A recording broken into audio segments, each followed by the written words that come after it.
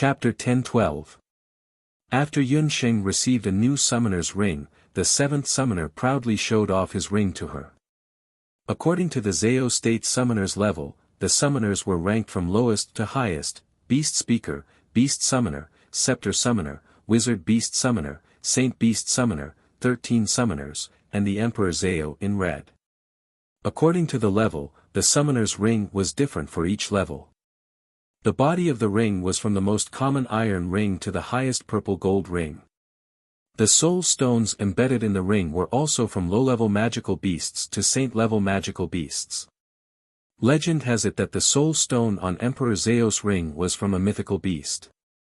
But starting from the Saint Beast Summoner, including the Saint Beast Summoner and the 13 summoners, they were all above the level of Saint Beast. Their summoners' rings were easy to recognize.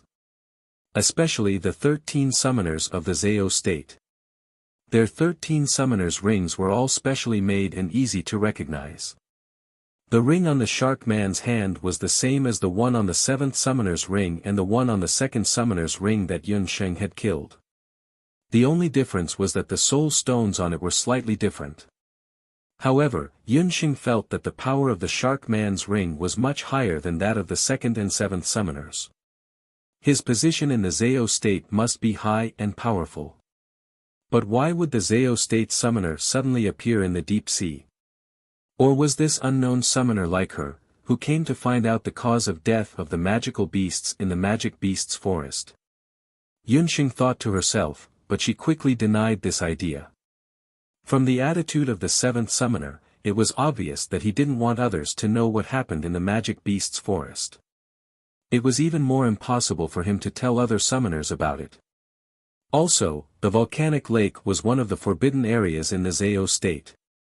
Very few people knew that the bottom of the lake was directly connected to the Penglai Sea. Therefore, this summoner definitely didn't come for the cause of death of the magical beasts in the Magic Beasts Forest. The reason he came to the bottom of the sea was probably because of the seal at the bottom of the sea. Yunsheng's guess was quickly confirmed, because the next move of the summoner was to target the volcano seal at the bottom of the sea. Transparent bubbles emerged from the sharkman's gills. When he was about 500 meters away from the magic array, he began to chant.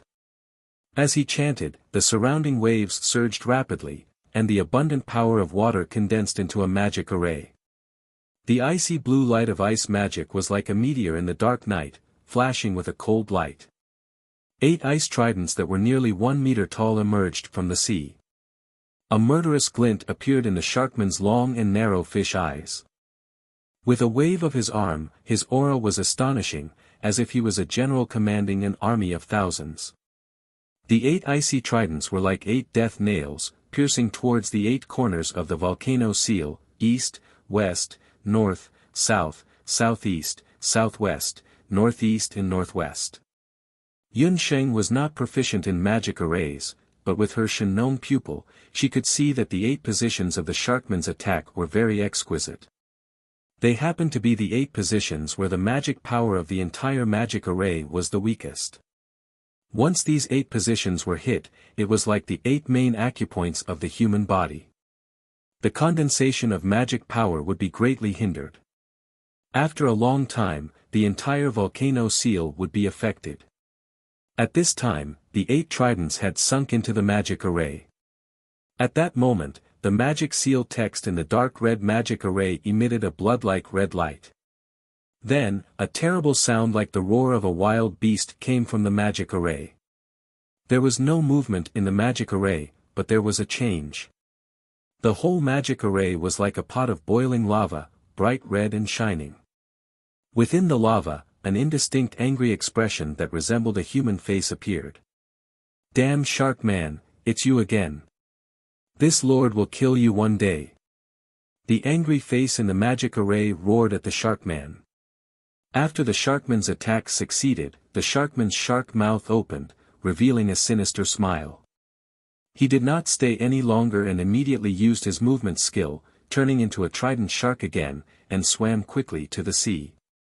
Lava could only watch helplessly as the Shark Man ran away again. He could only feel his anger rising. The reactions of the lava angry face and the shark man in the magic array showed that the two had been enemies for a long time.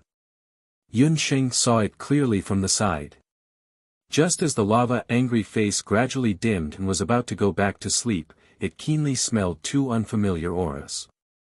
The two auras turned out to be from a seemingly ordinary deep-sea anemone not far away. Who is it? Who dares to disturb the lava venerable's dream? Within a day, the lava angry face had been disturbed one after another, and it was already furious. Different from the shark man, the lava angry face was the guardian beast guarding the volcano seal that Ji Rumo and Yun Sheng had mentioned earlier. It had the power of volcanic lava and transformed into the master of molten flame. It had guarded this area of the deep sea for thousands of years. It knew every blade of grass, every tree, every stone, and every sand in the sea. It had never sensed this unfamiliar aura before. It was obvious that it was an intruder like the shark man.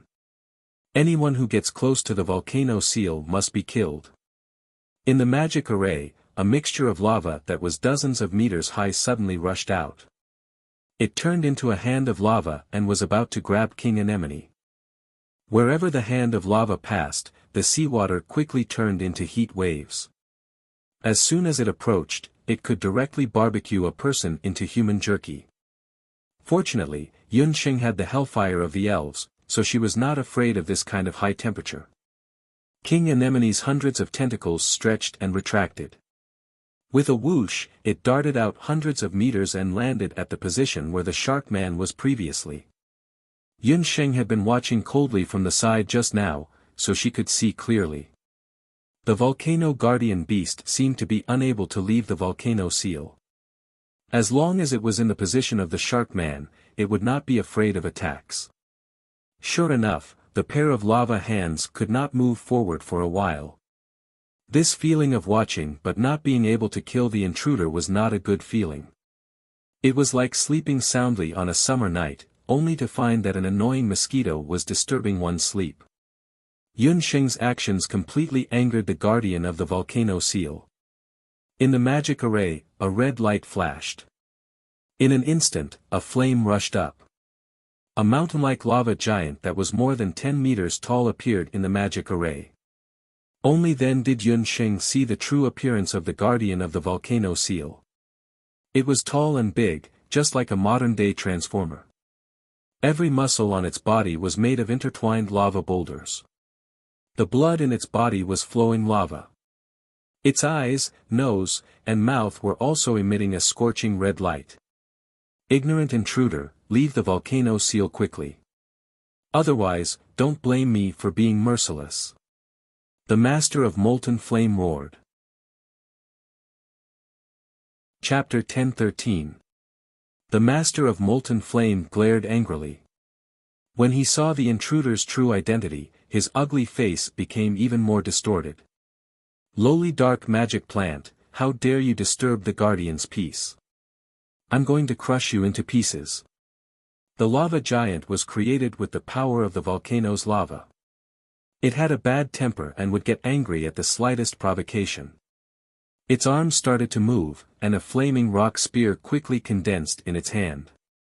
It was ready to throw it at the dark magic plant that did not know what was good for it. However, at this moment, the dark magic plant's body emitted a magical wave that made the master of molten flame tremble. This was the magical wave of the summoning hand. The master of molten flame was created by the first pope by fusing the power of the summoning hand. Red tears rolled down the master of molten flame's eyes as if he had seen his family. Master, you're finally back. Xiaohua has been waiting for you for thousands of years. Xiaohua, Yun Sheng and King Anemone, who were in the tentacles of King Anemone, could not help but shiver when they heard the master of molten flame, who was almost 10 meters tall, call himself Xiaohua. I'm sorry, I'm not your master. I just have the summoning hand and coincidentally met you when you woke up. Yun Sheng coughed a few times. Just now, when she saw that the master of molten flame was about to get angry, Yun Sheng thought of the summoning hand in a moment of desperation. The Master of Molten Flame was ordered to guard the volcano's seal. It did not recognize anyone except the first Emperor Zhao. The summoning hand in the Orc language ring was the right hand of the first Emperor Zhao. It still had the aura of the first Emperor Zhao and might be able to subdue the Master of Molten Flame. Yun Sheng was only trying her luck and used the summoning hand.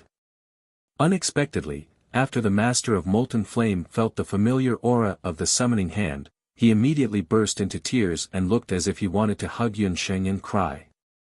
"No, you are Xiaohua's master."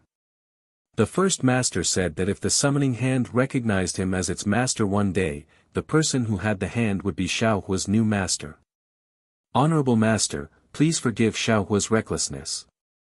Previously, Xiaohua thought that you were in cahoots with the evil shark man and that you were here to destroy the volcano's seal."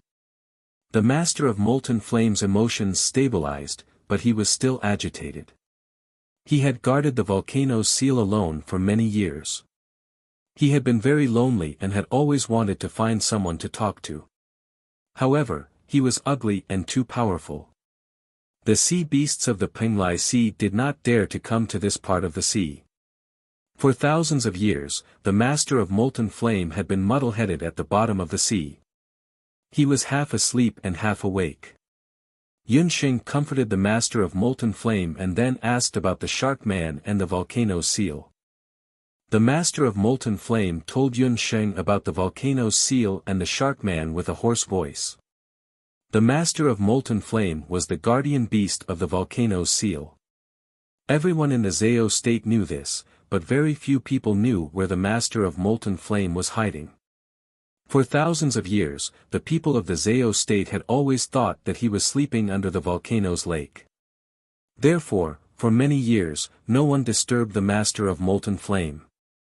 However, about 50 years ago, a powerful shark man broke into this area. The shark man was very cunning. At first, he only disguised himself as a shark and swam in the deep sea area. From time to time, he would get close to the Master of Molten Flame. The Master of Molten Flame had been at the bottom of the sea all year round. He had no friends and had always been very lonely. Although he had discovered this intruder and knew that he should be wary of the intruder, the Sharkman's humorous conversation and extensive knowledge made the Master of Molten Flame have a good impression of him. The Shark Man and the Fire Lord went back and forth. After about 10 years, the Shark Man finally won the Fire Lord's trust. The Fire Lord and the Shark Man talked about everything. He even told the Shark Man the weakness of the volcano's seal and the blind spots of his own attacks. After the Shark Man got the volcano's seal, he quickly revealed his true identity. He used powerful ice magic. The lava giant was a guardian beast of the fire element, so it avoided ice magic the most. That was why the Shark Man used the icy trident to attack the volcano's seal and the Master of Molten Flame. After the Master of Molten Flame learned the Sharkman's true identity, he was furious. He wanted to kill the Shark Man who was full of venom. However, the Shark Man was not only good at magic, but he was also very fast at escaping. Every time he successfully destroyed the volcano's seal, he would immediately escape. The lava giant could not catch him every time. The volcano's seal was very powerful, but it could not withstand repeated ice magic attacks. These days, the color of the volcano's seal was getting dimmer and dimmer, and the Master of Molten Flame was getting weaker and weaker. "You mean, in the past few decades, the Murloc has been coming back to destroy the volcano's seal?" Yun Sheng was very surprised. Yes, Xiaohua failed to live up to the old master's advice. He trusted the evil villain, so the volcano's seal became what it is today, the lava giant said with regret. As the volcano's guardian beast, the lava giant could be said to be interdependent with the volcano's seal. If the volcano's seal was destroyed, he would eventually disappear. The Master of Molten Flame had already felt that his life would dissipate at any time. Once the volcano's seal collapsed, the volcano in the Fire Island would erupt at any time. Yun Sheng was also shocked when she heard the news. Once the volcano that had been sealed for thousands of years erupted, not to mention the Zhao state, even the entire Penglai state would be destroyed. Yun Sheng could not help but be frightened by this terrible idea. At the same time, she also realized that the purpose of the Zhao state summoner was probably to destroy the volcano's seal, so as to achieve the purpose of destroying the Zhao state and Penglai. For nearly 50 years, the Shark Man had been lurking in the Zhao state as the summoner. On one hand, he held great power in the Zhao state, and on the other hand, he lurked in the deep sea from time to time to destroy the volcano's seal. What a shrewd and sinister man! Yun Sheng thought for a while and concluded that this man must be a spy. The unknown summoner was probably another force, most likely a spy from the Bakra orcs. After figuring out that the volcano's seal was abnormal and that the volcano was likely to erupt at any time, the sudden death of the magical beasts in the World of Warcraft forest was easily solved. The magical beasts in the World of Warcraft forest, especially those high-level magical beasts that lived near volcanoes and lakes, were likely to feel the climate change. Yun Sheng remembered that in her last life, she had heard that every time there was a major geological disaster, such as a volcanic eruption or an earthquake, some sensitive animals living in the local area would do strange things, such as committing suicide. It was likely that the magical beasts in the World of Warcraft forest were the same. They had a premonition of the crisis, and in panic, they did something that was close to suicide. As long as the magical beasts' emotions were appeased, she believed that the sudden death of the magical beasts would be solved. However, before solving the death of the magical beasts, Yun Sheng had to find a way to solve the volcano's seal. Chapter 10:14. Once the volcano on Fire Island erupted, the Zhao state, which was still unaware of the situation, would definitely be annihilated. Yun Sheng hated the Zhao state very much. She also wished that the Zhao state would be annihilated by the eruption of the volcano. However, even if the Zhao state was guilty, the thousands of civilians in Penglai were innocent.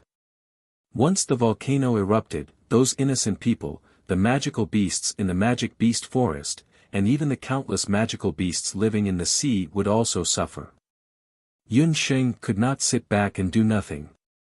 She was the one who was most afraid of trouble, but who knew that trouble would always come to her again and again. Yun Sheng entered the volcanic lake, found the volcanic seal, and ran into the Shark Man attacking the volcanic seal and Xiaohua. It was all unintentional. Her original intention was to track down the cause of the magical beast's death. She did not expect that she would accidentally discover the shocking conspiracy of the Zhao state spy. However, she also had a problem now. Not to mention that she did not know the specific identity of the lurking main summoner. Even if she knew the identity of the other party, how could she expose him? The other party was at the level of the main summoner and had a high position and power. On the other hand, Yun Sheng was in an awkward position now. She had to hide the fact that she was the descendant of Celestial Fox and guard against others recognizing her fake identity as the regent of Great Zhou. Therefore, unless it was absolutely necessary, Yun Sheng could not expose the other party's identity and conspiracy. Therefore, Yun Sheng could only use her wits and not fight head-on. Xiaohua, according to your estimate, how long can the volcanic seal last? Yun Sheng asked. I can't hold on for more than a month. If the fishman attacks again during this period, I'm afraid I won't be able to hold on for more than 10 days. The Venerable of Lava Flame felt that his time was coming to an end. The Shark Man must have noticed this as well. In the past 3 months, the volcanic seal had been attacked more and more frequently. Although the lava giant had extraordinary strength, it could not escape the volcanic seal. Once the Shark Man swam out, the lava giant could not do anything. About 10 days. An ominous premonition flashed across Yun Sheng's heart. In another 10 days, the Dutian summit would be held. Penglai of Gojoseon had invited the leaders of several major countries and forces of the mainland to gather at Penglai. If at this time, the volcano seal failed and the volcano suddenly erupted. The Zhao state spy must have been waiting for this opportunity for a long time. He wanted to wipe out the rulers of the continent once and for all. If his scheme succeeded, even if the Dutian blood seal did not collapse, the continent would be without a leader. When that happened, the Bakra orcs would launch a counterattack, and the entire boundless continent would be plunged into an abyss of suffering. He could not allow the volcano seal to fail. Xiaohua, is there any way to strengthen this volcano seal? Yun Sheng could only hope that they could find a way to restore the volcano seal to its original state, or at least hold on for a while, since they couldn't inform the Zhao state at once. It is not completely impossible to restore the volcano seal, but two conditions must be met. Condition 1, have the summoning demon hand. Condition 2, have the strength of the first Emperor Zhao. Only when both conditions are met can the summoning demon hand be used to redraw the volcano seal. The Master of Molten Flame could feel that although this new master had the summoning demon hand, her strength was far from that of the Emperor Zhao. The summoning demon hand was a relic of the first Emperor Zhao. The summoning demon hand had the memory of drawing the volcano seal. However, the prerequisite was that Yun Sheng had to have the ability to awaken the memory in the summoning demon hand. Even without the lava giant's reminder, Yun Sheng knew that her strength was far from that of the first Emperor Zhao. The first Emperor Zhao was recognized as the strongest Emperor Zhao in history. Even the current Emperor Zhao, the Emperor Zhao in red, might not have the strength of the first Emperor Zhao. Although Yun Sheng was a genius, she was only an 18-year-old girl. She might not be able to reach the strength of the first Emperor Zhao in a few years, or even in her entire life. The fact that she was powerless made Yun Sheng a little depressed. She thought that her strength had taken a qualitative leap after she saw the true face of the Emperor Zhao Yan. However, the truth was that the gap between her and the top masters was still very big. During this trip to Penglai, Yun Sheng had met masters like Ji Rumo and the Emperor Zhao in red. She felt that her pitiful strength was not enough in front of these people. As if he was worried that his words would hurt his new master, the lava giant quickly said, "New master, you don't have to be too discouraged. Although you can't restore the volcano seal, there is a way to delay the eruption of the volcano for a while. That is the mysterious power of the origin of fire in your body." The lava giant had long felt that Yun Sheng not only had the magical wave of the summoning demon hand left behind by the first Emperor Zhao, but she also had a very sacred power in her body. That power was even more powerful than the power of the first Emperor Zhao. It was a power that was close to the power of God. This new master had the power of the origin of God in her body. However, she was too young and could not freely control the power of the origin of God for the time being. As soon as the lava giant finished speaking, the vermilion bird totem on the Shinnong medical bracelet spoke. "Master, the magical wave of the volcano seal's guardian beast is very similar to mine. I think maybe I can help it. However, I can only help it restore part of its magical power. I can't completely restore the volcano seal." When Yun Sheng was in the Grand Emperor city, she had gained the allegiance of the three great mythical totem beasts. Among them, the vermilion bird totem was originally a very powerful fire attribute mythical beast. The lava giant was a guardian beast created by the first Emperor Zhao using part of the volcano's power. It was indeed the same power as the vermilion bird totem. Yun Sheng thought for a moment. Suddenly, she asked, "Xiaohua, do you want to take revenge on that shark man who harassed you from time to time?"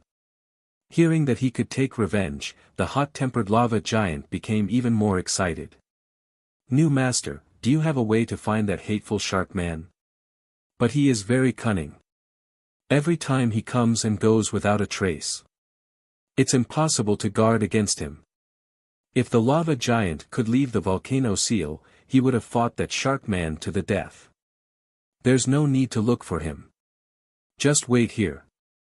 That sharkman's purpose is to destroy this volcano seal. He should also know that the volcano seal is very unstable and could collapse at any time. In the near future, it should be around 10 days. He will definitely come again. At that time, we will give him a gift that he will never forget." Yunsheng deliberately kept him in suspense.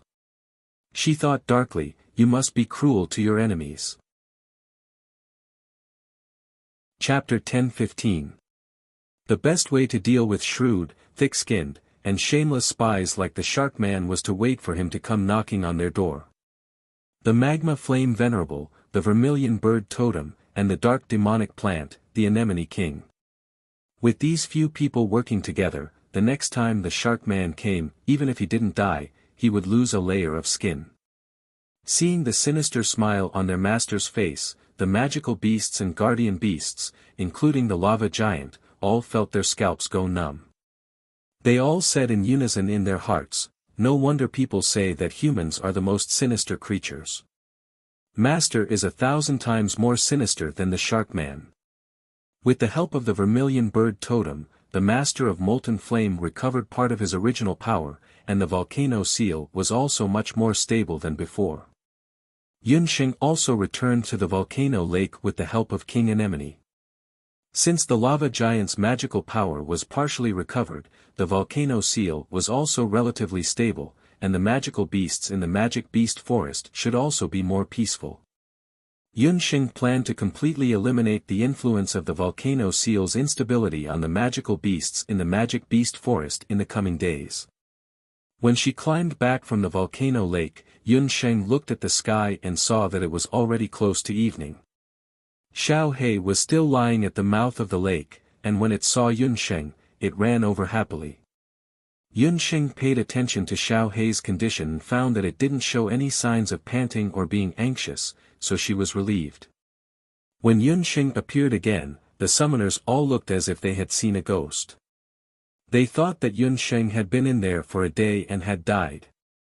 At this time, the seventh summoner also came. When he saw Yunsheng, he looked nervous. Master Yan Yun, I heard that you went into the Magic Beast Forest during the day. Did you find the reason for the death of the magical beasts? I found it, and I also found a way to cure the death of the magical beasts.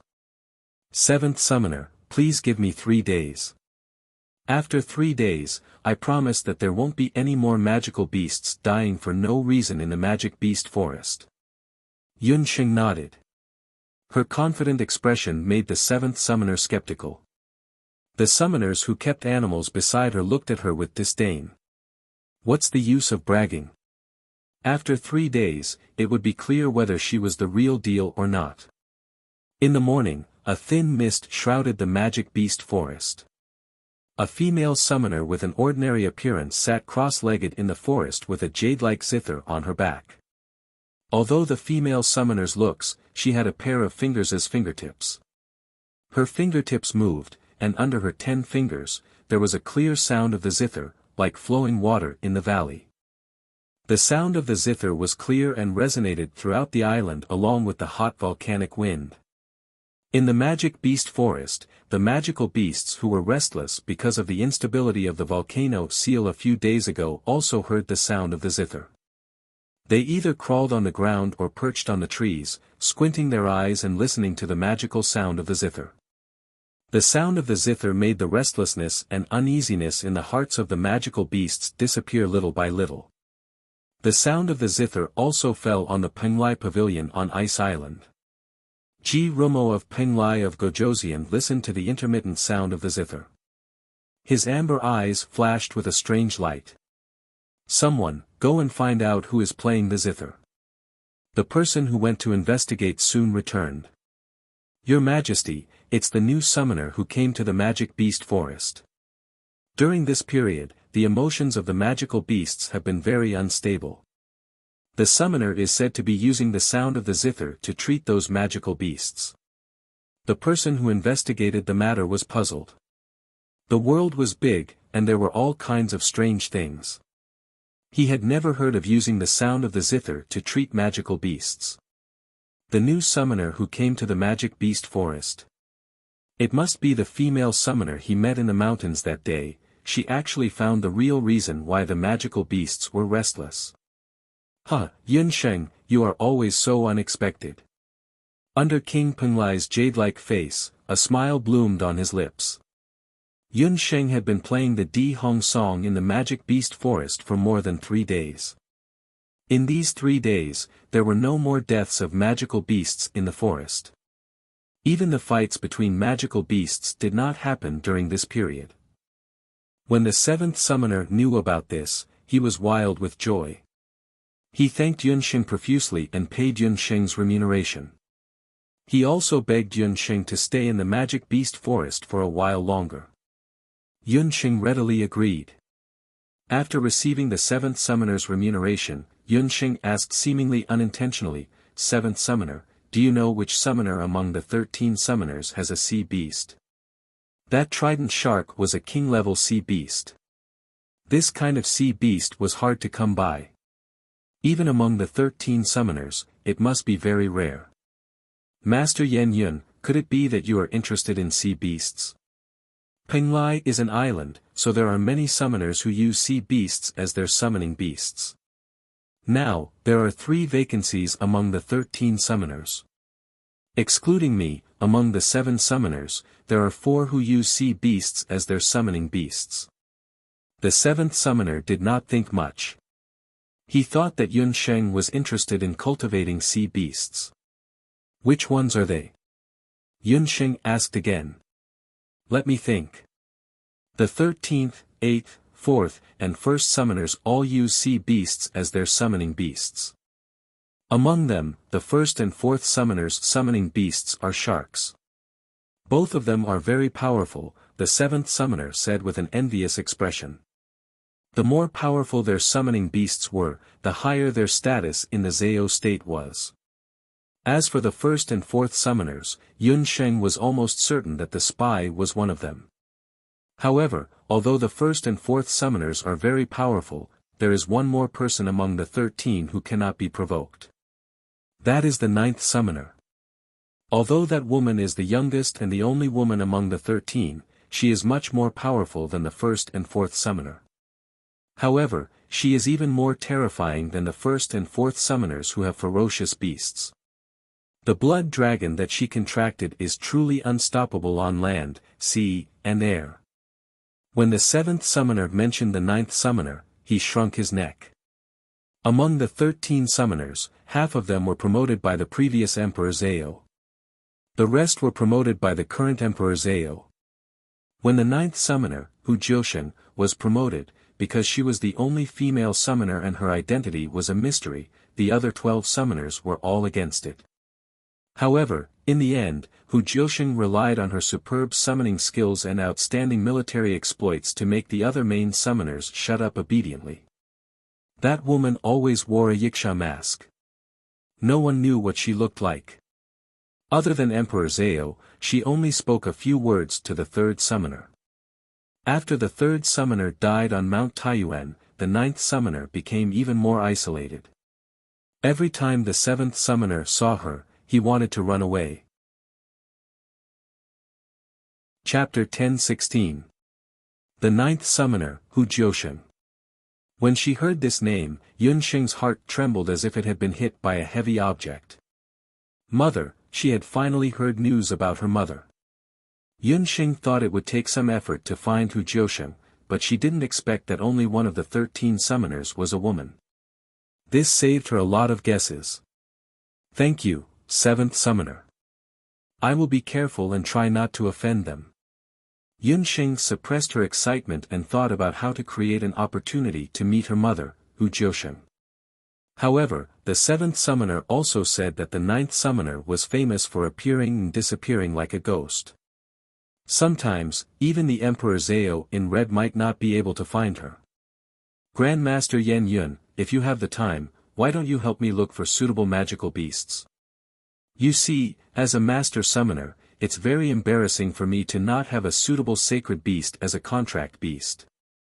If you can help me raise a suitable holy beast, I will reward you handsomely. The 7th summoner still didn't give up and wanted Yun Sheng to help him raise a new holy beast. Yun Sheng naturally wouldn't agree. She said a few words and finally sent the 7th summoner away.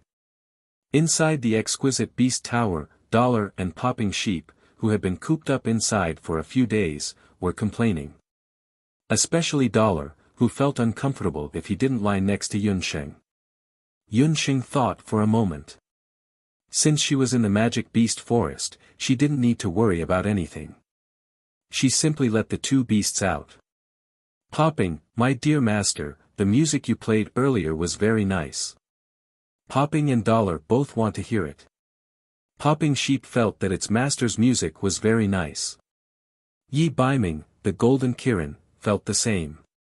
He had accompanied Yunsheng to learn the Dihong song.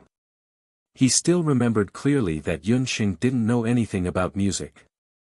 When Yunsheng first learned Dihong song, her zither skills were very ordinary. But ever since she experienced the Battle of Taiyuan City and killed the city lord of Taiyuan City, it was as if she had been enlightened, and her zither skills improved with each passing day. Golden Qilin Yi Baiming did not know the reason for this, but he believed that Yunsheng must have comprehended something at that time. Yi Baiming naturally would not have guessed that Yunsheng had gained enlightenment after seeing the true appearance of the Emperor of Fire. Unfortunately, the people of Dihong City were stingy. If Yunsheng could enter the Emperor's tomb and obtain the last few chapters of the Dihong song, her zither skills would definitely reach a new level. When Yunsheng saw the proud sheep, she couldn't help but feel that it was very small. Seeing that the weather was good, she simply took out her zither and played a song. It was still the melodious Dihong song. The sound of the zither was melodious and drifted far away. As Yunsheng stroked the zither strings under her hand, she recalled the scene at the immortal residence, Icefall City. At that time, she didn't know that the masked female prisoner was her mother. This zither was made by her and her mother together. Thinking of Hu Jiusheng, the sound of the zither under Yunsheng's hand unconsciously changed. Yunsheng thought of Hu Jiusheng and the family of three. They hadn't been together for 18 years. In the sound of the zither, there was inevitably a bit of melancholy. In the Zhao state, the ninth lord, Hu Jiusheng, had just returned from a mission outside. When she heard the sound of the zither, she couldn't help but stop in her tracks. The sound of the zither was so familiar. When she was in Icefall City, she had also heard similar zither sounds. But compared to that time, the zither sounds now were one step ahead in both memory and timbre. Hu Jiusheng's beautiful eyes changed as she suddenly remembered something. Could it be that she had come to Pinglai? Hu Jiusheng's heart couldn't help but tighten. It couldn't be wrong. In this world, only that zither could play such a melodious sound, and only that person could play such a Dihong song. Yunsheng, she was in Pinglai. Damn it, why did she come to Pinglai? The Emperor Zhao in red couldn't wait to kill her. Her heart was in a mess, and for the first time, the ninth lord showed panic. She grabbed a guard beside her and questioned, "Who is the person playing the zither?" The guard's face was full of horror. He had never seen the ninth lord show such an expression. The guard stuttered, "The ninth lord, I don't know. I heard that the seventh lord recruited a new summoner in the past few days. The person playing the zither is the new summoner. It is said that he is playing the zither to heal the magical beasts in the magic beast forest." What a mess. The seventh lord is getting more and more out of hand. He dares to bring just anyone into the magic beast forest. A dignified voice sounded from behind. Hu Jiusheng heard the voice and let go of the guard. In front of them stood a dignified old man. He was about 50 or 60 years old, slightly older than the Emperor Zhao in red. When the guard saw the old man, he hurriedly called out respectfully, "The First Lord." The old man was the First Lord of the Zhao state. His position was second only to the Emperor Zhao in red. "Ninth Lord, I didn't expect you to be interested in music as well." The First Lord didn't know much about the Ninth Lord. In his impression, the Ninth Lord was rarely as excited as she was today. "I'm not interested. The music is noisy and upsetting," Hu Jiusheng said coldly. Even if the other party was the First Lord, she didn't need to be polite. She didn't say anything more and left. Woman who doesn't know what's good for her. Do you really think that you can be lawless just because Zhao Huang dotes on you? Let's see how arrogant you can be in a few more days. The first Zhao Huang glared at Hu Jiusheng's back with dissatisfaction and said through gritted teeth. Yunxing finished playing the zither in the magic beast forest. Next to her, Dollar and Baby Sheep were squinting their eyes, looking very satisfied. This rare harmonious scene didn't last long. Dollar's ears twitched, and he suddenly stood up. He looked in a certain direction in the forest, alert. A person walked out from behind a bush. When she saw the person, Yunxing's fingers were messed up. Her fingers scratched the strings of the zither, and a bright red drop of blood was particularly eye-catching. Hu Jiusheng's gaze changed slightly, and her eyes fell on the unfamiliar female summoner's face. It wasn't her. It was her. Hu Jiusheng's bloodline came into play at this moment. Despite the disguise spell, Hu Jiusheng immediately recognized Yunsheng, who had disguised herself. Mother. Yunsheng was speechless. She was just about to speak. You shouldn't have come here. Leave Penglai immediately. Without giving Yunsheng a chance to speak, Hu Jiusheng interrupted Yunsheng. I'm Yunsheng. I'm your daughter. Yunsheng couldn't help but step forward. Don't come over. I don't care who you are.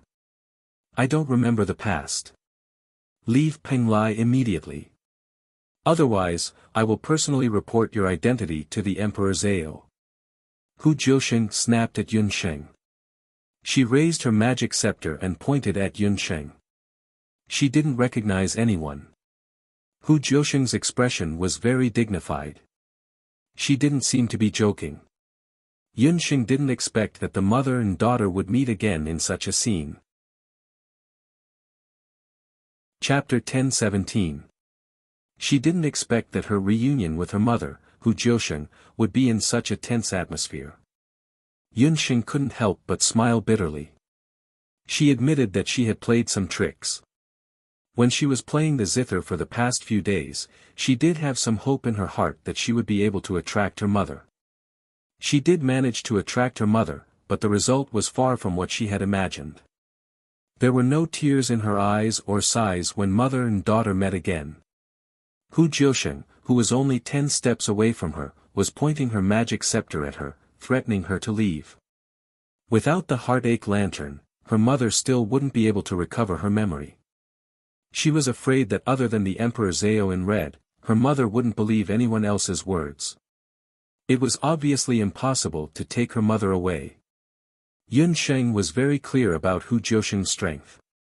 A few years ago, she was already able to use an amazing time prohibition magic. Now, Hu Jiusheng was at least in existence at the level of a divine magistrate. Compared to the Emperor Zhao in red, she was probably not much worse. Mother, whether you admit it or not, you can't change the fact that I'm your daughter. Don't worry, since you don't want to see Sheng won't appear in front of you again.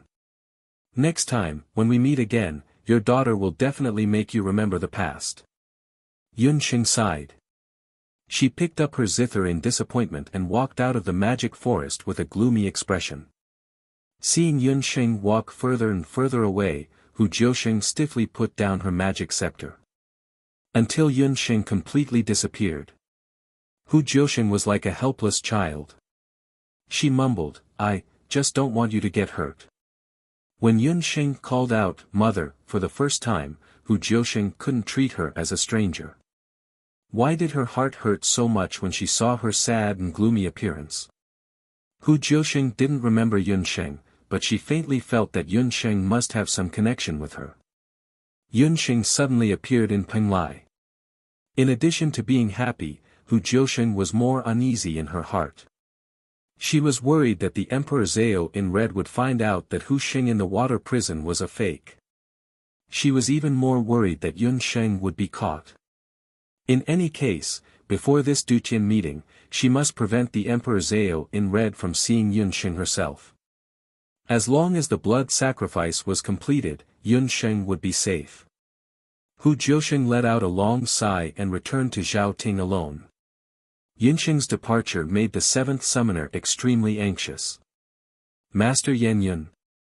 Where is Master Yan Yun? The seventh summoner searched the entire Penglai but couldn't find Yan Yun, the summoner of sacred beasts. The seventh summoner never expected that Yun Sheng had already returned to the Great Zhou Embassy in disappointment. Yun Sheng, who had removed her transformation magic, had transformed into the Regent of Great Zhou. Yun Sheng and Hu Jiusheng's meeting this time was very unpleasant. Her mother's unapproachable look made Yun Sheng's heart feel uncomfortable. It also made her more anxious to find the Heart Distress Lantern. But in order to find the Heart Distress Lantern, she had to find the Netherworld Ghost Key and the Netherworld Ghost King. In the Great Zhou Embassy, Yun Sheng had a worried look. She returned to her residence. As soon as she sat down, she suddenly noticed that there was an extra letter on the table in her room. The ink on the letter had dried up. It was obvious that the letter had been sent for some time. There were no signs that the room had been rummaged through. Yun Sheng asked the people in the embassy, and no one had come to look for her recently. Whose letter could it be? Yun Sheng was puzzled and opened the letter. When she saw the handwriting in the letter, Yun Sheng's hand trembled slightly and her eyes widened. The letter was actually left by her father, Yun Songhai. She didn't expect that her father would pass by her when she entered the Fire Island while searching for her father's whereabouts. Compared to her accidental encounter with her father, the contents of the letter made Yun Sheng even more puzzled. Her father seemed to be in a hurry, or maybe he still had some concerns. The letter only mentioned 4 words, Zhao State's water prison. Zhao State's water prison. There was no beginning or end. Why would her father suddenly mention the Zhao State's water prison? Yun Sheng was still thinking when someone from the embassy came to report, Prince Regent, people from the mainland's magic elite camp are outside asking to see you. Sister Lan is here. After listening, Yun Sheng put away the letter. Her frown that had been frowning for several days also loosened. This Dutian meeting was of great importance. The mainland's magic elite camp was also invited. Before Yun Sheng left, she had already heard that the magic elite camp would send Sister Lan. Not long after Yun Sheng Yi Baiming got married, Sister Lan was officially promoted to an elder of the magic elite camp. She became the youngest elder of the magic elite camp. However, to Yun Sheng's surprise, Sister Lan wasn't the only one who came looking for her. Abandon was also there. Abandon, why are you here? Yun Sheng hadn't seen Abandon in a while. Ever since Hu Xing disappeared, Abandon hadn't been feeling very well. He always felt that it was because of his rash refusal that Hu Xing left. In these 3 years, he had been suffering from a guilty conscience. Long time no see, Yun Sheng. Let's talk inside. Compared to 3 years ago, senior sister Lan now had the steadiness of an elder. She was still beautiful, and when she saw Yun Sheng, a rare smile appeared on her face. Senior sister Lan and Yun Sheng had once competed with each other. However, after the two of them had gone through several trials, they appreciated each other's talents and had become good friends. It was just that the two of them were usually in charge of Zhou State and the Magic Elite Camp. They didn't have many opportunities to meet. The 3 of them entered the room. Sister Lan was very careful to set up an isolation spell in the room. Yun Sheng, there's good news and bad news. When Abandon saw Yun Sheng, he forced a smile. Yun Sheng found that there was a touch of worry between Abandon's eyebrows. Could it be that something happened to Gufeng? Yun Sheng had a bad premonition. 3 years ago, after Yun Sheng's accident, Yun Sheng's good friends, Ling, Gufeng, and Abandon, had been with her during her most painful period. It wasn't until Yun Sheng recovered that Abandon returned to the elite camp under the urging of mentor Shi Huang. As for Gufeng, he accompanied Dong Huang Ling, to Skywing City. During that period in Skywing City, Dong Huang Ling, with the help of the Skywing's Jade, slowly weakened the power of the left prime minister and took back the power of the eastern capital. About a year ago, Dong Huangling wrote a letter to Yunxing telling her that she, her mother, brother, and Gufeng had returned to the eastern capital. They had driven away the left prime minister and moved back to the eastern capital. This was all good news. Could it be that after she arrived at Penglai, something happened in the eastern capital? Yunsheng, you worry too much. Gufeng is very good. This time, the Donghuang dynasty has also received an invitation. Gufeng may even attend with Princess Donghuang, Sister Lan explained. Yunsheng was even more confused. Since it wasn't about Gufeng, then what was it that made the usually cold abandon so worried? What's the good news and bad news? Yunsheng was puzzled. The good news is that we have news about Hu Sheng. The bad news is that Hu Sheng is now in the hands of the Zhao state, abandoned sighed and wrote a letter to Yunsheng. The golden keyboard is in the last 2 days. Everyone still has tickets on hand. Remember to vote for this work and bow to thank. Chapter 10:18. The letter that Abandon brought over was an investigation report from the Hunters Guild. It was the information that Abandon had collected after the Continental Hunters Guild issued a commission. 3 years ago, Hu Sheng left without saying goodbye. Abandon had always thought that a person like Hu Sheng would not leave so abruptly without leaving any news. In the past 3 years, he had also been closely looking for Hu Sheng's whereabouts. Abandon had issued a commission from the Hunters Guild for hunters all over the continent. Any hunter who traveled on the continent could get a handsome reward from the Continental Hunters Guild as long as they provided clues. Once the clues were verified, they could get a handsome reward from the Continental Hunters Guild. But even so, Abandon had not received any useful clues in the past few years. Until half a month ago, a freelance hunter who wandered around the border area of Later Qin came to the Hunters Guild in Zhou State. He said that about 3 years ago, he had met a woman who looked very similar to Hu Sheng at a port in Later Qin. But at that time, the woman was with several summoners from Penglai Zhao State. Abandon went there personally and found the hunter. The woman's appearance was exactly the same as Hu Sheng's.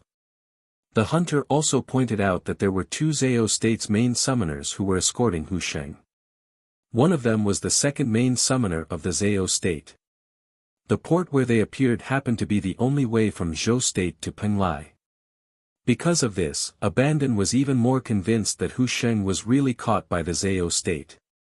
Hu Sheng was the saintess of the celestial fox people. Her identity was extraordinary. If she was caught by the Zhao State, she would be doomed. After Abandon confirmed this news, he happened to meet Sister Lan, who was going to Penglai to participate in the Dutian conference on behalf of the Magic Elite Camp. He volunteered to go with Sister Lan. When Yunsheng heard this, doubts arose in her heart. Hu Sheng was indeed the saintess of Celestial Fox, but the matter of her falling to the boundless continent was very secretive. Other than Later Qin's Dugu Xiu, Madame Qi Bai, and a few others, no one else knew about it. How did the Zhao State know that Hu Sheng was in Zhou State? And where did they catch Hu Sheng? However, what worried Yunsheng and Qi more was that Hu Sheng had been taken away for 3 years. Judging from the hatred of the Zhao State towards the Bakra orcs, Hu Sheng might not still be alive. Yunsheng couldn't help but sigh in her heart when she thought of the weak woman who had the same face as her but had a rough fate. No matter what, she had promised Hu Sheng that she would send her back to the 8 wastelands. This time, even if she couldn't save Hu Sheng alive, she had to at least find her corpse. Seeing that Yunsheng and Qi were so anxious about that Hu Sheng, Lan couldn't help but feel a little strange. Qi, you're so nervous about that woman called Hu Sheng. Could it be that she's your sweetheart? Lan had never seen Hu Sheng before. She didn't know that Hu Sheng looked exactly the same as Yunsheng. However, Lan had heard that Qi had been looking for Hu Sheng for the past few years. In Lan's impression, other than Qi who cared about Yunsheng and Gu Feng, he did not care about anyone else, even his own mentor, Shi Huang, who cared about Qi. Therefore, Lan naturally thought that Qi was so nervous because he liked that woman called Hu Sheng. Who knew that Chi's handsome face changed when Lan asked this question? He hurriedly explained, Sister Lan, what nonsense are you talking about? Hu Sheng and I are innocent. I just treat her as a partner. Chi's voice became softer and softer until it turned into a mosquito bite. However, Chi didn't know that the more he tried to explain, the more he couldn't explain himself. So in the end, he simply shut up. Pfft, look at how anxious you are. It turns out that Chi also has times when he's shy. Sister Lan also used a rare mischievous tone to make fun of Chi. Chi was so anxious to find Hu Sheng, not because he later found out that he liked Hu Sheng. On the contrary, Chi knew very well that he didn't love Hu Sheng. Back then, after Yun Sheng and Yi Baiming confirmed their marriage, Chi was indeed disheartened. He even thought that he could try to fall in love with Hu Sheng, who had the same appearance as Yun Sheng. During that time, Hu Sheng's gentleness and kindness did give Chi the illusion that he had already accepted Hu Sheng. But it wasn't until the day Yun Sheng and Yi Baiming got married, when he saw Yun Sheng, who was wearing a phoenix coronet and a red robe, being sent to the bridal chamber, that he realized that he had never let go. There was such a person that once you met her, there would be no room for anyone else in your eyes from then on. It turned out that sometimes, a person could be a world. Yun Sheng was Chi's world. Chi said silently in his heart, the only person I like has always been Yun Sheng. Sister Lan, please let Chi go. You know his character. Let's confirm Hu Sheng's life first. Mistaking Chi's silence for awkwardness, Yun Sheng quickly tried to smooth things over. Chi stood aside, smiled bitterly, and didn't say much. Yun Sheng thought that if Hu Sheng was really caught in the Zhao state, he would definitely be able to find out news about her. Since the other party is a descendant of the celestial fox, he deserved to die after being caught by the Zhao state. Why do you have to go through so much trouble to save him? Since 2 summoners at the main summoner level were sent to catch him, the person called Hu Sheng must not be an ordinary person. Sister Lan didn't understand why Yun Sheng and Chi were so agitated after learning that a descendant of the celestial fox people was caught. Sister Lan didn't seem to like the Zhao state very much, but she disliked Bakra orcs even more. Sister Lan didn't know that Yun Sheng was also a descendant of the celestial fox. Sister Lan was a human, so she was instinctively hostile to Bakra orcs. After all, they were now in Penglai, and the people of the Zhao state were not to be trifled with. Sister Lan, it's a long story. Hu Sheng and I have some connections. We must save her. If she's alive, I want to see her. If she's dead, I want to see her body, Yun Sheng said resolutely. Chi on the side also nodded solemnly in agreement. Seeing the unwavering look on their faces, senior apprentice Sister Lan had no other choice. We have to think about saving her. Maybe, during the Dutian conference in a few days, we can take the opportunity to enter the Zhao state and have a look. Yun Sheng, let's not talk about this. We haven't seen each other for a long time. I heard that your magic cultivation has improved again. Come on, let's find a place to compete. Sister Lan still couldn't change her old habit. When she saw Yun Sheng, she couldn't help but want to compete with Yun Sheng. Seeing Sister Lan's excited face, Chi didn't want to stop her. After Yun Sheng left the mainland's magic elite camp, Sister Lan had one less opponent who was on par with her. In the past few years, she had been bored to death. Chi made a helpless expression to Yun Sheng. Yun Sheng could only howl and be kidnapped by Sister Lan. Chapter 1019. Sister Lan pulled Yun Sheng out of the Great Zhou embassy without any explanation. Lan was a rare beauty. When she was in the mainland's magic elite camp, she was the #1 beauty on the Sakura list. But for a long time, none of the male warriors and magicians in the mainland's elite camp dared to pursue her.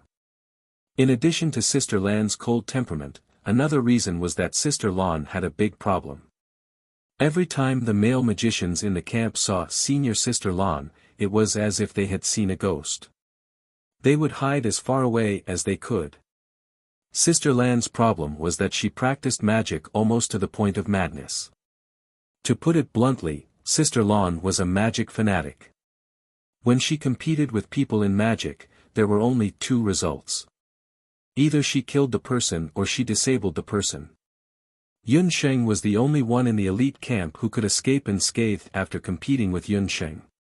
This was why Sister Lan liked to compare notes with Yun Sheng so much. Every time Yun Sheng competed with her in magic, they agreed not to overdo it. But when Sister Lan competed, she would completely forget the prior agreement. As a result, Yun Sheng often used up her last trace of magic power and couldn't even hold the magic scepter before Sister Lan stopped. Exhausting one's magic power was not a pleasant feeling. Even Yun Sheng needed to use celestial meditation for half a day to recover. Today was different from the past. Yun Sheng was now in Penglai. It was like being in a tiger's den.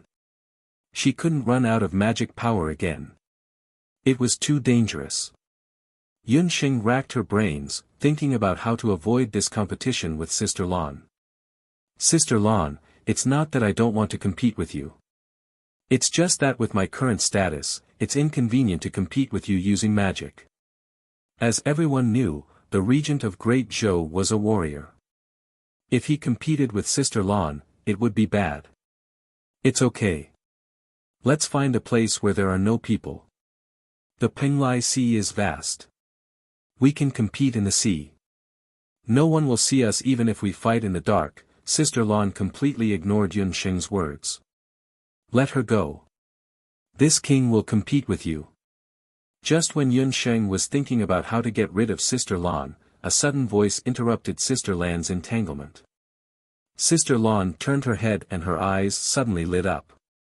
At the entrance of the Great Zhou embassy stood a handsome man. The man's blonde hair draped over his shoulders. His facial features were like a stone sculpture under the hands of a fairy master, deep and handsome. As soon as he appeared, he attracted everyone's attention. The man looked at Yun Sheng, who had a bitter face, with a smile at the corner of his mouth. Soft ripples appeared in his eyes and eyebrows, as if his smile could penetrate people's hearts. The one who interrupted the conversation between the two was the immortal resident's God Wind King. God Wind, you're here. Yun Sheng looked around and saw that God Wind was alone, without any guards. He must have just arrived at Penglai and came to find her. The Dutian meeting is related to the survival of the boundless continent. The fairy tribe can't stay out of it, so I came to Penglai with Huiyu. Huiyu has already gone to the immortal resident's embassy. I heard that you were also on the island, so I came to see you first. God Wind walked forward dotingly and quietly rescued Yun Sheng from Sister Lan's evil claws. God Wind was one of the few people on the continent who knew that Yun Sheng was pretending to be the regent of Great Zhou. In the past few years, the immortal residents and Zhou state had a lot of dealings because of the border trade. The border trade was also thanks to the joint efforts of Yun Sheng and God Wind. Whether it was Yun Sheng or the regent of Great Zhou, in God Wind's heart, Yun Sheng would always be the person he wholeheartedly protected. This point would not change because of the fact that Yun Sheng was married. God Wind's face was full of doting. He treated Yun Sheng as if there was no one else around, causing Sister Lan to frown. Sister Lan was talking nicely and was suddenly interrupted, so she was a little unhappy. But she thought about it again. What did Yun Sheng call him just now? God Wind. Could it be one of the Wuji Five Walls, the immortal resident's fairy king God Wind? Sister Lan sized up God Wind. With this kind of temperament and appearance, it could only be the elf king God Wind. Sister Lan secretly praised in her heart. But in the next moment, Sister Lan thought of something. Elf magic was unparalleled in the world. It was said that the elf king God Wind's wind magic was the best in the world. God Wind King, you just said that you want to compete with me. Is this true? Sister Lan did not care about the other party's identity as the Elf King. Thinking that she would be able to see the magic of the elf tribe later, Sister Lan couldn't help but rub her hands together with an excited look. It's not convenient for Sheng to fight. If Miss Lan's hands are itchy, God Wind can replace her and compare notes with you. God Wind had long heard that the magic of the continent's elite magic camp was not ordinary. The two hit it off and immediately agreed to go to the Penglai Outer Sea to compete. The innocent Yun Sheng was pulled in as the referee. Yun Sheng wanted to stop them, but it was already too late. She could only go with the two to the Penglai Outer Sea to compete in magic. The three of them were the top figures among the young magicians of the present age. 15 minutes later, God Wind and Sister Lan were already in the Penglai Outer Sea. The two had chosen to go to the Penglai Outer Sea, which deviated from the main sea route of Penglai. There were no fishing boats or merchant ships passing by, so even if there was a big battle, it would be fine. On the surface of the sea, the white clouds were reflected, and the blue seawater was roaring. Yun Sheng, Sister Lan, and God Wind formed a tripartite balance of power. On the way to the Penglai Outer Sea, Yun Sheng thought to herself. If she and Sister Lan really competed, who knew who would be better? In the continent's elite magic camp, Yun Sheng and Sister Lan were indeed evenly matched. In the past 3 years, Yun Sheng and Sister Lan had made significant breakthroughs in their magic cultivation. The two of them had already broken through to the saint-level law overlord realm. In terms of magic power, Yun Sheng had a unique 5-elemental magic spirit, and she had also received a portion of Yi Baiming's magic power. Her magic power was even stronger than Sister Lan's. However, because she had learned magic late, and she had also focused on medicine and summoning, Yun Sheng's magic skills were still inferior to Sister Lan's. Thus, if the two of them really competed, Yun Sheng would probably not be Sister Lan's match without using her summoned beasts.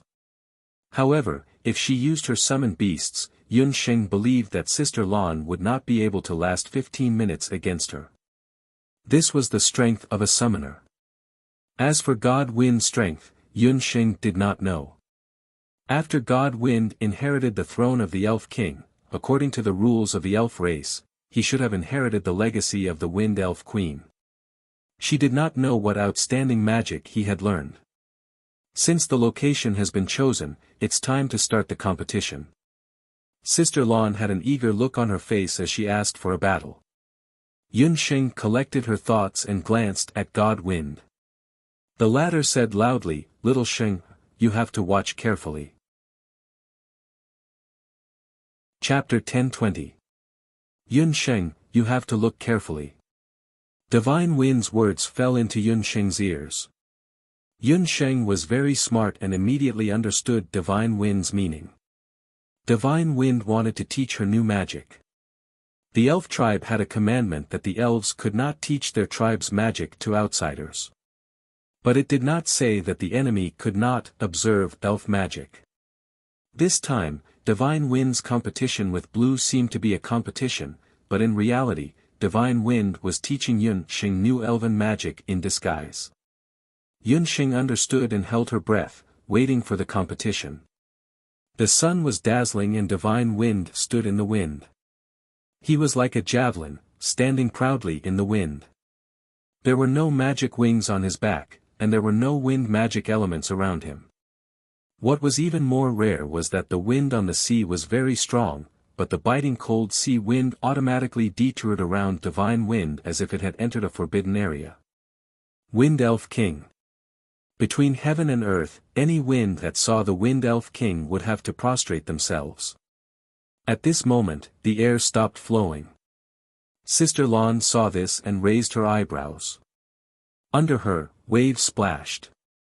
Yun Sheng licked her chapped lips that were blown by the sea wind. Divine Wind was a wind magician, and Sister Lan was a water magician. On the Penglai Sea, the wind was very strong and the waves were very fast. It seemed that both of them had the advantage, but it also seemed that neither of them had the advantage. Just as Yun Sheng was thinking, the competition began. Sister Lan was the first to move. The soul stone on her magic scepter flashed coldly. On the surface of the seawater quickly became dense. First, it turned into clouds of white water vapor. The water vapor quickly condensed and formed countless ice swords. In an instant, the ice swords were like a rainstorm, densely packed and mercilessly stabbed at Divine Wind's blind spots. The ice arrows were like lightning, flashing past. So fast. Yun Sheng was secretly surprised. From chanting to releasing the magic, Blue only used the blink of an eye. While Yun Sheng was surprised by the speed of the ice swords, she took a closer look and saw that the ice swords were flashing with the power of lightning like silver snakes. It turned out that Sister Lan also fused a part of the lightning magic in the ice swords. The strength of the ice and lightning swords formed by the combination of the two were at least 50% more powerful. The speed was so fast that it was impossible to guard against. At this moment, Divine Wind was still like a rock, but his clothes did not move, and he did not use any magic. Divine Wind, be careful. Yun Sheng could not help but be anxious. But just as Yun Sheng shouted, the ice swords were already in front of Divine Wind. Several ice and lightning swords pierced Divine Wind's throat. The Divine Wind silhouette flickered, and suddenly collapsed. It turned into a mass of light green wind. Lan was extremely shocked. Behind him, the air was like the surface of the water, rippling.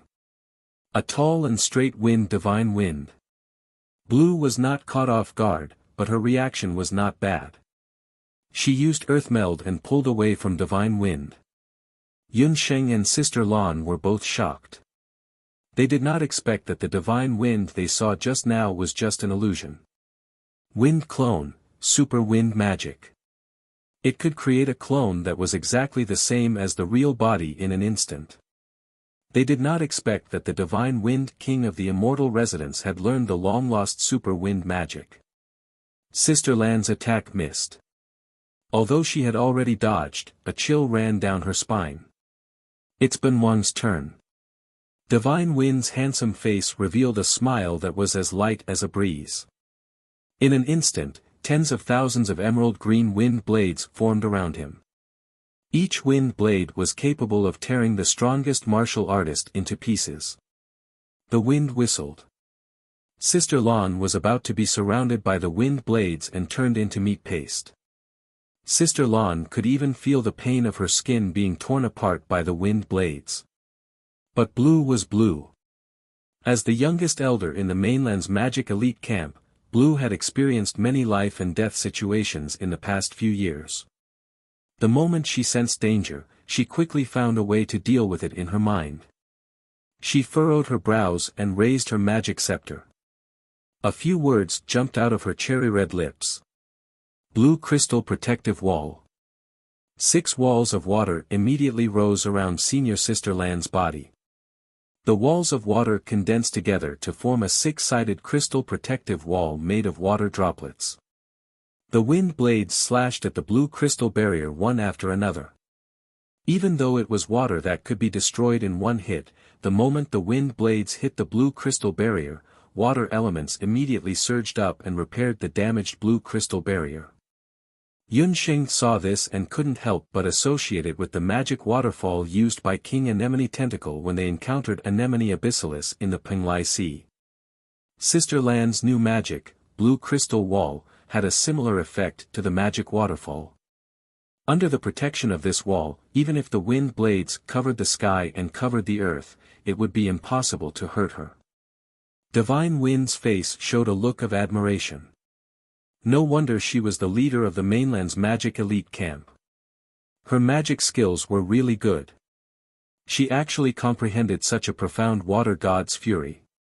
Blue Crystal Wall should be a new esoteric magic that Lan Xian comprehended. If it was a normal competition, Divine Wind wouldn't mind giving in to Lan Xian at this point.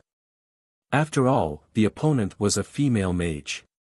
However, Divine Wind glanced at Yun Sheng from the corner of his eye.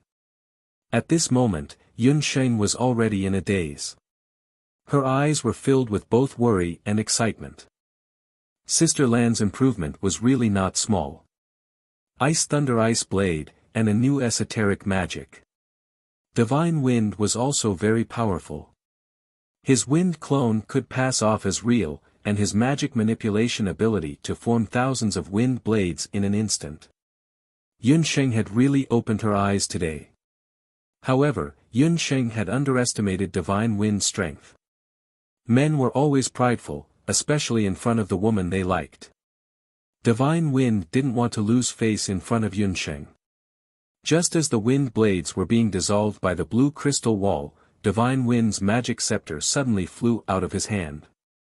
The moment the emerald green magic scepter was thrown into the air, it suddenly turned into a green shadow.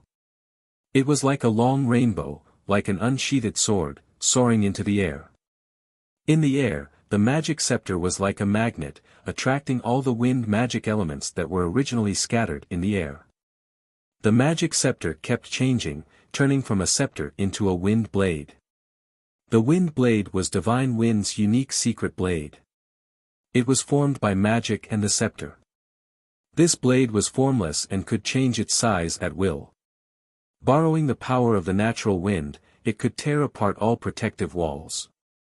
Divine Wind stood in the air. He stretched out his arm, and the large blade formed by the hurricane was already in his hand. With a flick of his wrist, the blade flashed. In an instant, the seawater flowed in reverse, like the rising and falling of the tide. Between heaven and earth, the wind and clouds changed color. The blade flashed and whistled, like the cries of ghosts and howls of wolves. Like a level 17 tropical hurricane, countless wind forces poured out like a volcanic eruption, like a flood breaking through a dam, and crashed into the blue crystal wall. Chapter 10:21. Divine Wind had already retracted his blade. He stood on the surface of the sea with the blade in his hand. It was as if he and the blade were the only things left between heaven and earth. The waves of water dispersed and splashed onto Senior Sister Lan's face.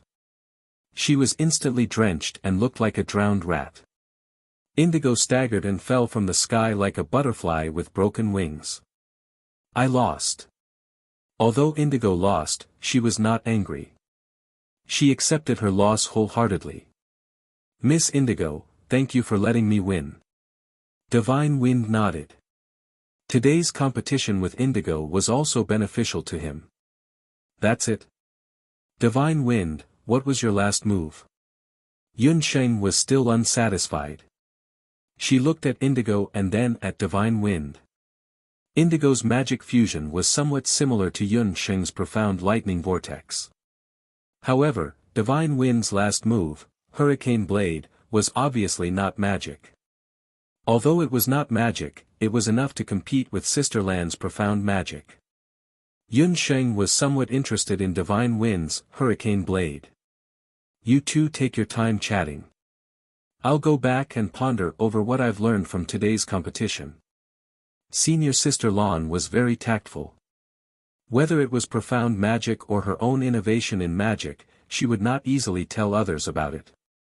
After Indigo took the pill, she left, leaving Yunsheng and Divine Wind behind. Sheng, do you remember when you saw me practicing my blade in the Elven King tree? Divine Wind did not hide anything from Yunsheng. Although Divine Wind was a magician, he was very interested in blade techniques when he was young. The Elven Queen found a sword master from the Elven tribe to teach Divine Wind sword techniques. Divine Wind's Hurricane Sword technique was a new type of magic skill that was between magic skill and battle technique after he combined sword techniques and wind magic. Hurricane Blade was also Divine Wind's life-saving magic skill. If he did not want to show off in front of Yunsheng, he would not have used it so easily. A new magic skill created by combining blade techniques and magic. Yunsheng had never heard of Divine Wind's innovation on the continent. Magic skills were a combination of long-range magic attacks and melee combat techniques. They could be used at will and could be used to conserve stamina and mana to the greatest extent. It wasn't like profound magic, which would consume a large amount of magic power in one go, but its power wasn't inferior to profound magic. Ever since Yunxing knew that she wasn't suited for martial arts and chose to become a mage, she had always thought that there was only magic and magic fusion. However, the recent competition had unexpectedly opened up a whole new path of cultivation for Yunxing. Something was forming in her mind. Yunxing, who was deep in thought, didn't even hear what Divine Wind was saying. Sheng her. Seeing that Yunxing had suddenly become silent and her eyes were blurred, Divine Wind thought that something had happened to Yunxing. Divine Wind, thank you. I'm going to retreat for a few days. Please help me inform the embassy that no one is to disturb me during these few days. Yunxing suddenly had an idea. Her eyebrows were full of joy. After saying this, she suddenly disappeared, leaving behind a dumbfounded Divine Wind. Sheng, what's wrong? On the vast and boundless Penglai Sea, the seawater was like a huge blue gem. Under the sun, the gem emitted a charming luster. Yunxing sat on a dry beach. She sat cross-legged with a Millennium Ice harp on her lap. Divine Wind's words just now actually inspired Yunxing all at once. What Divine Wind had inspired Yunxing was the new magic skill that he had used earlier. It was neither magic nor combat techniques. Since Divine Wind could fuse sword skills and magic together and create a unique magic skill, Hurricane Sword, then why couldn't she combine magic and Di Hong Song that she was good at and create an unparalleled sound magic? Yunxing's bold idea must be a big joke in front of any magician on the continent. For thousands of years, no one had ever thought of combining music and magic. But Yunxing wanted to give it a try. Yunxing slowly injected the magic power in her body into her fingers. Her fingertips plucked the strings of the harp. But in the first few attempts, because the magic power was too strong and the strings of the Millennium Ice harp were very tough, the two collided together. The strong shock force cut the skin of Yunxing's fingers. But Yunxing wasn't discouraged. From time to time, she adjusted the amount of magic power injected into her fingertips. Unknowingly, the sun set below sea level and then rose above sea level. Day after day, 3 days passed in a flash. Yunxing didn't know that her disappearance made Divine Wind and the magic beasts waiting in the embassy suffer. Yunxing just suddenly said that she was going to retreat, but she didn't say where she was going to retreat or how long she was going to retreat. Suddenly, she disappeared without a trace. When Divine Wind brought the news back to the Great Zhou Embassy, what waited for him was, Tu Yen, your dear master is gone. Divine Wind, why are you so useless? You can't even look after your master, Popping Sheep cried. Divine Wind was just about to explain when a golden whirlwind brushed past him. What is it? Divine Wind was surprised. If he wasn't wrong, that was the magic beast called Dollar that was beside Yunxing. Its speed, Divine Wind still had some impression of Dollar, because this magic beast not only had a special appearance, but also had great strength. Dollar was a new magic beast that Yunxing accidentally got more than 3 years ago, but according to Yunxing, she didn't contract Dollar. Divine Wind couldn't help but be shocked. As the inheritor of the Wind Elves, he couldn't see the speed of that magic beast called Dollar. What was its origin? Moreover, a magic beast actually knew how to worry about its master. Popping Sheep watched from the side and secretly said in his heart, Dollar will naturally be nervous. His wife has been missing for 3 days and 3 nights. It is extremely difficult for him to endure until today. Golden Kailan Yi Baiming left the Great Zhou Embassy as fast as lightning. He looked around for the whereabouts of Yunxing. However, Yunxing suddenly seemed to have disappeared from the world. He searched many islands in Penglai, but there was no trace of her. At this time, in a sea between Later Qin and Penglai Sea, an ancestor 3-winged eagle was flying forward. There was a person on the back of the 3-winged eagle. That person had many injuries on his body, and there was a deep wound on his left arm. This person was Minister Zhua of the East Capital. Minister Zhua of the East Capital used to be very powerful, but today, he was in a mess. His clothes were not as gorgeous as usual, and he looked very embarrassed. He seemed to be avoiding something. While controlling the three-winged eagle to move forward, he looked back from time to time. It wasn't until they flew out of Later Qin's border and entered the area of Penglai Sea that Minister Zhuo of the East capital was relieved. At this time, in the sky ahead, an empty ship appeared. Chapter 1022. When the left Prime Minister saw the empty ship, it was as if he had seen a life-saving straw. On the empty ship, the flag of the Later Qin dynasty was flying. The charming Madame Qi Bai stood at the bow of the ship. She saw the left Prime Minister. Madame Qi Bai raised her eyebrows and ordered the empty ship to descend, allowing the three-winged eagle to land. Madame Qi Bai and the left Prime Minister had a close relationship. Back then, it was the left Prime Minister who introduced Madame Qi Bai to Duge Xiu. Therefore, this time, after Madame Qi Bai unexpectedly received the left Prime Minister's letter for help, she asked Duge Xiu to bring the empty ship to rescue the left Prime Minister. The left Prime Minister also relied on the Duge father and son to be able to call the wind and summon the rain in the eastern capital for more than 10 years. However, the left Prime Minister's good days were gone in the Later Qin dynasty's Emperor Duge Xiu's death. A new emperor ascended the throne and Zhou state rose to power. Lord Left Prime Minister, we haven't seen each other for more than a year. How did you become like this?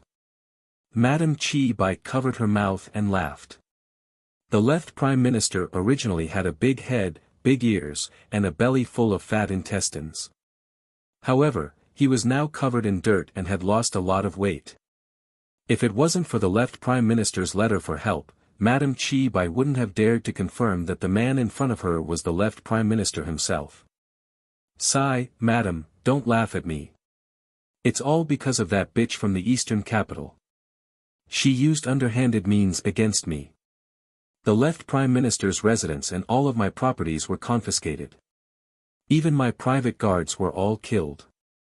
Judging from the injuries on the left Prime Minister's body and the three-winged eagle's condition, he must have experienced an extremely difficult pursuit.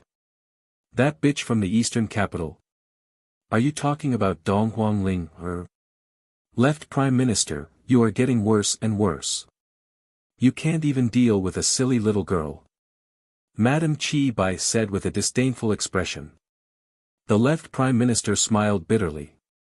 God knows, before he was exiled and chased, he also thought that Dong Huangling was nothing more than a silly little girl.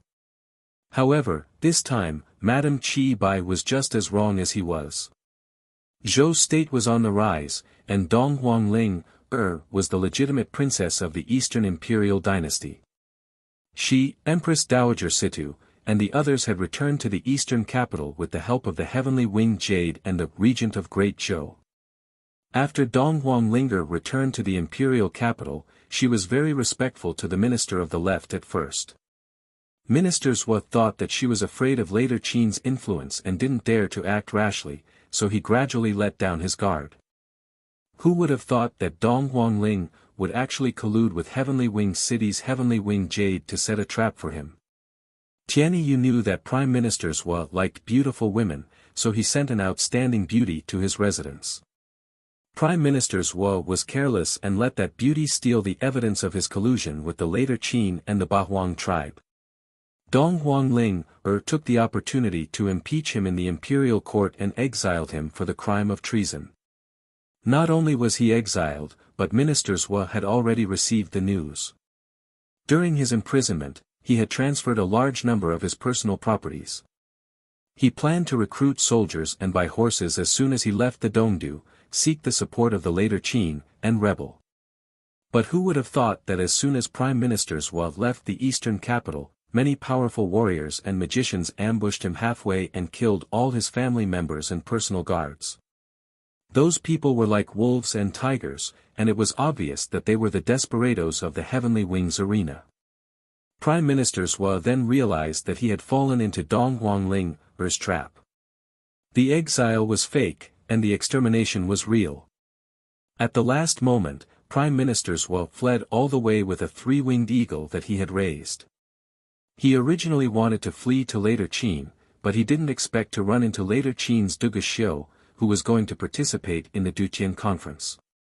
Prime Minister's Wu could only hastily contact Madame Qi Bai, and the two agreed to meet at the border between Penglai and later Qin to meet him. Prime Minister's Wu, who was originally in the limelight, suddenly became a rat that everyone wanted to beat up. It was no wonder that Prime Minister's Wu was so haggard. Dong Huangling actually improved so much in just a few years. Humph, I'm afraid that Yun Sheng, that cunning woman, came up with this plan. Madame Qi Bai's face darkened after hearing this. Dong Huangling was originally just a princess of the imperial family. She didn't know how to scheme at all, which was why the Eastern Imperial dynasty fell to its current state. Madame Qi Bai, you must save me this time. Dong Huangling still won't let me go. This time, she personally led people to chase after me. At this time, she should be entering Penglai's borders. Prime Ministers Wu recalled the method that Dong Huangling used to exterminate him, and his heart trembled. Don't worry, she should also be here to participate in the Duqian meeting. We have already entered Penglai's borders, and we will reach Penglai's outer seas if we continue onwards for another 100 miles. At that time, Dong Huangling won't dare to do anything. Otherwise, the people from the Zhao state and Penglai pavilion won't let her go. All these years, you have contributed a lot to the 8 desolate tribe. After a while, as long as the Duqian bloodprint is completed, the 8 desolate tribe will return to the boundless continent. At that time, the small eastern capital will be as easy as taking something out of a pocket. Madame Qi Bai's beautiful eyes flickered as she ordered the airship to move forward quickly. Although the Eastern Imperial dynasty was no longer one of the top forces in the continent, it was still the orthodox imperial family of the continent. Therefore, the Eastern Imperial dynasty was also invited to the Duqian meeting in Penglai. Later Qin's airship continued to move forward. 10 miles behind later Qin's airship, a male and a female magician were moving forward rapidly. Ling, are you sure we don't want to inform Yunxing first? The male magician on the left was Gu Feng. At this moment, he had a worried expression on his face. Just like what Madame Qi Bai had said earlier, Gu Feng and Dong Huangling were going to Penglai to participate in the Duqian meeting.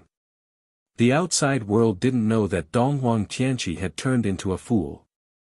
After Dong Huangling returned to the eastern capital and regained control of the eastern capital, she had been managing the affairs of the Eastern Imperial dynasty as the eldest daughter of the emperor. As for Gu Feng, he had also given up his identity as a magician in the continent's elite camp for Ling, and had been accompanying her. However, his marriage with Ling had been delayed due to Dong Huangling's busy state affairs. Even Yun Sheng, a good friend, couldn't help but feel anxious for the two of them. Gu Feng and Ling were clearly in love with each other, but they couldn't get married. However, Dong Huangling had long been blinded by hatred. Right now, her only thought was to take revenge as soon as possible. The hatred between Dong Huangling and later Qin ministers Wu and the others wasn't something that just happened in a day or two. Dong Huangling's elder brother, Dong Huang Tianqi, was turned into a fool by Duguxiu and Madame Qi Bai. Dong Huangling also heard that her father was killed by later Qin's Dugusheng. I can't tell Yunxing about this. She had already done too much for me back then. This time, I can't implicate her again. This time, no matter what method I use, I want Ministers Wu and that adulterous couple to die. Dong Huangling gritted her teeth. Behind her, the magic wings shone brightly, and her speed increased by a few notches. Thank you for all your tips and votes. Today is the last day of voting for the Golden Keyboard. Remember to vote for this project. Chapter 1023. The revenge of her father and her family allowed Dong Huangling to grow up quickly in just a few years. From the outside, she was still the charming Dong Huangling But in fact, she had changed. Her beautiful eyes no longer had the innocence of the past. Instead, there was only killing intent and hatred. A year ago, Dong Huangling returned to the eastern capital with the help of the heavenly winged jade and Yunsheng. On the surface, she was still respectful to the minister of the left. But secretly, she gradually eliminated the later Qin and the other countries' forces in the eastern capital. Because she was not as powerful as Duguxiu, she did not make a move on ministers well. It was not until half a year ago when she got that thing that she really began to take revenge. She swept away all the traitors in the eastern capital like the autumn wind sweeping away the fallen leaves in one night. But Duguxiu is too strong. What if? Gu Feng was still worried. He had to admit that Dong Huangling was very well prepared to kill the minister of the left. Now, no one in the eastern capital dared to go against Dong Huangling. But now that they were at the border of Penglai, Gu Feng felt that they still needed to make arrangements. Gu Feng, I was afraid of Duguxiu in the past because I was not strong enough. But now, I have that treasure. Not to mention a mere minister of the left, even if Duguxiu comes personally, I can kill him. This time, I will take revenge for my elder brother and father. I swear that I will take revenge for the Donghuang dynasty. Dong Huangling's eyes were filled with killing intent. In the boundless world, the only orthodox dynasty was the Donghuang dynasty. Gu Feng still wanted to say something. Gu Feng, you are too indecisive. In the past, we can't always rely on Yunsheng. After Yi Baiming left, Yunsheng was already in a lot of pain. We can't trouble her anymore. I will take revenge for myself. Dong Huangling said resolutely. After experiencing the twists and turns last time, Dong Huangling and Gu Feng's love was already deeply rooted. However, the two of them had never gotten married. The reason for that was because Dong Huangling felt that Gu Feng's character was too weak. Gu Feng was a light magician. His character was kind and tolerant. Dong Huangling liked this character of his. However, on the other hand, she was also distressed because of this character of Gu Feng. With his character, he wasn't qualified to be Dong Huang's husband. However, Dong Huangling was also unwilling to part with Gu Feng. She knew that she had feelings for Gu Feng, but she was stuck between a rock and a hard place due to the grudge between her and her family. Just like her relationship with her good friend, Yunsheng. Dong Huangling swore that even if she wanted to revive the Eastern Imperial Dynasty, she would definitely not harm her good friend, Yunsheng. Yunsheng and Gu Feng were like her left and right arms. She would use her life to protect them. She wanted to become stronger in order to protect the two of them. Gu Feng knew that it was useless to persuade Dong Huangling. Thus, he could only follow behind Dong Huangling. An empty ship appeared in front of them. After chasing after Dong Huangling for about 10 miles, an empty ship from the later Qin dynasty appeared in the originally empty sky. Dong Huangling coldly snorted. Together with Gu Feng, they flew towards the empty ship. They're here, Madam Qi Bai. It's Dong Huangling and her man. You must protect me. The left minister was like a bird that was startled by the twang of a bow as he hid behind Madam Qi Bai. Dong Huangling, you're quite capable to be able to find us. However, do you think that with just the two of you, you'll be able to do anything to us? Or do you have other reinforcements behind you? After seeing Dong Huangling and Gu Feng, Madam Qi Bai's face revealed a trace of fear. Her red lips curled up and a trace of ridicule could be seen on her face. To deal with you two, I don't need other reinforcements. Qi Bai, 3 years ago, you caused my big brother to become an idiot. Today, I will make you pay with your blood. Dong Huangling's face was filled with killing intent. She had been waiting for this day for a very long time. Ha ha ha, little girl, you really don't know the difference between life and death. Since you insist on killing the left minister, you can just die here. Madame Chi Bai's smile disappeared. A leopard can't change its spots. Even if Dong Huangling used some methods to force the left minister into a dead end, Madame Chi Bai still wouldn't be able to defeat the left minister. Madame Chi Bai didn't think that Dong Huangling would be her match. 3 years ago, Dong Huangling wasn't her match. 3 years later, Dong Huangling was still the same. Moreover, Madame Chi Bai noticed that Dong Huangling only came together with that useless light magician. She didn't see any reinforcements. With just a mere sky magician, how could she be a match for a ship full of later Qin Iron Blood guards? As Madame Chi Bai was speaking, she waved her hand. On the later Qin's empty ship, the sound of metal clashing could be heard. The Iron Blood guards pulled out their blades and aimed close to 100 Iron Blood crossbows at Dong Huangling. Whoosh, whoosh, whoosh, whoosh. 100 arrows were shot out. Sphere of light. Gu Feng didn't hesitate and blocked in front of Dong Huangling. A sphere of light enveloped the two of them. When the arrows hit the sphere of light, they were all reflected back. Tisk, tsk. Brat, you do have some ability. However, other than defense, what else do you know? You're a man, yet you only know how to hide in your shell like a tortoise. What kind of man are you? If you have the ability, come out and fight with me. Madame Chi Bai provoked. She was able to tell that Gu Feng's light magic was very special. That spherical light barrier was indestructible. If she wanted to kill Gu Feng and Dong Huangling, she could only anger that brat and make him remove the sphere of light. Gu Feng's face flushed red. Although he had a good temper, he was still a hot-blooded man. Being called a turtle shell by Madame Chi Bai and not a man by Madame Chi Bai, he was furious. However, when he thought of Dong Huangling, who was behind him, he clenched his fists. He was a man. He must protect his woman. He must not let Ling be in any danger. No matter how much insults were thrown at him, he could endure it. He was useless. However, he could use his own methods to protect Ling. Dong Huangling stood behind Gu Feng and looked at the tall man in front of her. She was so angry that her shoulders were trembling. However, she still refused to remove the sphere of light.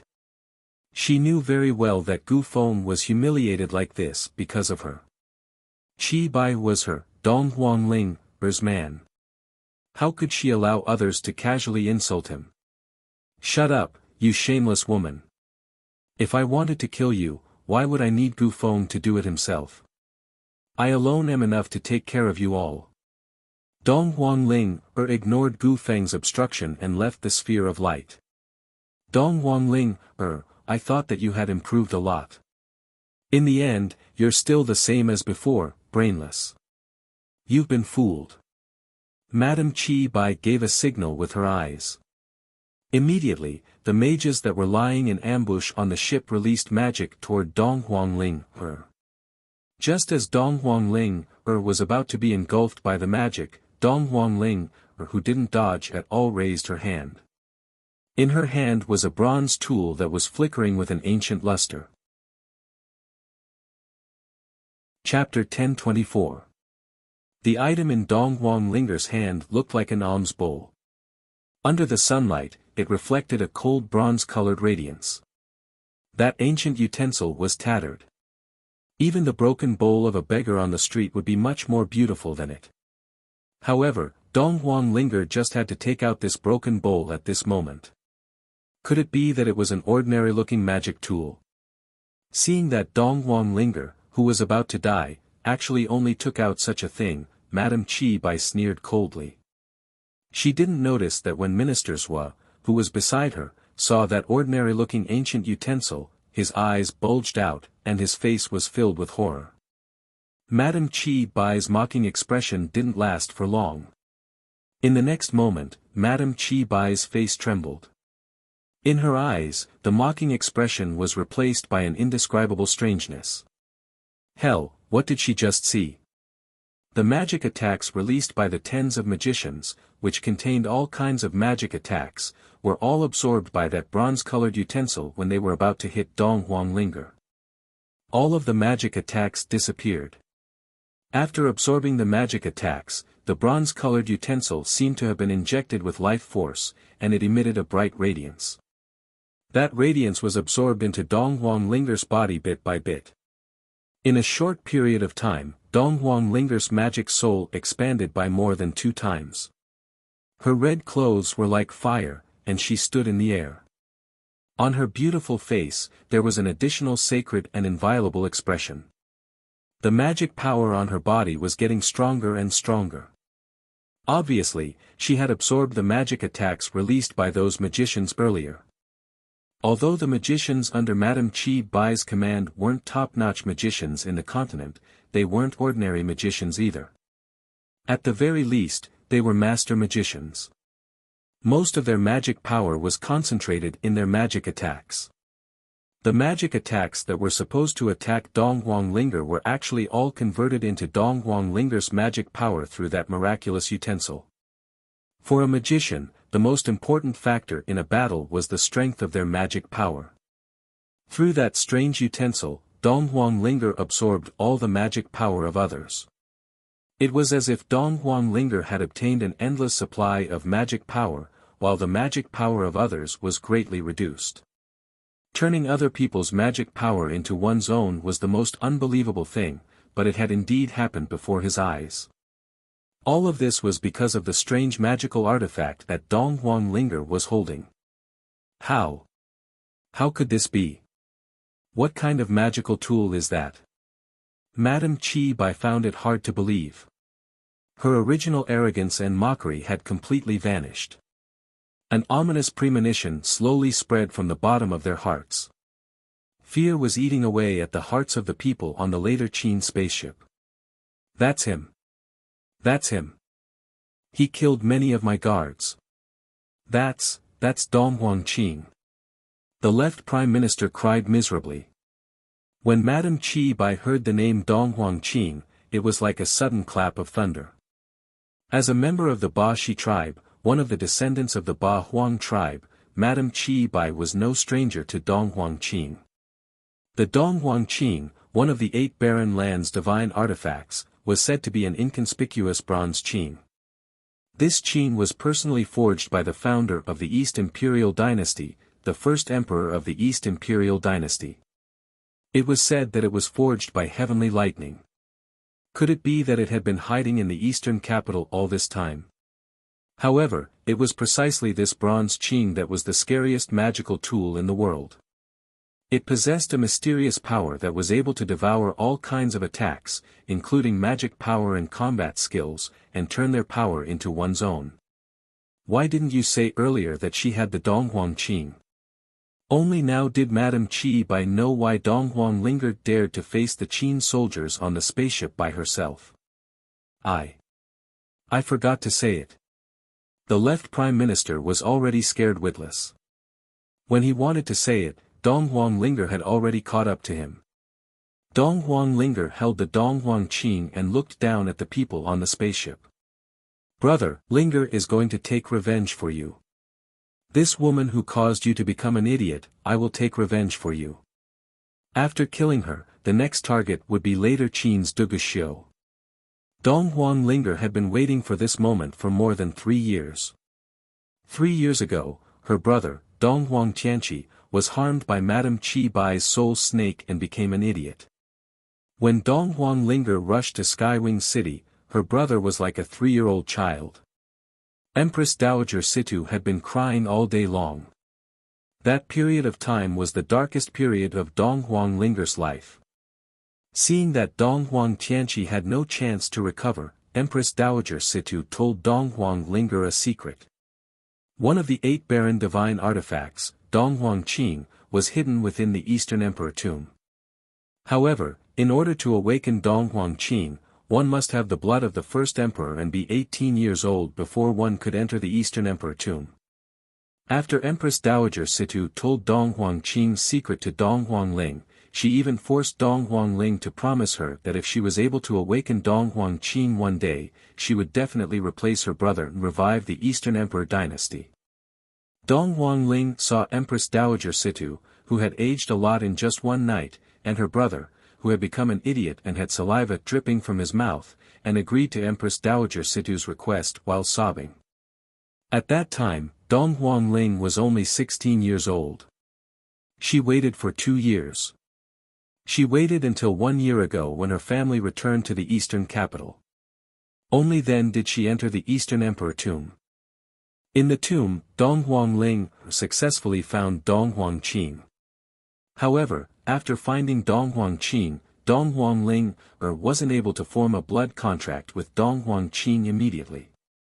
Instead, she used another year to truly become Dong Huangqing's master and learn how to use Dong Huangqing. Including the time when she ambushed ministers this was the second time that Dong Huangling used Dong Huangqing. After absorbing the magic power that Dong Huangqing converted into, Dong Huangling could feel that her magic soul was like a drunkard who had been thirsty for a long time and drank a lot of good wine. Her body was filled with magic power. Qi Bai, you didn't expect that you would have a day like this, right? God bless me, Dong Huang. This time, I will make sure that none of you will be able to return. Dong Huangling sneered. She started chanting. On the surface of the sea, a hurricane dragon that was several times bigger than usual roared as it coiled between the sea and the sky. That hurricane dragon stretched for several miles. As it coiled in the sky, it was like a black cloud. As it got closer and closer, it caused one's soul to tremble. Roar, in the sky, a thunderous dragon roar could be heard. On the sea where the empty ship was, a hurricane that was tens of meters tall swept up the sea water and rushed up to the sky. The empty ship was blown into pieces. In the 8 Desolates continent, within the Ba Serpent tribe, the Ba Serpent tribe's chief, Qi Yuan, was having a discussion with the elders of the Ba Serpent tribe. Father. Qi Muguan, one of the descendants of the Ba Serpent tribe, rushed in. Muguan, where did you go? We were having an important discussion. As the young chief, you are actually late. Qi Yuan was displeased. During these days, the 8 major tribes had been discussing about attacking the Boundless Continent. The Ba Serpent tribe was definitely going to use this opportunity to counterattack the Boundless Continent to gain more merits. The light of life has extinguished. Qi Bai is dead. Qi Muguan's face was filled with pain. Chapter 1025. The direct descendants of the 8 Desolate tribe would leave behind a lamp of life after being baptized by the beast god altar. The lamp of life symbolized the birth and death of the 8 Desolate tribesmen. The death of a person was like the extinguishing of a lamp. Just now, Qi Bai's lamp of life suddenly extinguished. What? How did Bai die? Wasn't she always in the latter Qin? Qi Yuan was shocked when he heard this. Qi Bai was one of his many children. As he had many children, other than his eldest son, Qi Muguan, Qi Yuan did not care about the other children. However, Qi Bai had a mother who was very good at scheming. Her mother was very shrewd and good at scheming. When Qi Bai was still a child, the beast god altar selected the direct descendants of the 8 great tribes to hide in the boundless world. Qi Bai's mother volunteered to send her biological daughter, who was only 3 or 4 years old, to the boundless world.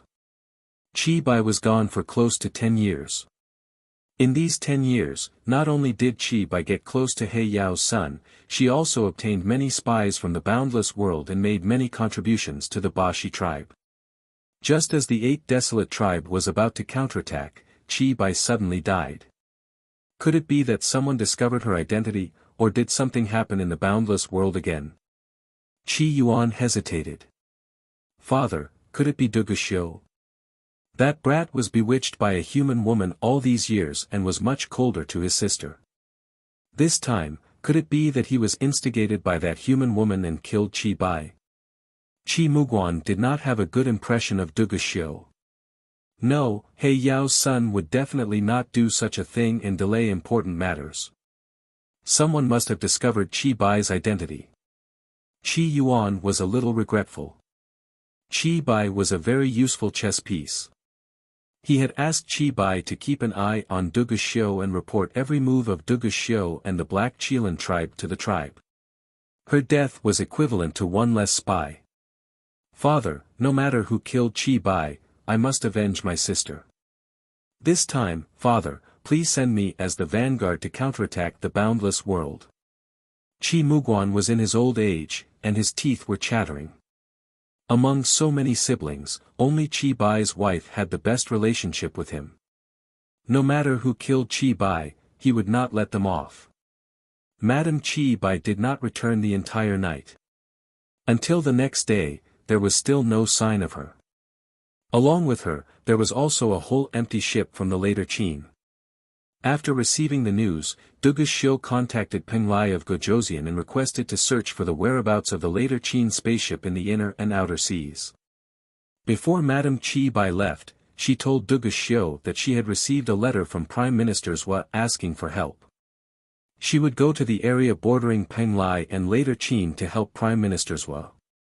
Qi Bai was very familiar with this kind of operation. She had already done it many times on her own. Duguxiu didn't think that there would be any danger this time, so he didn't pay too much attention to it. Who would have thought that something would go wrong this time?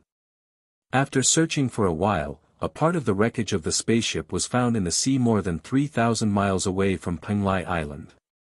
It was confirmed that the wreckage was left behind after the spaceship of the later Qin was attacked by a hurricane. Peng Lai of Gojoseon, do you mean to say that the spaceship of the later Qin was destroyed by a hurricane? Duguxiu looked at the scene, his eyes full of anger. Your Majesty Dugu, according to the situation at the scene, there is no trace of a struggle. Coincidentally, a hurricane happened in this area yesterday. This is the most likely reason. Peng Lai of Gojoseon's face was calm. His words were very peaceful, but there was an unquestionable majesty in his eyes. Peng Lai of Gojoseon's attitude had already explained everything. He did not intend to investigate this matter thoroughly. In fact, there were no clues that could be traced. After a night, the corpses on the spaceship had already been washed away by the sea.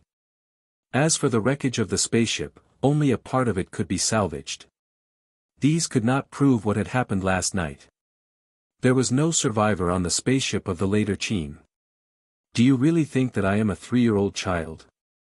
A hurricane is nothing. The spaceship was destroyed on the Peng Lai Sea. After the Dutian meeting, I will definitely investigate this matter thoroughly. Duguxiu's face was cold. Duguxiu didn't care about the deaths of Madame Qi Bai and Minister Zhua. He didn't have much affection for Madame Qi Bai. However, he was sure that the spaceship of the later Qin was not an ordinary accident. What a joke. His spaceship was built by the fairy master Moyin when he was in later Qin. How could a hurricane of the natural world sink a spaceship? Unless it encountered a super magic with terrifying destructive power. In Peng Lai, there were not many people who had the ability to use super magic, but there were still quite a few. As far as Duguxiu knew, there were several people who had such ability. They were the Emperor Zhao in red, the first summoner of the Zhao state, Peng Lai of Gojoseon, the King of Holy Wind from the Immortal Residence, Lan from the mainland magic elite camp, and Yunsheng from the Zhou state. Among these people, the Emperor Zhao in red and Peng Lai of Gojoseon did not need to kill Qi Bai. As for the first summoner of the Zhao state, Duguxiu happened to know that he would not kill Qi Bai. Among the other three, although the King of Holy Wind from the Immortal Residence had unfathomable strength, he was from the fairy tribe. The fairies were a proud race and disdained to kill people who were weaker than them. As for the remaining two, Lan from the mainland magic elite camp had a cold personality and had no interaction with Qi Bai. As for Yunsheng from the Zhou state, after thinking about it, it could only be Yunsheng. Was it her? If it was really her, how should he deal with Yunsheng? The death of Madame Chi Bai was a bit tricky. She was from the Bashi tribe, and her brother, Chi Muguan, was the next successor of the Bashi tribe. He should have already known about Chi Bai's death by now.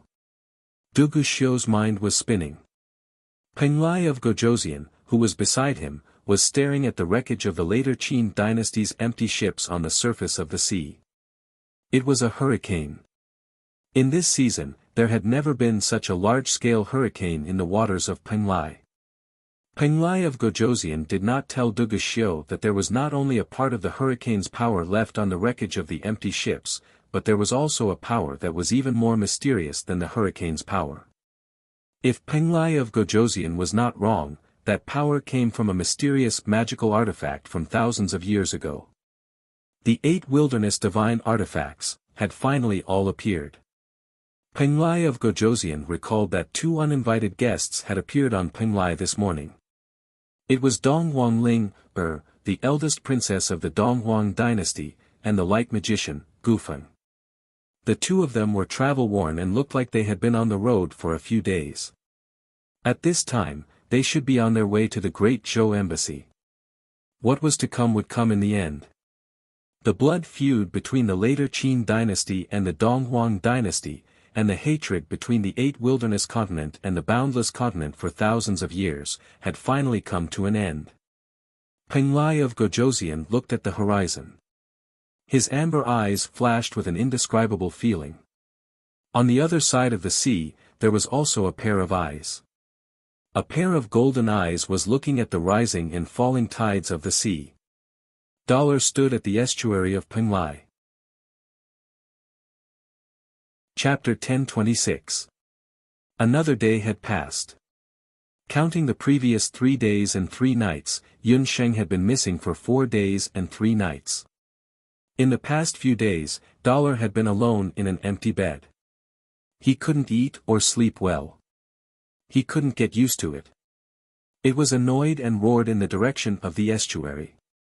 A few sand gulls hovering on the sea were scared and flew far away. Dollar could no longer suppress the restlessness and worry in his heart. He complained in his heart that Wild Cat was too reckless this time. No one knew Yun Sheng better than Yi Baiming. He was not worried that something would happen to Yun Sheng. With Wild Cat's character, she would not be taken advantage of anywhere. It was good enough that others were not taken advantage of. Yun Sheng's disappearance for no reason had happened several times in the past 3 years. At first, Dollar didn't pay much attention to it.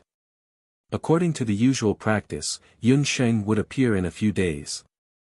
Generally speaking, Yun Sheng's disappearance was nothing more than a few situations. A new pill was developed, a new patient appeared, or a new magic was learned. But even in the above situations, Yun Sheng's record was that she disappeared for 1 day and 1 night. But this time, she disappeared for 3 days and 3 nights.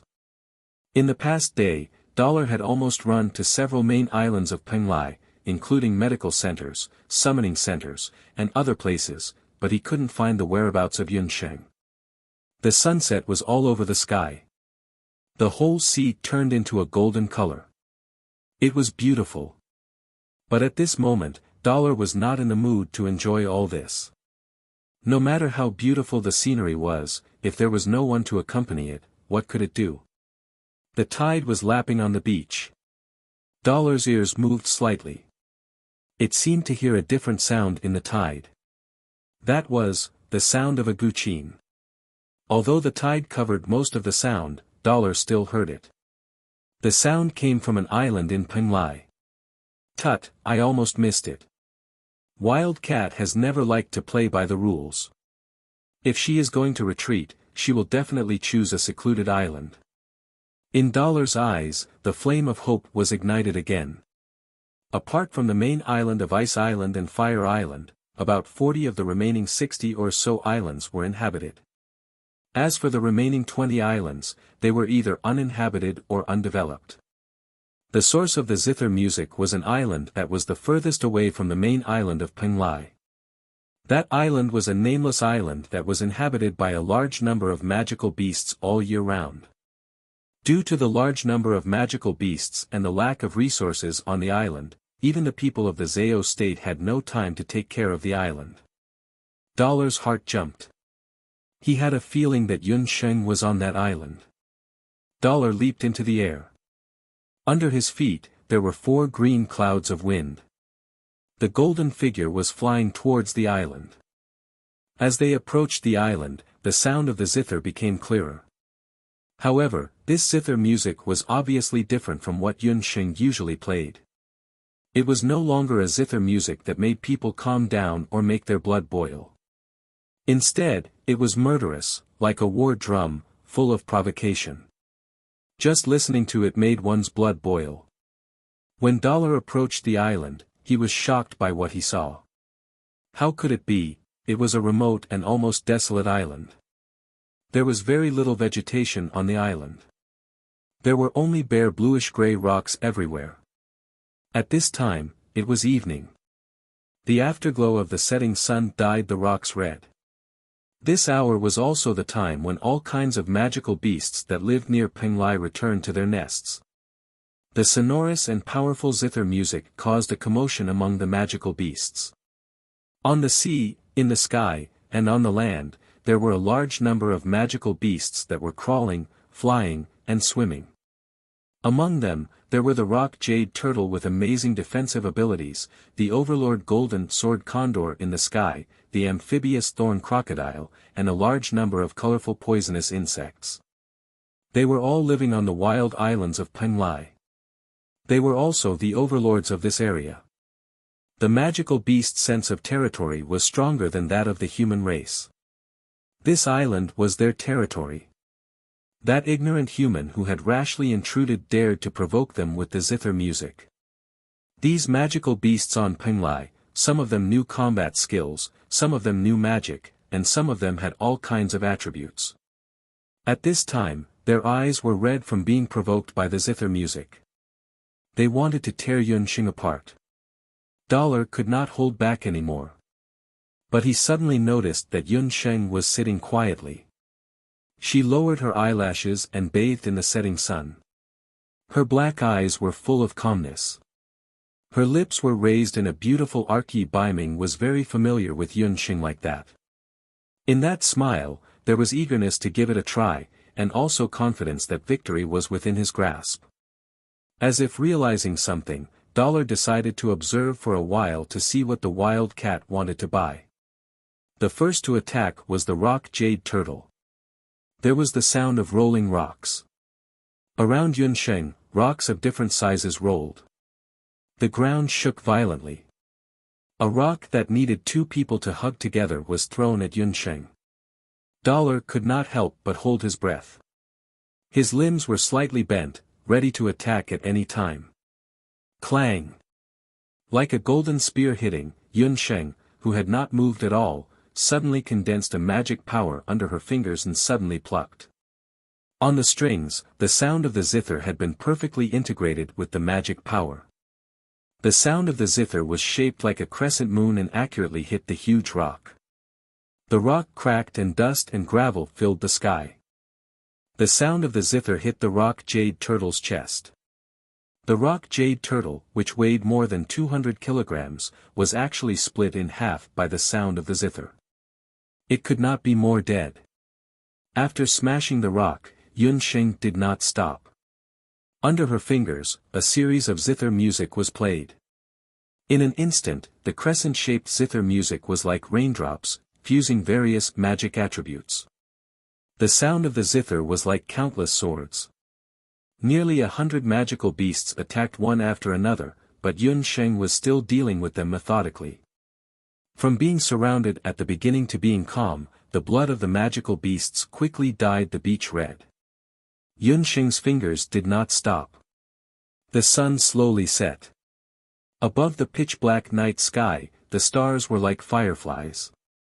However, this battle did not have the slightest intention of stopping. It was magic, but it was also not magic. Yun Sheng sat by the beach and was already in a state of selflessness.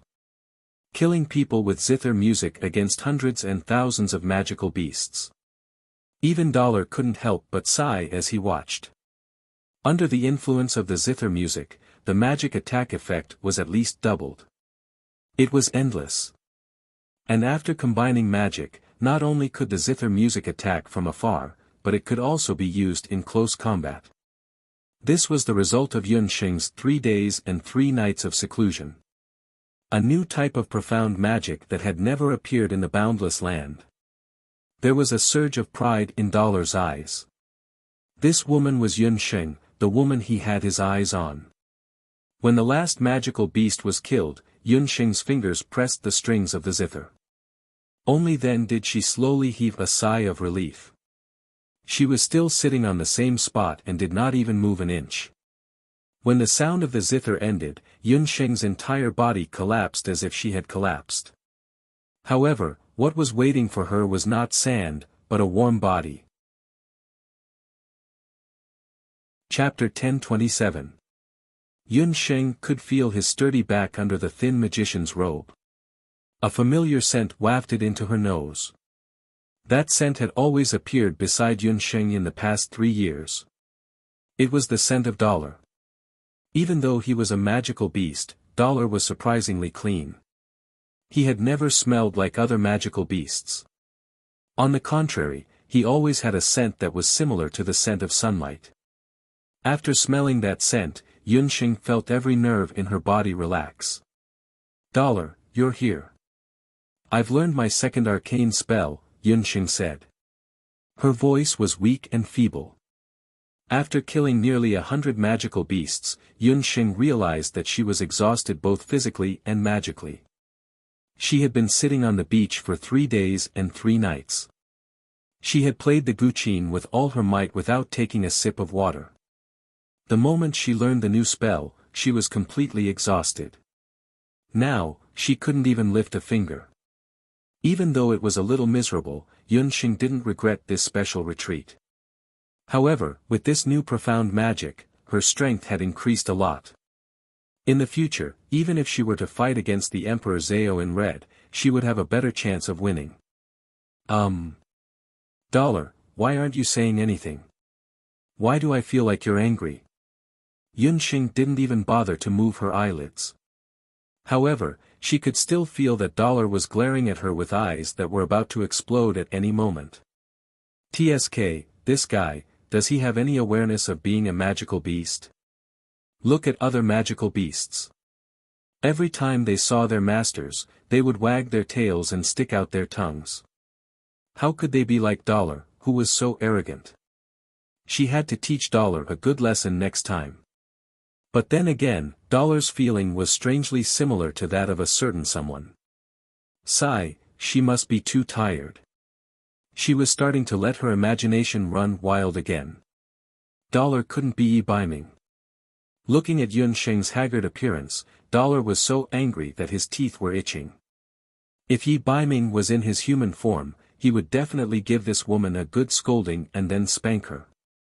This stupid woman, she was driving him to death. Did she know how dangerous it was to overdraw both one's magic power and physical strength on a foreign island? The smell of blood from the magical beasts she killed would attract more magical beasts at any time. Although he was angry, when he saw Yunsheng's weak face and her rare feminine side, Dollar's golden eyes were filled with an indescribable tenderness. He snorted heavily, held Yunsheng's collar in his mouth, and gently put her on his back. It rolled in its throat and let out a low roar. Its 4 powerful legs suddenly kicked, and Yunsheng felt as if she had fallen into a cloud. Her entire body was light as a feather. She was extremely tired and sleepy. Dollar caught her steadily. Yunsheng felt relaxed. She closed her eyes, put her hands around Dollar's neck, and let Dollar carry her back to the Great Zhou Embassy. When Yunsheng regained consciousness, she was already in the Great Zhou Embassy. What woke her up was a woman's high-pitched scream. That voice made Yunsheng's bones hurt, but at the same time, Yunsheng felt that the voice was very familiar. It seemed to be the voice of her good friend, Dong Huanglinger. It turned out that after Dong Huanglinger arrived at Penglai, the first thing she did was to look for her good friend, Yunsheng. However, when she arrived, she heard that Yun Sheng was missing. When she got the news that Yun Sheng had returned, she immediately went to see Yun Sheng. Who knew that when she pushed open the door of Yun Sheng's room, she saw a shocking scene. A tall and sturdy demonic beast was lying on Yun Sheng's bed. Her good friend, Yun Sheng, had a pale face and was dying. Dong Huang Linger's first reaction was that the demonic beast wanted to murder Yun Sheng. Linger, it's a misunderstanding. Dollar is my demonic beast. Yun Sheng's eyes were drowsy, and she hurriedly stopped Dong Huang Linger. Demonic beast. What demonic beast is so close to you that you actually let it directly on your bed? Dong Huang Linger didn't hide anything in front of Yun Sheng. Yun Sheng, on the other hand, was blushing from her words. Dollar, who was at the side, had a calm face and was still lying on the bed lazily. In the eyes of Dong Huang Linger and the others, they only felt that Dollar was very arrogant. By the way, Linger, why are you here? Are you also here to participate in the Duqian meeting? Yun Sheng noticed that Gufeng was also following behind Dong Huang Linger. Gufeng opened his mouth, and just when he was about to say something, Dong Huang Linger interrupted him. Let's not talk about us first. Yun Sheng, what's wrong with you? I heard that you almost lost your life. After Dong Huang Linger heard the whole story, she unrestrainedly scolded Yun Sheng. After scolding, Linger fiercely fed Yun Sheng 2 big bowls of medicinal porridge. Only then did Yun Sheng have the strength to get out of bed. Until Yun Sheng recovered some strength, Dong Huang Linger was still nagging beside Yun Sheng's ears. Great aunt, please let me go. I promise that next time, I won't not eat or drink for 3 days and 3 nights for no reason. Yun Sheng's ears were about to get calluses from Linger's nagging.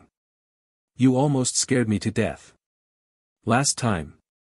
Dong Huang Linger's eyes were somewhat red. In her heart, Yun Sheng had always been the strongest. Last time, after Yi Baiming went missing, Dong Huang Linger still remembered what Yun Sheng looked like. This time, Dong Huang Linger came as a representative of the Dong Huang dynasty. When she heard that Yun Sheng was also in Penglai and that the two hadn't seen each other for 3 years, she excitedly rushed over. Who knew that when she arrived at the embassy, she would hear that Yun Sheng had fainted. Dong Huang Linger was so scared that she almost died. Yun Sheng felt warm in her heart. She knew that Linger was just worried about her. Don't worry, I'll be fine. Sister Lon is also here. The few of us haven't seen each other for a long time. This time, we can get together.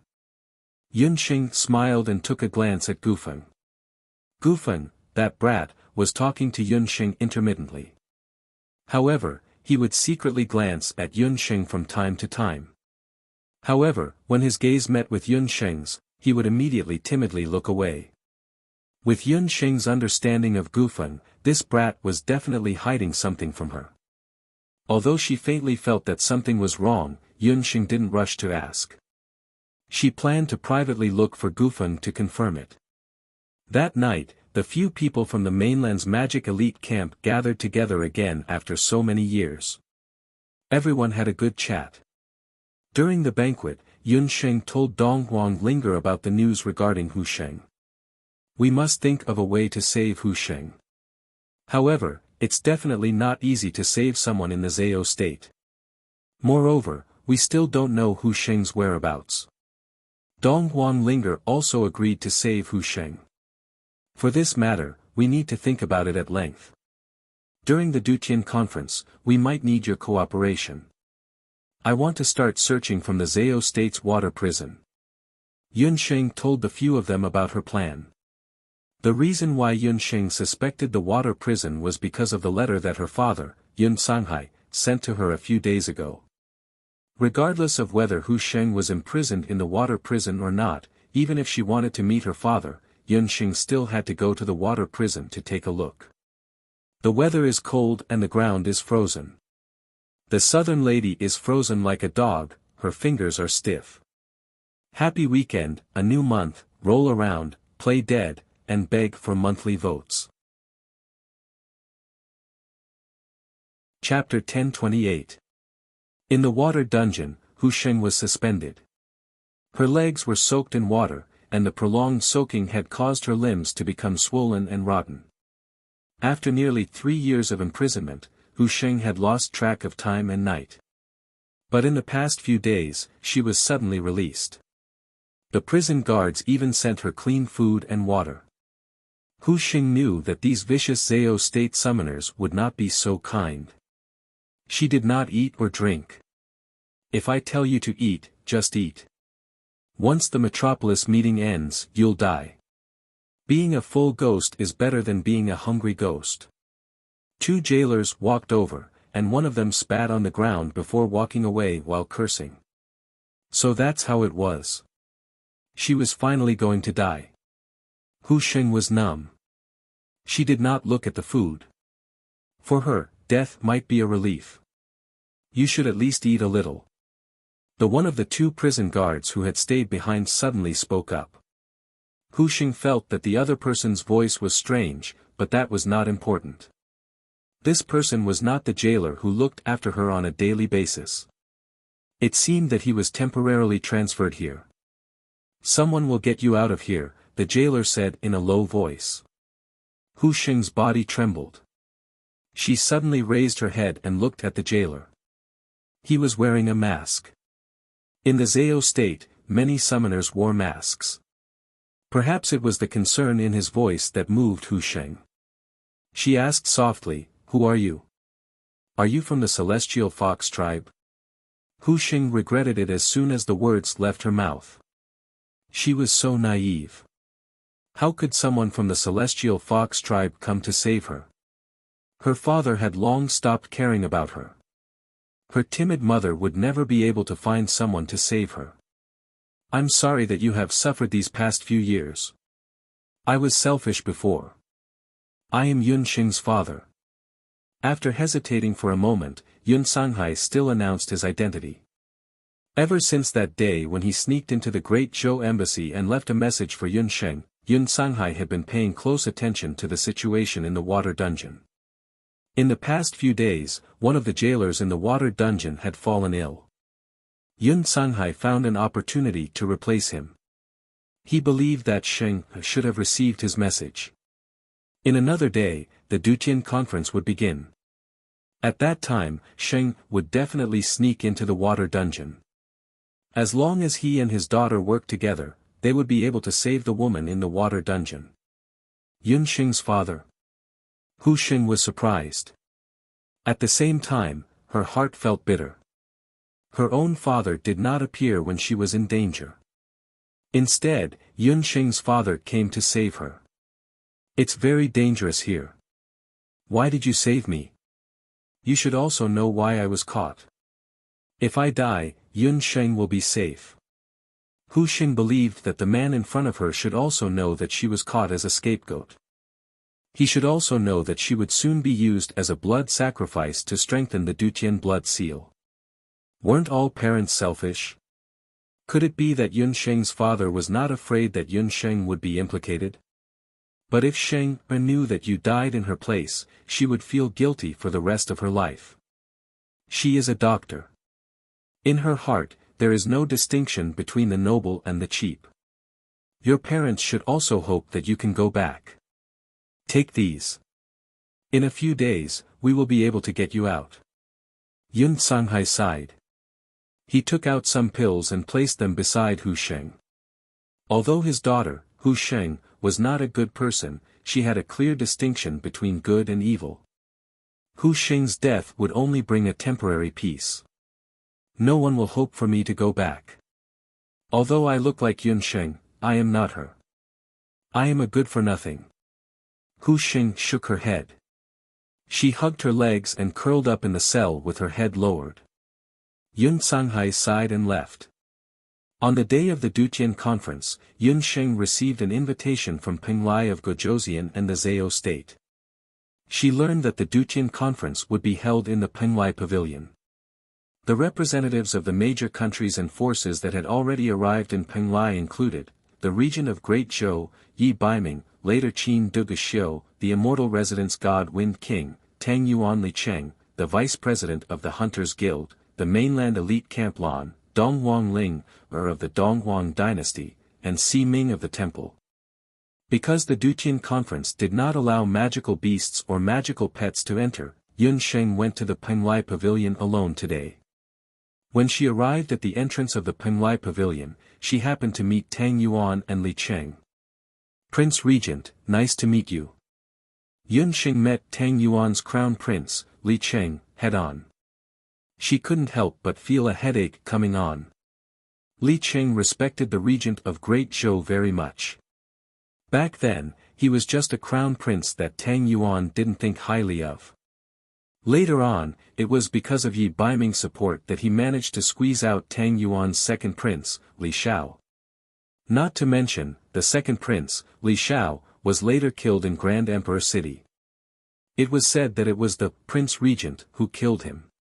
It could be said that he had helped Crown Prince Li get rid of a big problem. But speaking of which, although Li Cheng had formed an alliance with the regent of Great Zhou, he had never had the chance to meet Yi Baiming in person. So this time, he naturally had to curry favor with him. Yun Sheng smiled awkwardly. She didn't want to talk too much with Li Cheng, so as to avoid giving herself away. However, Li Cheng, that brat, didn't know about it at all. He even held on to Yun Sheng's hand with a very intimate look. "Prince Regent, I have met the Prince Regent's consort once in the past. I heard that the consort has been infected with a strange illness for the past few years. You seem to have gotten better recently. Do you need me to send Tang Yuan's famous doctor to take a look at the consort?" "Your Highness the Crown Prince, you're such a busybody. The Prince Regent's medical skills are unparalleled in the world. When did it become the turn of Tang Yuan's quack doctor to take a look at her?" Donghuang Ling walked in and glared at Li Cheng. Only then did Li Cheng let go of his hand embarrassedly. How could he have forgotten that his mother was cured by the Prince Regent's consort? A doctor doesn't cure himself. This saying was probably referring to the situation of the Prince Regent's consort. Only then did Yun Sheng let out a breath of relief. She nodded her head at Ling gratefully. "Sir Regent of Great Zhou." Behind her, a suspicious voice sounded, causing Yun Sheng's eyebrows to twitch. Yun Sheng cursed in her heart. The person standing behind her was the head of the Law Temple, Si Ming. Li Cheng and Yi Baiming had never met each other before. Thus, it was still easy for her to beat around the bush. However, Yi Baiming had met the head of the Law Temple, Si Ming, once before. This time, she couldn't hide the truth anymore. Just when Yun Sheng was hesitating about whether she should turn around and meet the head of the Law Temple, "Everyone, please enter the Penglai Pavilion. Lord Head of the Law Temple, Rumo has something to discuss with you. Please go to the side and have a chat first." Ji Rumo walked over at the right time and helped Yun Sheng resolve the crisis. After Ji Rumo left, Donghuang Ling was still a little surprised. She tugged at Yun Sheng and said, "Penglai of Gojoseon seemed to be helping you. Did the two of you know each other?" "I don't know him. However, he gives me a familiar feeling. Let's not talk about it anymore. Let's go in first. After a while, we'll act according to the situation and think of a way to find out more about Hu Sheng." Yun Sheng shook her head. She also felt that Penglai of Gojoseon was helping her just now. Who exactly was he? "Thank you, everyone, for your monthly tickets and recommendation tickets. Since it's the weekend, let's work hard to get more tickets." Chapter 1029. When Elder Si Ming came back and saw the Regent of Great Zhou, his expression had already changed. She didn't know what Penglai of Gojoseon had said to him. When he saw Yun Sheng, he didn't look surprised at all. It was as if he had already forgotten what Yi Baiming looked like. The Penglai Pavilion was located on Ice Island. It was different from the Fire Island that Yun Sheng had been to earlier. This place was covered in ice and snow all year round. Even the Penglai Pavilion was built with special glazed ice tiles. There were a total of 4 floors in the pavilion. They were red, green, blue, and yellow. These 4 colors represented the 4 elements of magic. The Dutian conference was held on the first floor of the fire pavilion. Compared to the other places, the fire pavilion was like a furnace. It was much warmer. Although the invitation letter was sent by Penglai of Gojoseon, Yunxing only found out after arriving at Penglai that the invitation letter was actually sent by the Emperor Zhao in red in the name of Penglai of Gojoseon. Because of this, Penglai of Gojoseon and the Emperor Zhao in red were still in a cold war. Yunsheng had heard of the Emperor Zhao in red of the Zhao state for a long time, but she had never had the chance to meet him. The Emperor Zhao in red had been famous for many years. He was of the same generation as Elder Si Ming of the Dharma Temple. Yunxing originally thought that the Emperor Zhao in red was at least an old man in his twilight years. However, when the Emperor Zhao in red appeared, Yunxing realized that Emperor Zhao in red looked like he was only in his 30s. He was much younger than Elder Si Ming. However, his eyebrows were clear and his face was as beautiful as jade. He was a handsome man that was hard to come by. Presumably, he had also practiced some kind of special maintenance secret technique. At the thought that this person was the culprit who had separated her family of 3 for more than 10 years, Yunsheng could not help but feel resentful. The Emperor Zhao in red was also sizing up the guests from various countries. Although he had been famous for a long time, he had rarely walked around the continent in recent years. It had only been 10 years, but the power structure and forces of the continent had completely changed. Apart from Arbiter of the Dharma Temple, the rest of the people present were all young geniuses. Not only were they powerful, but they also controlled the power of their respective countries. The Emperor Zhao in red glanced at a few of them. Later Qin's Duguxiu, Immortal Abode's Holy Wind King, and Zhou State's Yi Baiming. Especially Yi Baiming.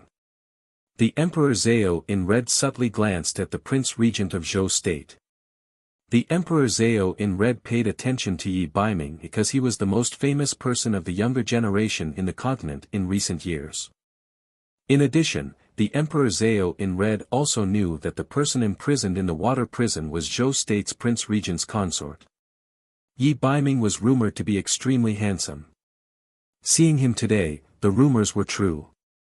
His skin was slightly dark, but his eyebrows were thick and his eyes were handsome. He had an imposing appearance. Even Ji Rumo before his disfigurement was comparable to him when he stood next to him. Among the people present, Elder Si Ming was the oldest.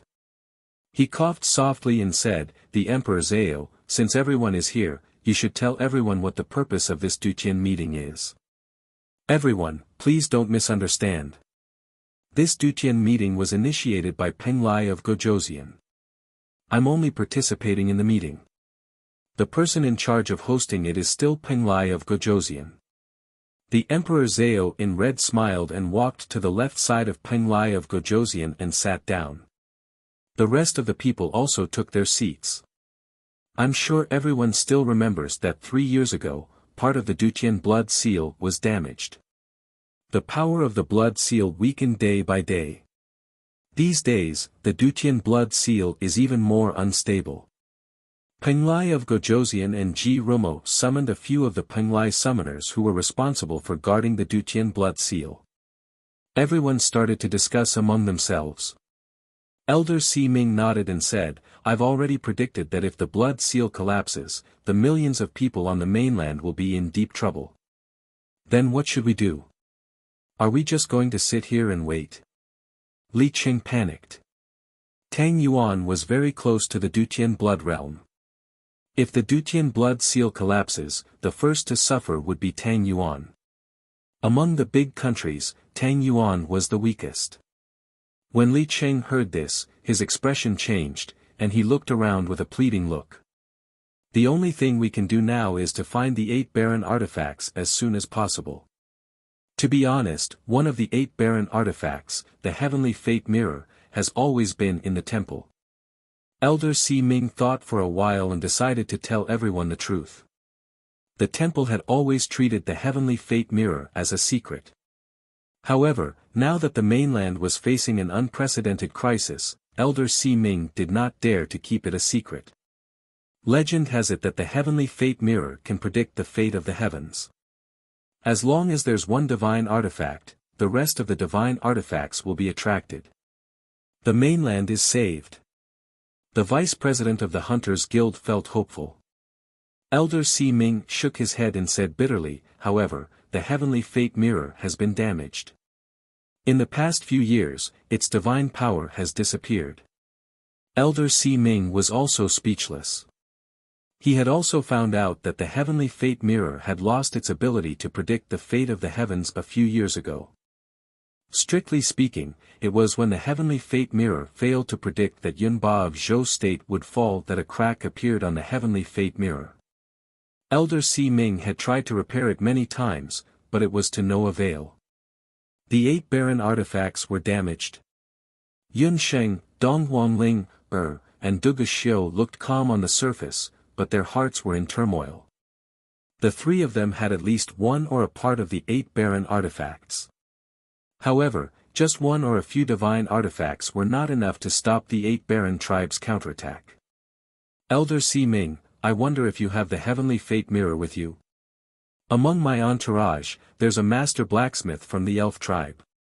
Perhaps he can help, the Holy Wind King said. This was related to the safety of the mainland.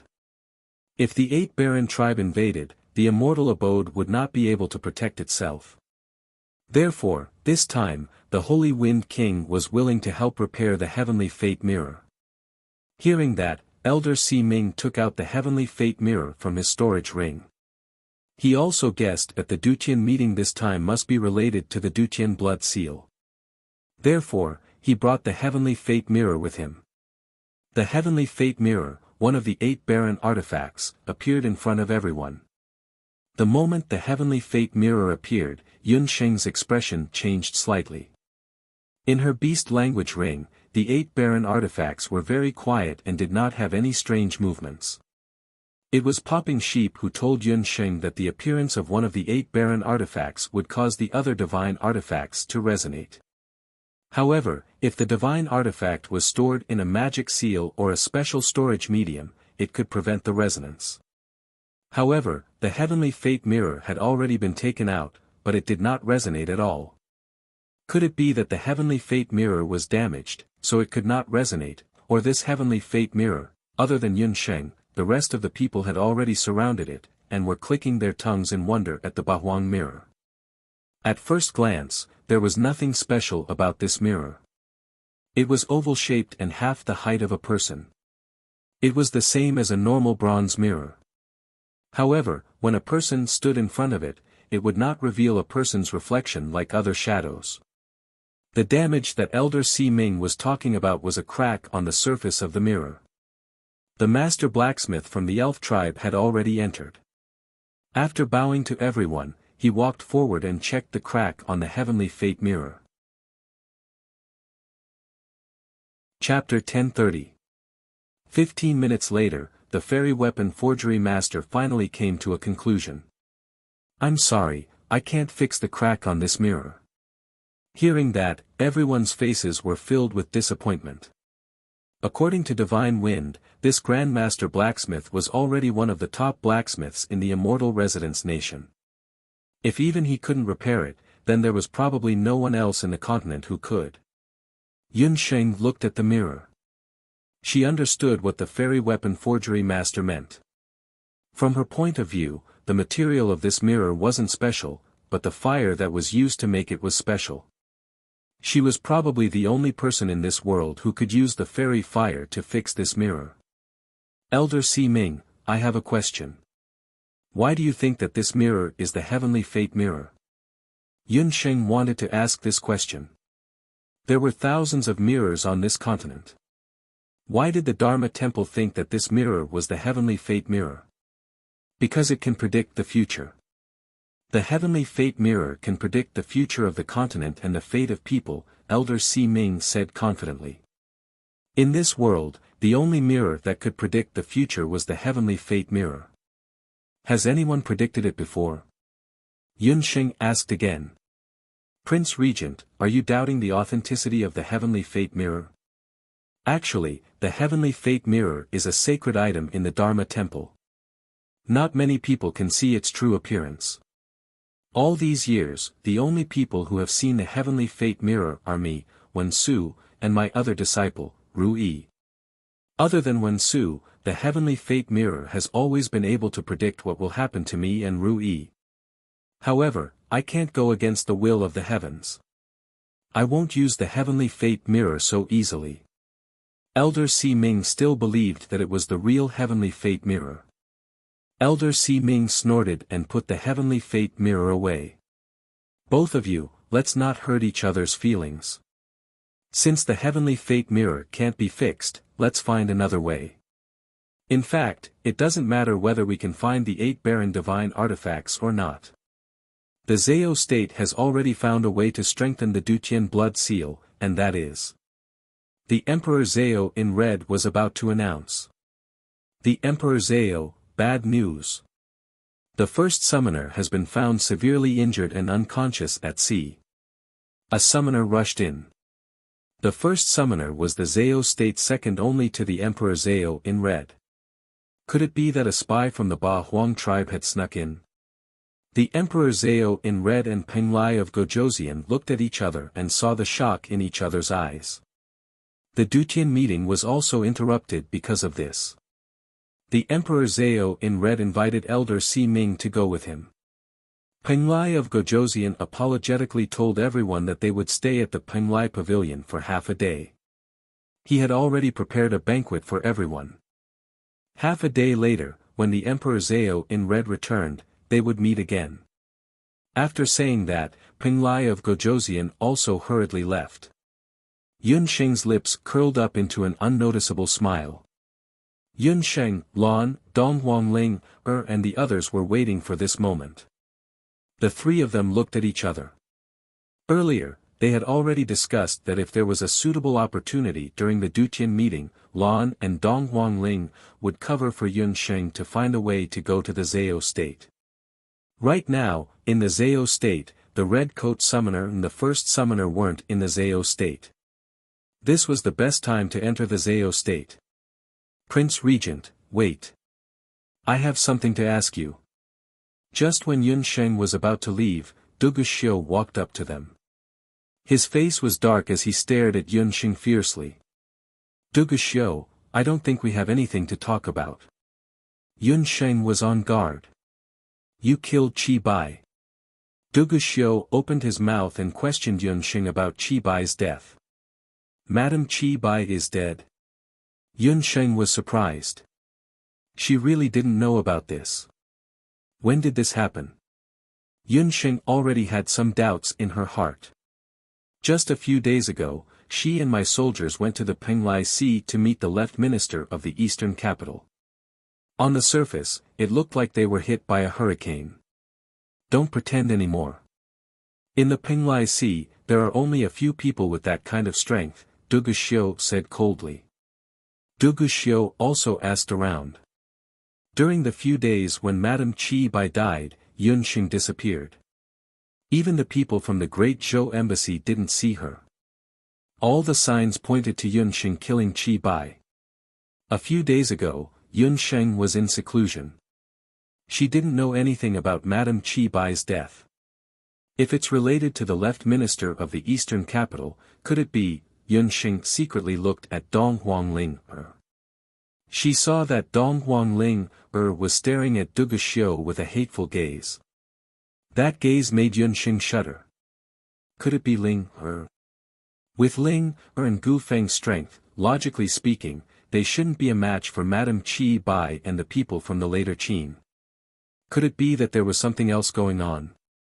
Recalling Gu Feng's expression, Yun Sheng understood. It seemed that she needed to have a chat with Ling. Yun Sheng still remembered that when she was in the mainland's magic elite camp, Dong Huangling used extreme methods in order to become the disciple of a dark gold-ranked teacher. She was afraid that Dong Huangling would go down the wrong path in order to take revenge. Calculating the time, the day Madame Qi Bai died was the day Gu Feng and Ling arrived. If Duguxiu knew that Madame Qi Bai was killed by Ling and Ling he would probably turn hostile on the spot. I was the one who killed her. Could it be that you want to take action here? Yunsheng raised her eyebrows. You. Yunsheng, don't think that you can do whatever you want just because I like you. Duguxiu originally thought that Yunsheng would defend herself. Who would have thought that this woman didn't even bother to defend herself? Duguxiu, this prince will return those words to you. This is Peng Lai, not later Qin. What is your intention for pestering the regent of Great Zhou? Divine Wind walked forward and stood between Yunsheng and Duguxiu. Get lost, Divine Wind, this is none of your business. Duguxiu's face darkened. Duguxiu, her business is my business. Didn't you always want to compete with this prince? Since everyone is here today, if you aren't weak, then let's compete. If you lose, you are not allowed to pester her in the future. Divine Wind also didn't give in. Let's compete. Duguxiu already didn't like Divine Wind. The three of them formed a triangle, and the atmosphere in the surroundings was strange. Hey, what's going on? Tang Yuan and Li Cheng were puzzled. Why did they feel that the atmosphere between the three men was strange? No matter how they looked at it, it was as if two men were fighting over a woman. However, the one standing in the middle was obviously Zhou State's Baiming Wang. Could it be? Li Cheng shuddered. On the mainland, some men had special tastes. They didn't like men, but they liked women. Duguxiu refused to appoint an empress, and the Divine Wind King still hadn't married. Although the regent of Great Zhou was married, it was as if he hadn't. Could it be that these three people actually had that kind of relationship? He looked at the three of them. The regent of Great Zhou wasn't short, but compared to the tall Divine Wind and Duguxiu, he looked very petite. While Li Cheng was still fantasizing, the Divine Wind King and Duguxiu had already started fighting. Chapter 1031. Oh no, they're really fighting. Shenfeng and Duguxiu were fighting in the sky above the Penglai Pavilion. Everyone's attention was attracted, and no one noticed that Yunsheng had sneaked out. Looking at the sky, Yunsheng saw Divine Wind nimbly using its movement technique to dodge Duguxiu's biting cold attack. She heaved a sigh of relief. Shenfeng and Duguxiu were equally matched in strength, so he was the best candidate to stall Duguxiu. Fortunately, she had the foresight to talk to Shenfeng. Otherwise, she would have been entangled with Duguxiu. The Emperor Zhao in red and the others had not returned yet. Needless to say, Yunsheng also knew what had happened. It seemed that the spy who had harassed the Master of Molten Flame had revealed his true identity. Who would have thought that the Zhao State's first summoner was actually a spy from the Ba Huang tribe? As soon as Yunsheng left the Penglai Pavilion, she used a disguise spell to change her appearance and became Yan Yun again. It was only a few miles from Ice Island to Fire Island. When Yunsheng entered Fire Island, she showed the token that the seventh summoner had given her. The guards did not ask any questions and let her in. As she walked past, Yunsheng heard the guards talking about the first summoner's injury. Yunsheng had just walked a few steps when a person suddenly appeared in front of her.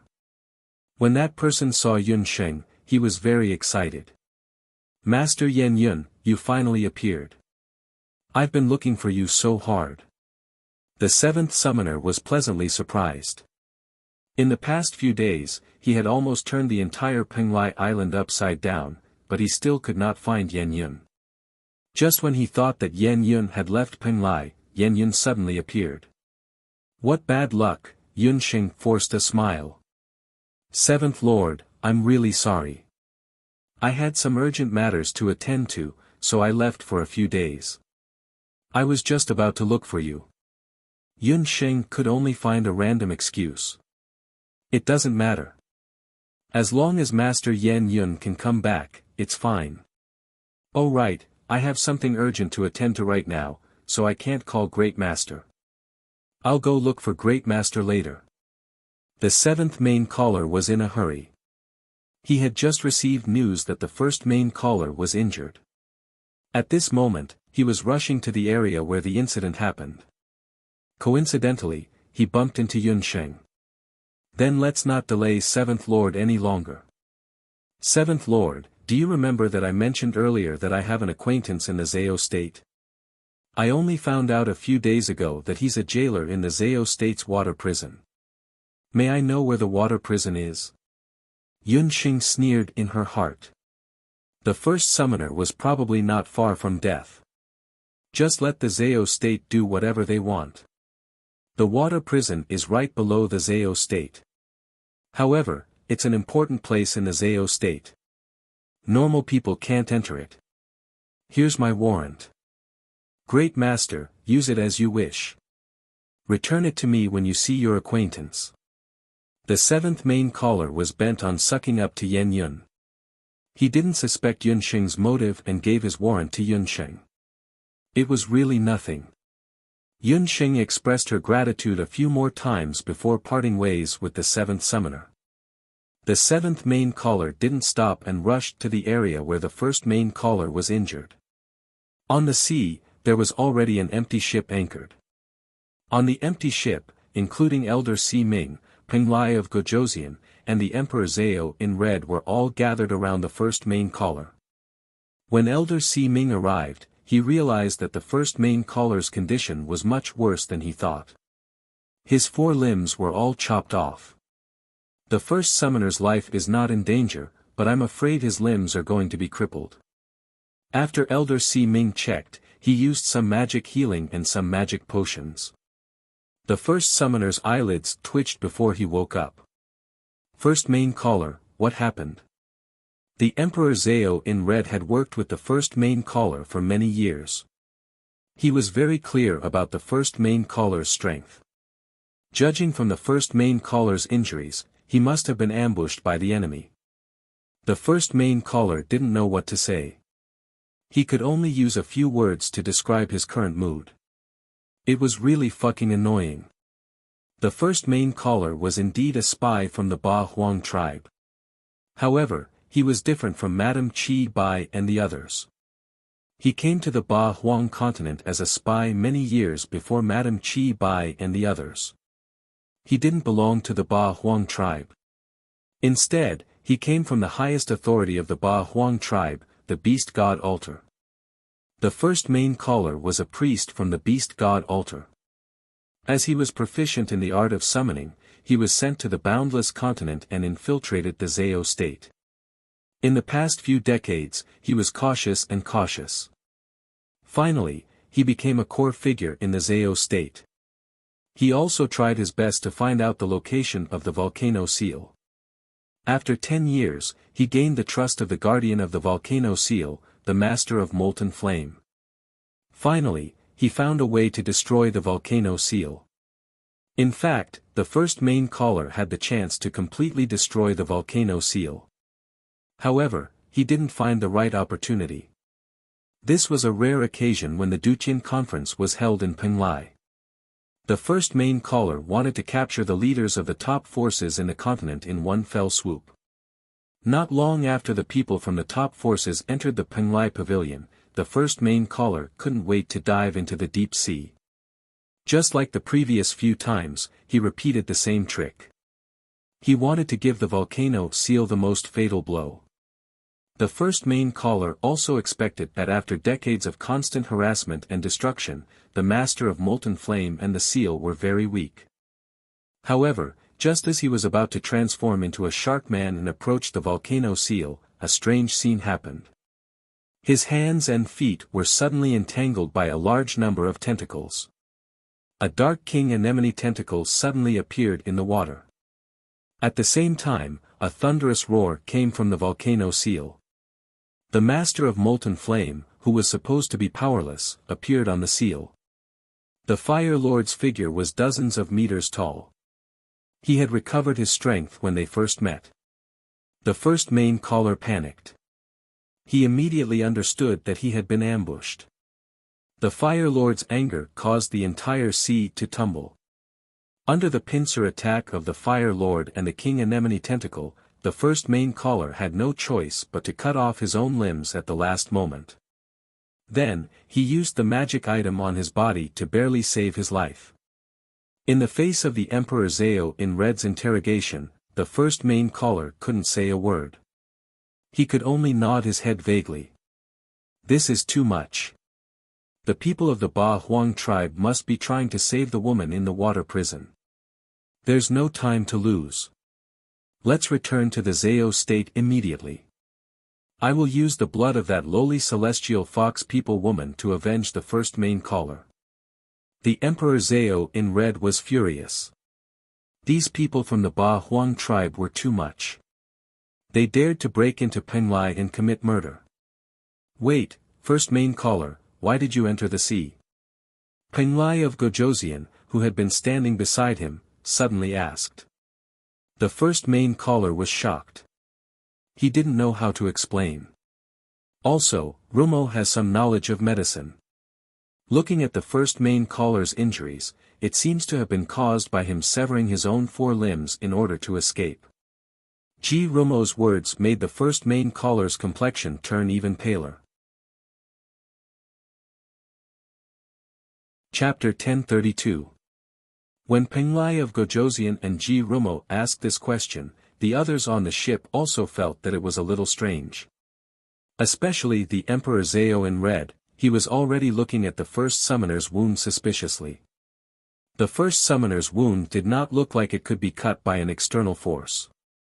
The Dutian meeting was a once-in-a-century event in Penglai. The Emperor Zhao in Red attached great importance to this meeting because of the gathering of the leaders of the major forces. He ordered a few summoners to be in charge of guarding various important positions in the Zhao state. Thinking back, this Dutian meeting was also suggested by the first summoner, the Emperor Zhao in Red. Today, before the meeting, the first summoner even requested to be in charge of guarding the Zhao state. However, he left his post without permission and suddenly appeared in the Penglai Sea. The whole thing sounded very suspicious. First summoner, Penglai of Gojoseon is right. You shouldn't be here. Tell me, what is going on? The red-clothed summoner looked serious. Because he is a spy. He is trying to break the seal of the volcano. An unfamiliar, majestic voice came from the sea. When the voice came, the sea that was originally calm began to boil. It was as if it had turned into lava in an instant. Plop! The bottom of the sea churned as if a volcano was erupting. The whole ship started to shake. Flames soared into the sky. Within the flames, a fire venerable that was dozens of meters tall appeared. His entire body was composed of lava and black tortoise. He had a head and a face, like a stone giant. He floated in the air above the airship. The master of molten flame stared at the first summoner angrily. In a muffled voice, he told the first summoner about all the good things he had done in the past few decades. This was the guardian beast of the volcano on the Fire Island. He did not expect it to be a Fire Lord in human form. The Emperor Zhao in Red's expression changed. He did not expect the volcano seal on the Fire Island to be hidden in the deep sea. What was even more unexpected was that the number 1 summoner he had always trusted was actually a spy. The Emperor Zhao in Red's eyes turned cold when he thought about how the volcano seal was almost destroyed, how the extinct volcano almost erupted, and how the Penglai Islands were almost annihilated. He snorted coldly, and a red light flashed across the unknown demon beast soul stone on the Emperor Zhao's ring on his right hand. As soon as the flame venerable appeared, the first summoner knew that he could no longer hide the matter. He decided not to quibble anymore. Since you've seen through it, I have nothing to say. Fire Supremacy, I only have one question for you. You were clearly an arrow at the end of its flight, so how did you recover so quickly? The first summoner did not panic. Dozens of years of hibernation, just when the great plan was about to succeed, it was destroyed in a single day. The first summoner looked calm, but the anger and unwillingness in his heart were like lava in the sea, churning endlessly. Right now, he only wanted to know who was the one who made things difficult for him and forced him to such a state. He thought that he had concealed it well. Even the shrewd Ji Romo and the Emperor Zhao in red were kept in the dark by him. Humph, cunning Murloc. Do you think that I will fall for it again? I will never reveal the identity of my new master. The Master of Molten Flame did not fall for it this time. However, he was implying that his recovery had something to do with his new master. With the help of the Vermilion Bird Totem, the Master of Molten Flame had recovered 70 to 80% of his strength. His current strength was slightly stronger than that of the Dark Devil Plant King Anemone. His aura was enough to intimidate most of the mages and warriors. The other party was able to make a powerhouse like the Master of Molten Flame bow down to him. One could only imagine his strength. The Emperor Zhao in red's eyes lit up. The volcano seal was personally created by the Emperor Zhao in red. It was rumored that only the person who had the summoning demon hand could repair the volcano seal. Could it be that the summoning demon hand that had been missing for a long time had appeared again?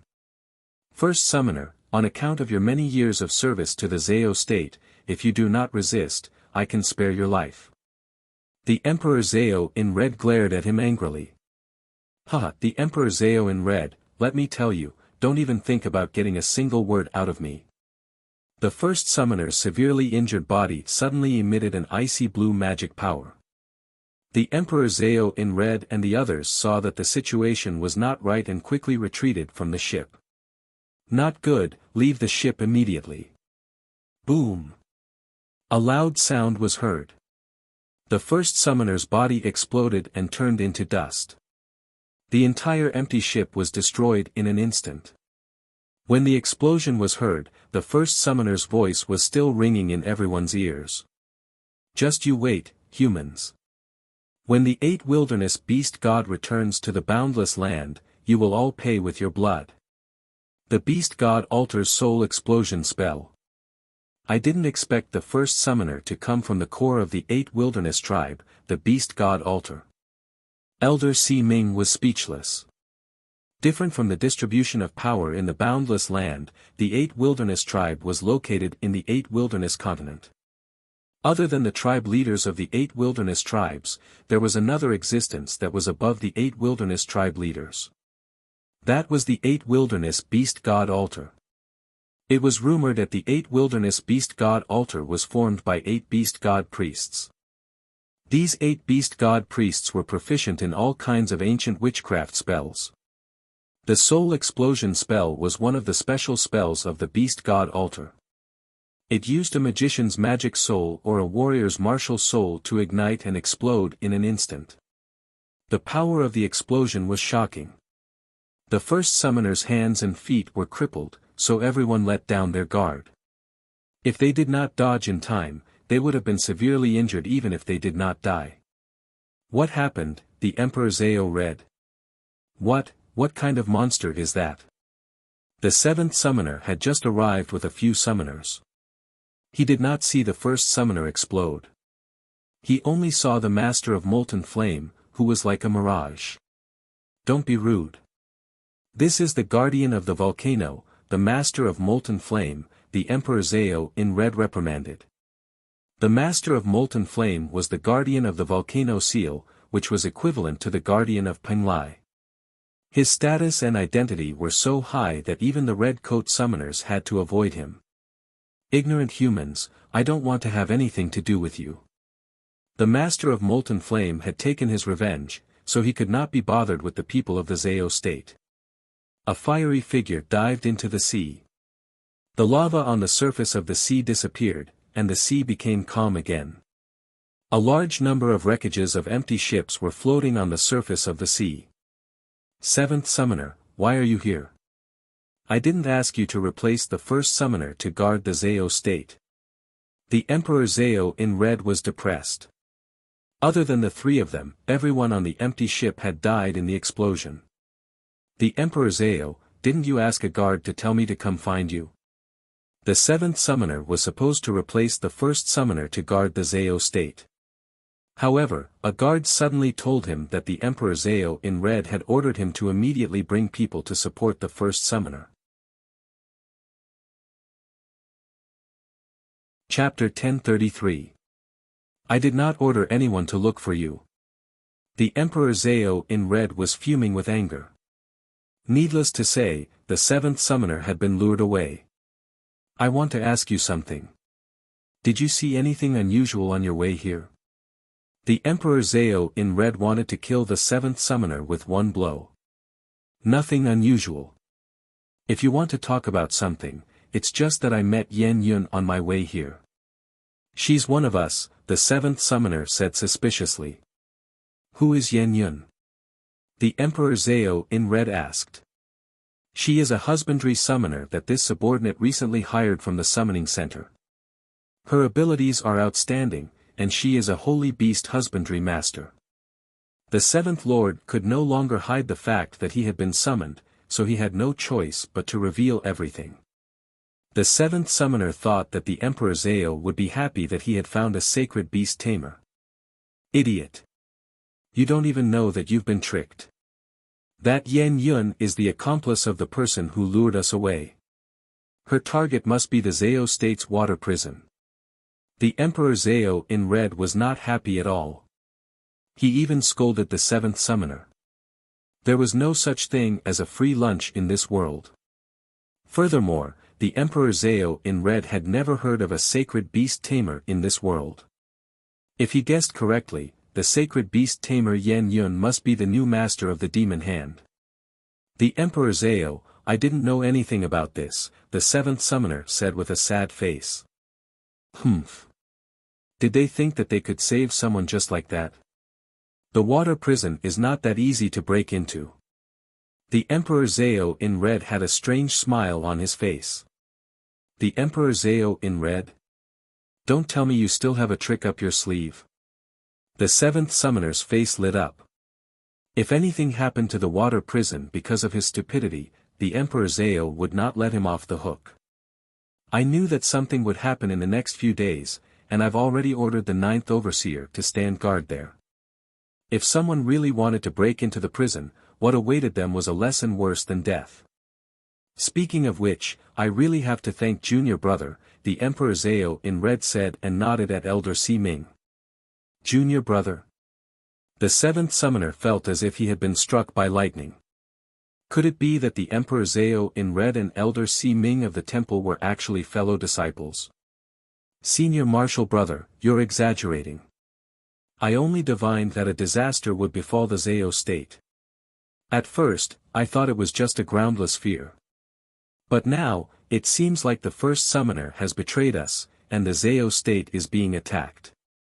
A disaster is imminent. Senior Brother, how do you plan to deal with it? Chang Si Ming asked worriedly. The Dharma Temple and the Zhao state were one and the same. There were countless connections between the two, but very few people knew about this secret. In the past, the Emperor Zhao in red and Elder Si Ming of the temple were both orphans adopted by the Zhao state. However, Elder Si Ming couldn't summon any beasts, so he was bullied in the Zhao state. Thanks to Ji Rumo's help, Elder Si Ming left the Zhao state and joined the Dharma Temple. He hid in the Dharma Temple for a few decades, and finally became the Elder Si Ming of the Dharma Temple with his outstanding prediction ability. All these years, Elder Si Ming had been in contact with the Dharma Temple. A while ago, Elder Si Ming observed the sky at night and discovered that the world was about to change. The direction indicated that the change was in the Zhao state.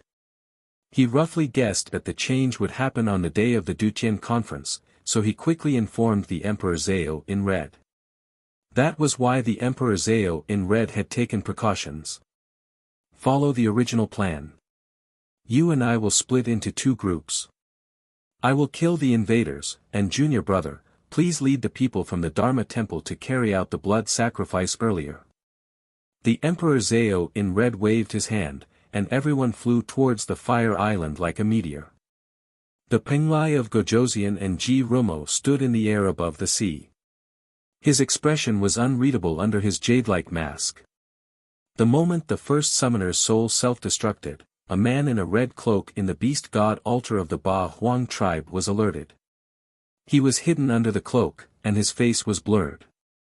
However, his body exuded a wild aura, and there was a sense of urgency in the air, as if a storm was coming. A woman in a similar cloak walked in. Big brother, the eighth priest. Old 8 has fallen, damn humans. Under the cloak, only a pair of beastly eyes could be seen. The first summoner was the highest-ranked person sent out by the Ba Huang continent.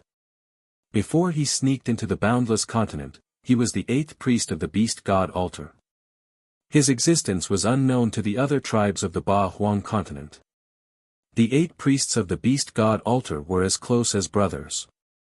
When the first summoner used the soul explosion technique, he was prepared to die together with the enemy.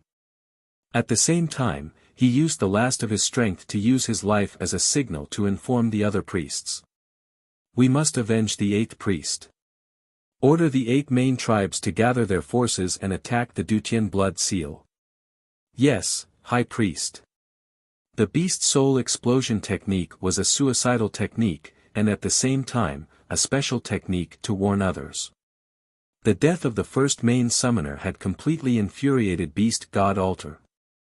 The 8 wastelands continent instantly became turbulent. The 8 great tribes gathered their people in half a day and charged towards bloody sky metropolis Jia. After a few thousand years, the conflict between the boundless continent and the Ba Huang continent erupted once again. This time, the crisis had an impact on Yunsheng. She did not expect this. Before she planned to kill the first summoner, Yunsheng did not know that the first summoner was from the beast god altar. She also did not know that the Dharma temple and the Zhao state had formed an alliance. After receiving the 7th summoner's order, Yunsheng went to the Zhao state's water prison. After showing the order token, she entered the water prison smoothly. After entering the water prison, Yunsheng realized that the water prison was very big and was divided into many levels. For a moment, Yunsheng did not know why her father wanted her to go to the water prison. Just as Yunsheng was searching, a familiar voice called out to her. Yunsheng was alerted and gripped the magic scepter in her hand tightly. Sheng her. Yunsheng heaved a sigh of relief when she heard the familiar voice behind her. Father. Yunsheng turned around. It was his daughter's voice, but why did she look like? Yun Sanghai also took off his mask and revealed his face. The father and daughter had not seen each other for many years. Who would have thought that they would meet again in the Zhao state's water prison after parting at the Jade capital? Sheng, what happened to you? Where is Yi Baiming? Yun Sanghai looked at his daughter from head to toe. Yun Sheng was still dressed as Yen Yun. Yun Sanghai recognized Yun Sheng because of the tacit understanding between the father and daughter.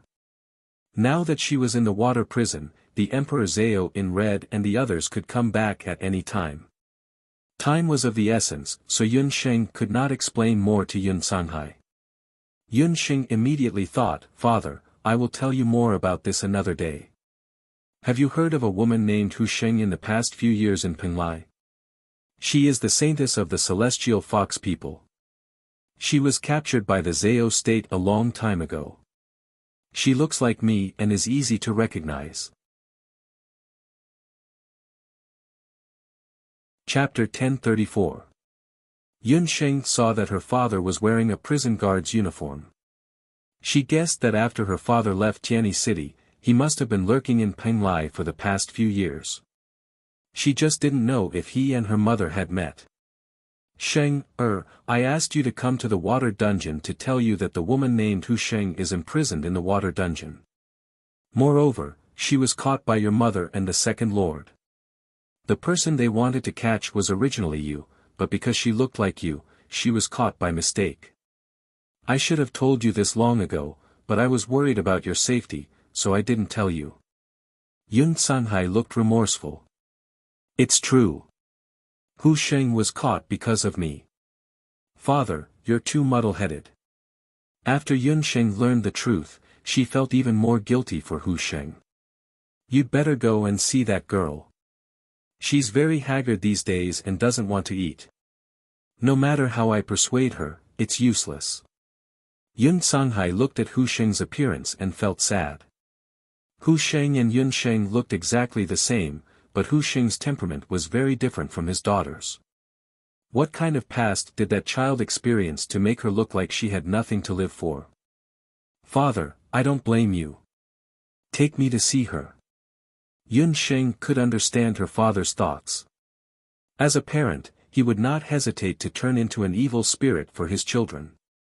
However, Hu Jiusheng pretended not to know and made the best of it. She caught Hu Sheng to take the blame.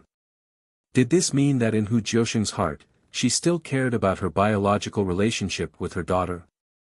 Yun Sheng and Yun Songhai immediately found the cell where Hu Sheng was. The conditions of the cell were very poor. The wounds on Hu Sheng's hands and feet were festering. Yun Sheng saw this and became even more resentful. What a Zhao state! How could they use such a heavy punishment on a weak woman? Hu Sheng, we're here to save you, Yun Sheng called out softly. In the cell, Hu Sheng did not move. Perhaps it was because she had not eaten for a long time, Hu Sheng seemed to have fainted. She lay on the ground motionlessly, her long black hair covering her face. There were streaks of blood on her prison clothes, and a rat scurried past her. Yun Sheng did not give him a chance to explain. Her magic scepter flashed, and a bolt of lightning struck the prison cell's chains. The chains broke, and Yun Sheng kicked open the cell door. She was just about to open the cell door, walk in, and help Hu Sheng up. The moment Yun Sheng leaned over, her eyebrows twitched as if she had sensed something. With an unprecedented sense of crisis, Yun Sheng subconsciously used her demon steps. Just as she took a step forward, the biting cold wind blade brushed past her face. There was a burning pain on her face, and a red scar appeared on her face. Sheng, be careful. Yun Songhai realized that the person in the cell was not Hu Sheng.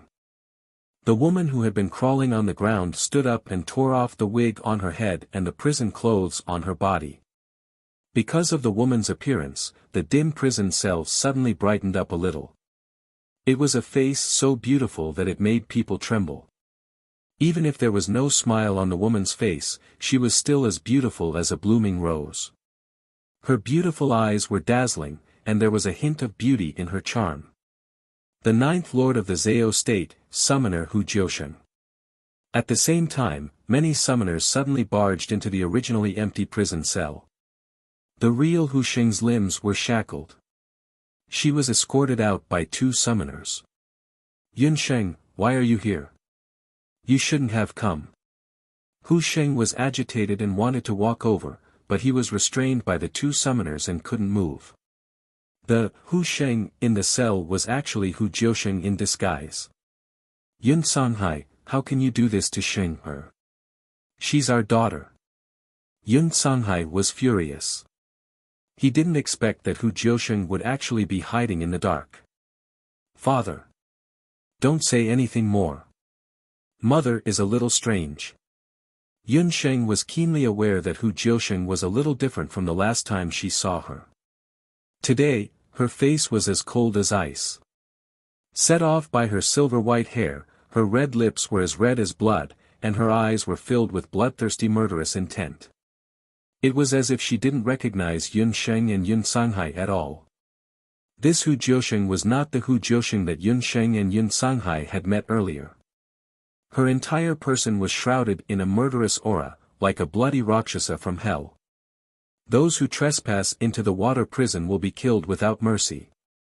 Hu Jiusheng's lips burst out a sentence. These words caused the hearts of Yun Sheng and Yun Songhai to tremble. Her eyes were cold and emotionless as she looked at Yun Sheng and Yun Songhai. She was now like a killing machine. This morning, the Emperor Zhao in red called her over. After she came back, she couldn't remember anything. In her mind, only this sentence was repeated over and over again. Yun Sheng and Yun Songhai in front of her were strangers to her. Yun Songhai gritted his teeth and quickly scanned the surroundings. Sheng, I'll be in charge of delaying your mother. You take Hu Sheng and leave immediately. Yun Sanghai knew that he had fallen into the Emperor Zhao in Red's trap. Time was tight. If he didn't let his daughter escape quickly, Yun Sheng and Hu Sheng would both be in danger once the Emperor Zhao in Red returned. Yun Sanghai was well aware of Yun Sheng's strength. Other than Hu Jiusheng, the other summoners were no match for Yun Sheng. No, father. Take Hu Sheng and leave. Leave mother to me. Yun Sheng shook her head. Her mother, Hu Jiusheng, was a summoner. Yun Sheng had seen her strength a long time ago. Now that she had lost her humanity, she was too dangerous. Yun Sheng was afraid that she would do something that she would regret for the rest of her life. There's no need to refuse. Both of you have to stay. Hu Jiusheng sneered and raised her hand. Space-time prohibition. She chanted. Gray magical waves gushed out from the magic scepter in her hand. In an instant, Yun Sheng and Yun Sanghai felt their bodies become sluggish. They couldn't move. Just as the space-time prohibition was about to take effect, a green fog suddenly filled the cell. The poisonous fog caught the summoners of the Zhao state off guard. It was Abandon's poisonous fog. Yun Sheng's hands and feet immediately regained their freedom. She took out a few elixirs that she had prepared beforehand and had her father, Hu Sheng, and the others take them immediately. Yun Sheng, we're here to help you. Just then, Abandon and Gufeng rushed in. Before the Dutian conference, Yun Sheng had already discussed with Abandon and Gu Feng. They had already sneaked into the Zhao state and hid in the water prison. When Hu Sheng saw Abandon, his eyes lit up. You two, escort Hu Sheng out of here first. Father and I will meet up with him. Yun Sheng and her father looked at each other. They both knew that today was the best chance to take Hu Jiusheng away. If they missed this chance, they might not have another chance in the future. The next few chapters were the most difficult to write. It was very difficult to write. Let Big Fuzi sort it out first. Tot. Chapter 1035. Qi hesitated for a moment and looked at Yun Sheng worriedly. After receiving the latter's encouraging gaze, he gritted his teeth and rushed out of the cell with Gu Feng supporting Hu Sheng. Leave him behind. Hu Jiusheng immediately took a pill. When the poisonous fog in the cell dissipated, she saw that Hu Sheng was long gone. She immediately flew into a rage. Her murderous aura was dense. She jumped a few times like a hungry wolf pouncing on a tiger, wanting to chase after Qi and Gu Feng. Father, I'll leave the others to you. I'll deal with mother. Yun Sheng said as she rushed towards Hu Jiusheng like a swift and fierce falcon. Yun Sheng had the night demon footwork and the blessing of the wind spirit. Her movement technique was very agile. She was extremely fast and rushed all the way. Suddenly, she blocked Hu Jiusheng. As she rushed, rows of dark thorns rose from the ground and formed a thorny barrier, blocking Hu Jiusheng's path. Do you think you can trap me with such petty tricks? Hu Jiusheng's gaze turned sharp. Break. Between her slender fingers, there was a whistling sound. It was as if a golden spear or an iron sword had slashed through the dark thorns. The dark brambles were instantly cut into several pieces as if they were rice being cut. But just as Hu Jiusheng broke the dark thorns' attack. Space-time prohibition. Yun Sheng had already cast her next spell. Yun Sheng had seen Hu Jiusheng's magic before. She knew that ordinary magic would not be able to stop Hu Jiusheng. Before Hu Jiusheng could react, her body was petrified and could not move. She did not expect that Yun Sheng would also know space-time forbidden magic. Unlike 3 or 4 years ago, Yun Sheng was no longer a master magician who had just learned the forbidden magic. Now, her space-time prohibition could last for about 15 minutes. In this 15 minutes, Qi and Hu Sheng had enough time to escape from the Zhao state. At the same time, many summoners who were lying in ambush outside the water prison rushed in. Most of them had summoned beasts with them. The magic scepters in their hands flashed with dazzling magic light. Yun Sanghai watched as Yun Xing blocked Hu Jiusheng and faced the group of summoners. The summoners and beasts formed a circle inside and outside. Each of them looked fierce. After getting into an attacking formation, they rushed towards Yun Sanghai. Yun Sanghai raised his magic scepter high. On top of the scepter, 6 magic soul stones suddenly lit up. Yun Sanghai's figure was tall and imposing. At this moment, the soul stone on the magic staff in his hand was like fresh blood. This scene was so familiar to Yun Sheng. 18 years ago, when she transmigrated into the body of a newborn baby, her father, Yun Sanghai, also used a similar magic. But this time, her father's cultivation, burning hell slash. In the dim dungeon, countless flames surged towards Yun Sanghai. The twisting and churning flames quickly turned into a huge flaming sword. Yun Sanghai brandished the raging inferno demonic blade in his hand. Wherever the blade passed, it drew out streaks of indestructible flames. When those summoners and magical beasts touched those flames, they let out miserable cries. There was a burnt smell in the air, like that of roasted meat. Screams and cries filled the air. In an instant, the dungeon seemed to have become a purgatory on earth. Yun Sanghai's flames were powerful, but they were no threat to Yun Sheng, who had the hellfire of the elves. Yun Sheng's eyes lit up when she saw that her father was unstoppable. She could see clearly that her father's cultivation had improved a lot compared to when he was in the Jade Capital. 6 soul stones. Yun Sheng was overjoyed. She knew that her father, Yun Sanghai, had also broken through in the past few years. Before Yun Sheng Yi Baiming appeared, Yun Sanghai was considered one of the few magical geniuses in Zhou State. If he had not been persecuted by the Zhou State, his achievements would not have stopped at where he was today. When Yun Xing first came to the boundless land, Yun Sanghai was a sky magician.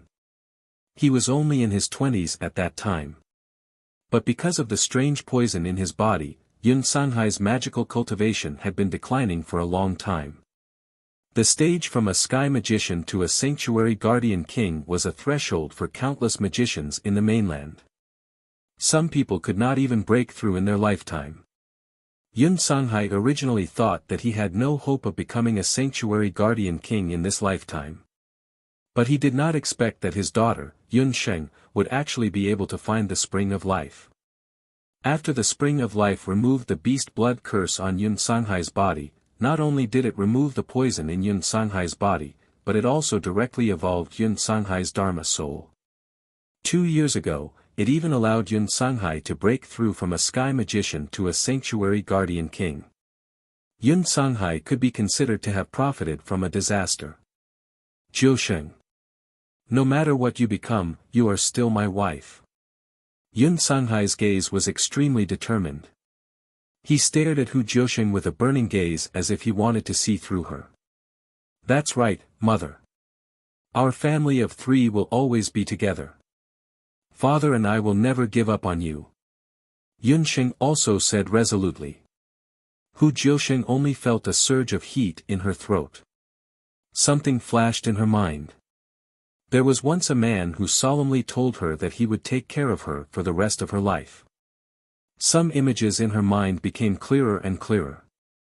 Jiusheng, I, Yun Sanghai, swear that I will take care of you and our child for the rest of my life.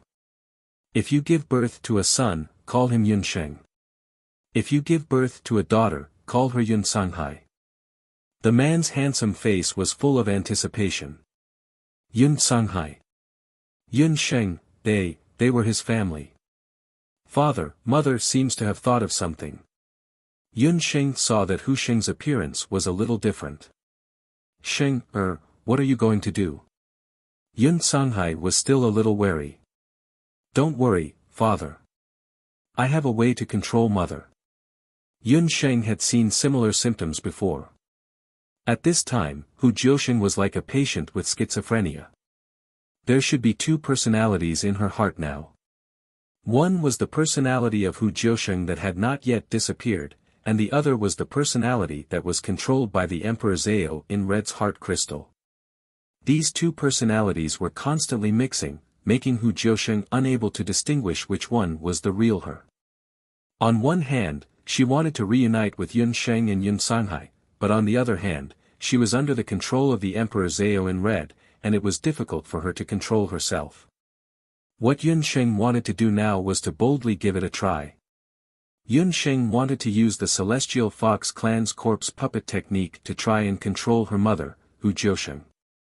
If she could make the power of the corpse puppet technique surpass that of the heart crystal, then her mother would be able to break free from the Emperor Zhao in Red's control. Yun Sheng removed the space-time restriction and walked step by step towards Hu Jiusheng.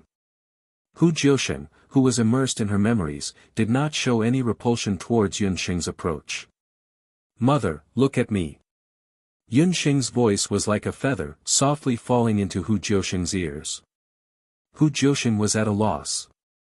She raised her head and looked at Yun Sheng. Chapter 1036. The corpse puppet technique was the witchcraft of the Celestial Fox people that Yun Sheng had learned after entering the Celestial Fox tomb. It was the witchcraft that the Celestial Fox people was most proficient in. At first glance, the corpse puppet technique didn't sound very powerful. It wasn't a magic spell or a battle technique.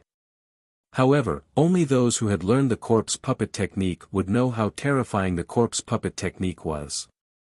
The corpse puppet technique was divided into beginner, intermediate, and advanced stages.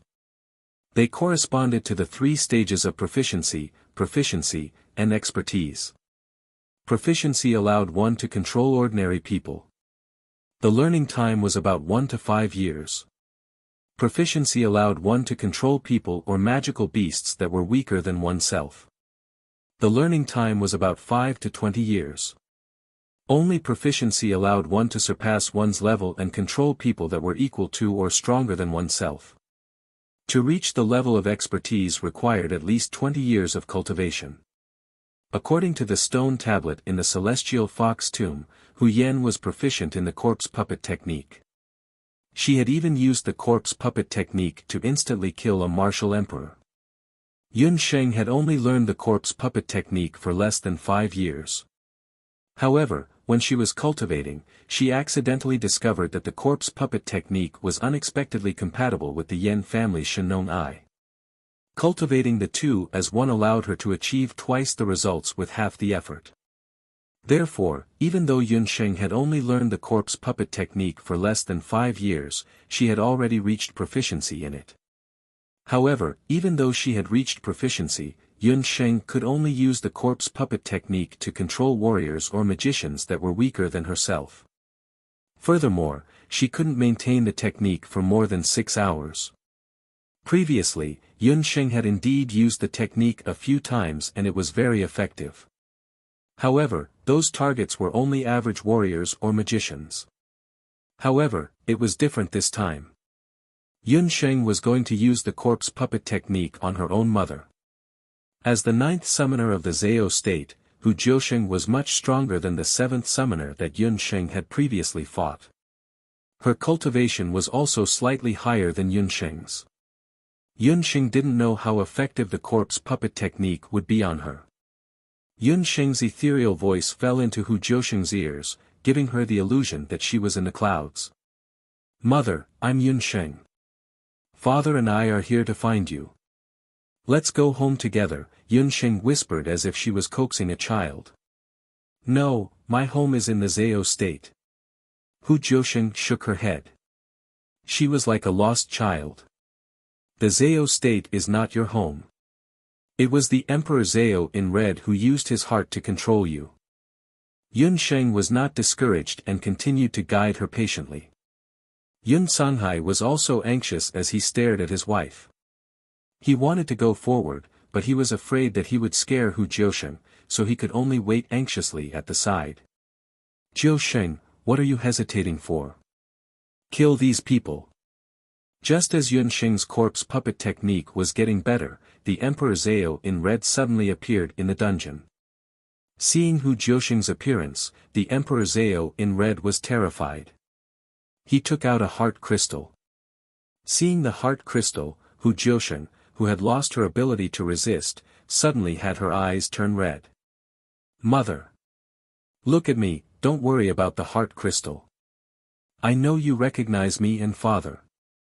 Wake up, for the past 10 years, father and I have been waiting for you to come back. We have always been waiting for you. Yun Sheng suddenly grabbed Hu Jiusheng's arms. Her black eyes had turned golden. Hu Jiusheng stared at the pair of golden eyes in front of her. She felt as if her head was being pierced by needles. It was painful. No, don't force me. Hu Jiusheng held her head in pain. Seeing Hu Jiusheng in pain, Yun Sanghai and the Emperor Zhao in red couldn't help but step forward at the same time. Mother! Come back! Yun Sheng's pupils shrank.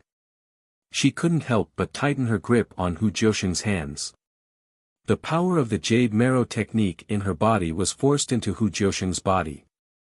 Almost at the same time, there was a bang sound. The heart crystal in the Emperor Zhao in red's hand exploded. The sharp fragments of the heart crystal caused the Emperor Zhao in red's hand to bleed. This was. The Emperor Zhao in red couldn't believe that the heart crystal had exploded. Hu Jiusheng, who had lost control of the heart crystal's power, blacked out and fainted in Yun Sheng's arms. Jiusheng! Jiusheng! Seeing that Hu Jiusheng had fainted, the two men who were deeply in love with Hu Jiusheng looked worried. At the same time, they also noticed each other. Yun Sanghai, you're still alive. If I had known earlier, I would have killed you myself 18 years ago. The Emperor Zhao in red regretted not killing Yun Sanghai and his bastard child. If he hadn't been concerned about his identity as the Emperor Zhao, or if he hadn't believed in the effects of the beast blood curse, this wouldn't have happened today. The Emperor Zhao in red, you despicable and shameless person. You first cast the beast blood curse on me, then used the heart crystal to control Jiusheng. Today, I, Yun Sanghai, will take revenge even if I have to risk my life. The man in front of him was the main culprit who had caused his family of 3 to suffer for so many years. Yun Sanghai, what right do you have to fight with me? In terms of character, appearance, power, and influence, you can't compare to me in any of them. The only thing I lost to you in is that I am Jiusheng's master. If Jiusheng hadn't been afraid of my master-disciple relationship, she would never have married you. The Emperor Zhao in red said disdainfully. He had always believed that Hu Jiusheng had only chosen Yun Sanghai because she had been deceived by him. Back then, he had confessed his feelings to Hu Jiusheng, but Hu Jiusheng had rejected him on the grounds that they were master and disciple and that the world wouldn't tolerate it. You're wrong. My mother has never liked you. The Emperor Zhao in red, you don't have to lie to yourself. If my mother had even the slightest bit of love for you, you wouldn't have used the heart crystal to control her, the woman next to him sneered. Yun Sheng's words stung the Emperor Zhao in red. Yun Sheng was right. Back then, the Emperor Zhao in red had painstakingly captured Hu Jiusheng and brought her back to the Zhao state. He had tried to persuade her nicely, thinking that Hu Jiusheng would accept him. Who would have thought that Hu Jiusheng wouldn't even say a word to him? She only had hatred for the Zhao state and the Emperor Zhao in red. She hated the Zhao state and the Emperor Zhao in red for killing so many blood cloud beasts. She hated the Zhao state for killing her foster parents. You're that vile spawn. The Emperor Zhao in red stared at Yun Sheng. You're that shameless Emperor Zhao. Yun Sheng raised her eyebrows. Bah! What an old man. Although he had taken good care of himself, Yun Sheng had heard that the Emperor Zhao in red was of the same generation as the first summoner and elder Si Ming. He was at least 60 or 70 years old. He was old enough to be her mother's father. How dare he have designs on her beautiful mother? How dare you insult I, The Emperor Zhao in red was one of the strongest people in both the Zhao state and the Wuji continent. No one had ever insulted him in such a tone. So what if I'm insulting you? You broke up a family and stole someone's wife. You shameless old man. You're not worthy of being Emperor Zhao. Yun Sheng's words were sharp. The Emperor Zhao in red was so angry that his face turned green and white. Chapter 1037. Just as the Emperor Zhao in red was about to explode with anger, many of the Zhao state's main summoners and summoners, including the seventh summoner, arrived at the scene. The Emperor Zhao in red was on his way back to the Zhao state with everyone. The Emperor Zhao in red suddenly felt that the heart crystal on his body was boiling hot. This heart crystal was what the Emperor Zhao in red usually used to control Hu Jiusheng.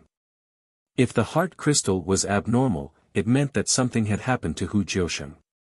The Emperor Zhao in red was concerned about Hu Jiusheng's safety, so he left everyone behind and rushed over. Emperor Zhao, she's Yan Yun. The seventh summoner pointed at Yun Sheng. Idiot, her name isn't Yan Yun. She's Yun Sanghai's bastard child, Yun Sheng. Seeing that the seventh summoner was still not enlightened, Emperor Zhao wanted to execute him immediately. Ah! Isn't that the traitor, Hu Jiusheng? Why is she here? The seventh summoner glanced at the unconscious woman in Yan Yun's arms. The seventh summoner wanted to swallow his own tongue. At the same time, he recognized the summoner's robe that Hu Jiusheng was wearing. It was the ninth summoner's robe. Hu Jiusheng was infamous in the Zhao state. She was originally the Emperor Zhao in red's most valued disciple. She was so powerful that the Emperor Zhao in red even wanted to make an exception for her and promote her to a main summoner. However, almost 20 years ago, Hu Jiusheng betrayed the Emperor Zhao in one night. She even killed a main summoner who was on a mission with her. Since then, the Zhao state had issued an order to kill her. It was rumored that after she was captured 18 years ago, she was executed by the Emperor Zhao in red. Who would have thought that not only did she not die, but she also stayed in the Zhao state as the ninth summoner all these years? Everyone in the Zhao state knew that the ninth summoner was favored by the Emperor Zhao in red. However, because of the Emperor Zhao in red's power, no one in the Zhao state dared to say anything. However, when they saw the ninth summoner's face, they realized that the ninth summoner was actually, thinking about the past, the Emperor Zhao's love for Hu Jiusheng. Could it be that the Emperor Zhao? No one dared to think further. For a moment, everyone was silent. The Emperor Zhao, if the woman in front of us is the bastard child of Yun Sanghai and Hu Jiusheng, then who is the woman in the water prison? Someone asked in a hoarse voice. It doesn't matter who it is. The only path left for that woman is death. The red-robed Zhao Huang suddenly chuckled. His words made Yunsheng feel uneasy. Why did the Emperor Zhao in red look so confident? Logically speaking, Hu Sheng should have safely left Penglai under the cover of Gufeng and abandoned. Yun Sheng, bad news. Hu Sheng has been captured. Sister Lan appeared in front of Yun Sheng with wounds all over her body. Didn't I ask Gufeng and abandoned to send Hu Sheng away? When Yun Sheng heard this, her mind went blank. It turned out that after Yun Sheng stalled Hu Jiusheng, Gufeng and abandoned took Hu Sheng and escaped from the Zhao state. Along the way, Lan and Dong Huangling, who were already prepared, were also in charge of providing support. Just as the five of them reached the estuary of Penglai, something unexpected happened. We encountered Elder Si Ming from the Temple of Law. He and a group of sorcerers from the Temple of Law attacked us. Both Abandon and I were injured. Gu Feng and Ling were slightly better, but they were also lightly injured. Hu Sheng was also taken away. Gu Feng and Ling chased after them. I rushed over to report the news. Yun Sheng and Sister Lan had known each other for a long time. Other than that time in the Dutian blood realm, she had never seen her sister suffer such serious injuries. Huh, the mantis stalks the cicada, unaware of the oriole behind. You definitely didn't expect that Elder Si Ming from the Temple of Law is Ai's junior brother. I have already investigated the identity of the woman called Hu Sheng that you mentioned. She should be the celestial fox people from the 8th Desolation tribe. The celestial fox saintess from the boundless continent. The Emperor Zhao in red was not completely unsuspicious of the identity of Yun Sheng in the water prison. This was because he had long heard that Yun Sheng from the Zhou state was not a kind person. After all, this woman had inherited the blood of Hu Jiusheng and Yun Sanghai. Back then, this woman had single-handedly uprooted the continent's #1 medical center, the Medicine Emperor Pavilion. She was also the deputy commander of the Heaven Extermination Hunting Corps. When she was in Skywing City, she had even received the title of Combat King. On the other hand, the woman in the water prison had no redeeming qualities other than her stubbornness. Therefore, the Emperor Zhao in red ordered people to investigate her identity. Combining the information sent by the spies from the 8th Desolation tribe, the Emperor Zhao in red deduced that the Yun Sheng in the water prison was the saintess of the celestial fox people. Although she was not Yun Sheng, she was a pure descendant of the celestial fox. Compared to the mixed-blood Yun Sheng, she was more suitable for the blood sacrifice. The Emperor Zhao in red had not killed Hu Sheng in the past 3 years partly because he was waiting for an opportunity. He was waiting for the real Yun Sheng to walk into his trap. He was also waiting for the Dutian blood seal to collapse and for the Zhao state to appear in front of the world as the savior of the continent. Although there was an interlude with the first summoning, at least things were not completely out of his expectations. Yun Sheng and her father finally appeared. What do you want to do to Hu Sheng? Yun Sheng was burning with anxiety. She did not expect that her rescue this time would put her good friend and Hu Sheng in danger. Even Sister Lan could not stop Chang Si Ming. Even if Ling Er and Gufeng caught up with Chang Si Ming, they would not have a chance to rescue Hu Sheng. Of course, we will use them for the blood sacrifice to redraw the Dutian blood seal. However, before you care about the safety of others, shouldn't you care about your own life? I heard that you are an outstanding sacred beast tamer. I will give you a choice. You and your mother will submit to the Zhao state. If you do, I will spare your lives. The Emperor Zhao in red held 2 heart crystals in his hand. The Emperor Zhao in red was very sharp. He noticed that Yun Sheng was the main reason why Hu Jiusheng lost control. As long as he subdued Yun Sheng, it would not be difficult to control Hu Jiusheng again. Moreover, after the Dutian conference, the Zhao state had lost a lot of people. If he could recruit a sacred beast tamer to the Zhao state, it would be very beneficial for the Zhao state's recovery. Dream on, Ji Fong. As long as I, Yun Sanghai, am around, you will not be able to touch a single strand of their hair. Yun Sanghai shielded his wife and daughter, hiding them behind him. 18 years ago, he was almost ruined by Ji Fong. This time, he would absolutely not allow history to repeat itself. When the Emperor Zhao in red noticed the soul stone on Yun Sanghai's magic scepter, he could not help but be stunned. He did not expect that Yun Sanghai would be able to break through after being inflicted with the beast blood curse. Your courage is commendable, but you have no brains. You are just a mere magician. You are not strong enough to fight against me, Emperor Zhao. The Emperor Zhao in red rubbed the Emperor Zhao ring on his hand. Then, do you dare to fight with me? Yun Sheng's cold and arrogant voice rang in the Emperor Zhao in red's ears. Everyone has a monthly vote. Remember to vote. Chapter 1038. You dare. You still don't dare. Yun Sheng's words were loud and clear.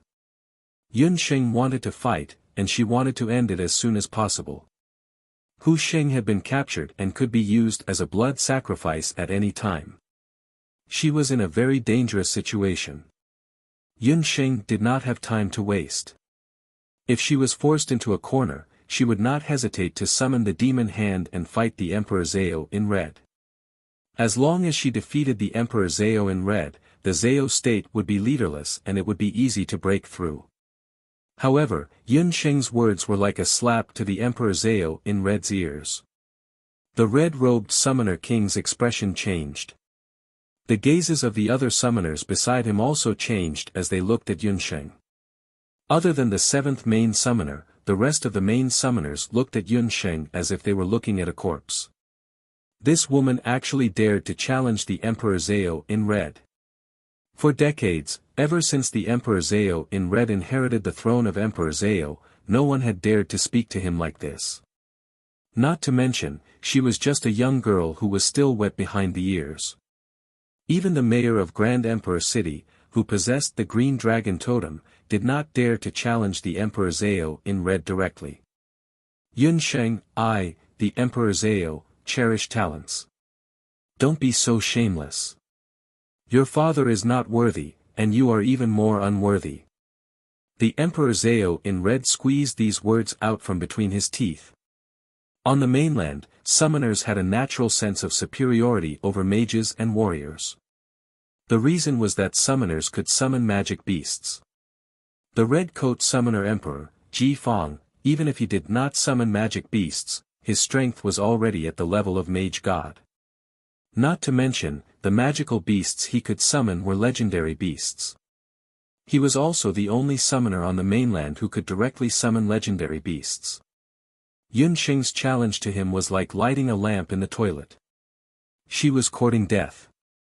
Someone once said the same thing to me, but after saying it, he died.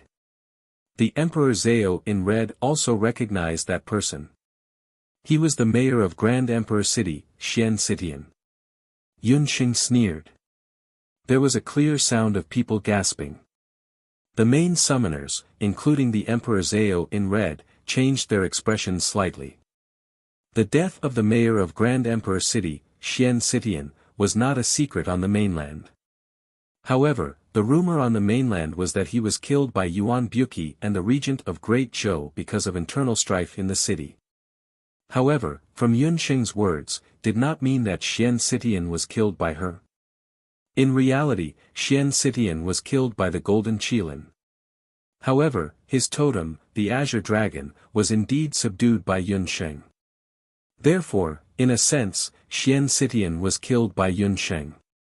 Although Xian Citian's magical beast was not an orthodox mythical beast, the Azure Dragon totem possessed the power of a god. Could it be that this girl who looked to be around 17 or 18 years old was actually a summoner with astonishing talent? The Emperor Zhao in red could not help but feel a chill run down his spine. Humph, aren't you afraid that your boasting will be exposed? If Xian Citian died in the hands of a silly girl like you, that would be the biggest joke in the world. Just you alone, any one of us main summoners can kill you. The main summoners were shocked at first, but they quickly calmed down. Indeed, Yun Sheng had not summoned any magical beasts up until now. Moreover, Xian Citian's totem, the Azure Dragon, was a submythical beast. In order to kill a submythical beast, Yun Sheng would have to master at least one type of god-slaying magic. The god-slaying magic had been missing from the boundless continent for many years. At Yun Sheng's age, it was already very difficult for her to master a super magic, let alone a god-slaying magic that did not even exist in the boundless continent. Of course, everyone thought that Yun Sheng was boasting. Everyone burst into laughter. But at this moment, a golden figure flashed past. Accompanying the appearance of that golden figure was a strange sound that sounded like thunder or the whistling of swords. The laughter stopped abruptly. The main summoners only felt as if there was a flash of fire in front of them, like a bolt of lightning. In the next moment, they felt a sharp pain in their waists. Then, several streams of hot blood spurted out like a flood. The Emperor Zhao in red and Yun Sanhai shuddered as if they had seen a ghost. Only Yun Sheng's eyes flashed with joy. In an instant, many of the main summoners who were mocking Yun Sheng were sliced in half from the waist down to the upper part of their legs. Without exception, all of them were sliced in half at the waist. And the attack that killed them was the attack of that golden figure. The golden light disappeared in an instant and landed beside the summoner, Yan Yun. The moment it landed, the Emperor Zhao in red and Yun Sanghai finally saw it clearly. It was a demonic beast that was as graceful as a leopard and as strong as a lion. Its body was reddish gold in color and it had a pair of golden eyes that even the sun paled in comparison. It first walked to Yun Sheng's side and gently held her hand with its mouth. Then, it raised its head and looked at the Emperor Zhao in red and the seventh main summoner who was hiding behind the Emperor Zhao in red. That expression seemed to be saying that there was only one outcome for those who mocked her. The red-robed main summoner's face froze. The disdain that he had felt earlier had vanished. He had thought that the father and daughter of the Yun family were at the end of their rope. He did not expect that they would have such a reinforcement. In an instant, the main summoners in front of him turned from living humans into corpses that could not be any more dead. What kind of monster was that? It seemed to be a demonic beast, but there were no signs of a contract on its body. Also, what was the meaning of its gaze? Even demonic beasts were so arrogant these days. Yun Sanghai was also dumbfounded. There were still traces of blood on the right forelimb of the golden demonic beast. Just now, this golden demonic beast had used its right forelimb to kill several main summoners. One move. It had only used one move. How was this a demonic beast? It was simply a killing machine that had returned from hell. What made Yun Sanghai even more unacceptable was that this unknown beast was very close to his daughter. When his daughter saw it, a smile appeared on her face. She looked even happier than when his daughter had seen him, her biological father. Yun Sanghai could not help but feel a little sour in his heart. When Yun Sheng saw the gold coin, she was also pleasantly surprised. She could not help but scratch the golden demonic beast's chin with her hand. The latter let out a low growl that was very comfortable. Before Yun Sheng came to participate in the Dutian summit, she had left baby sheep and the gold coin at the Great Zhou embassy. After waiting for a while, the gold coin could not help but come to find Yun Sheng. Following Yun Sheng's scent, it found the water prison. Unexpectedly, it happened to see several main summoners ridiculing Yun Sheng together.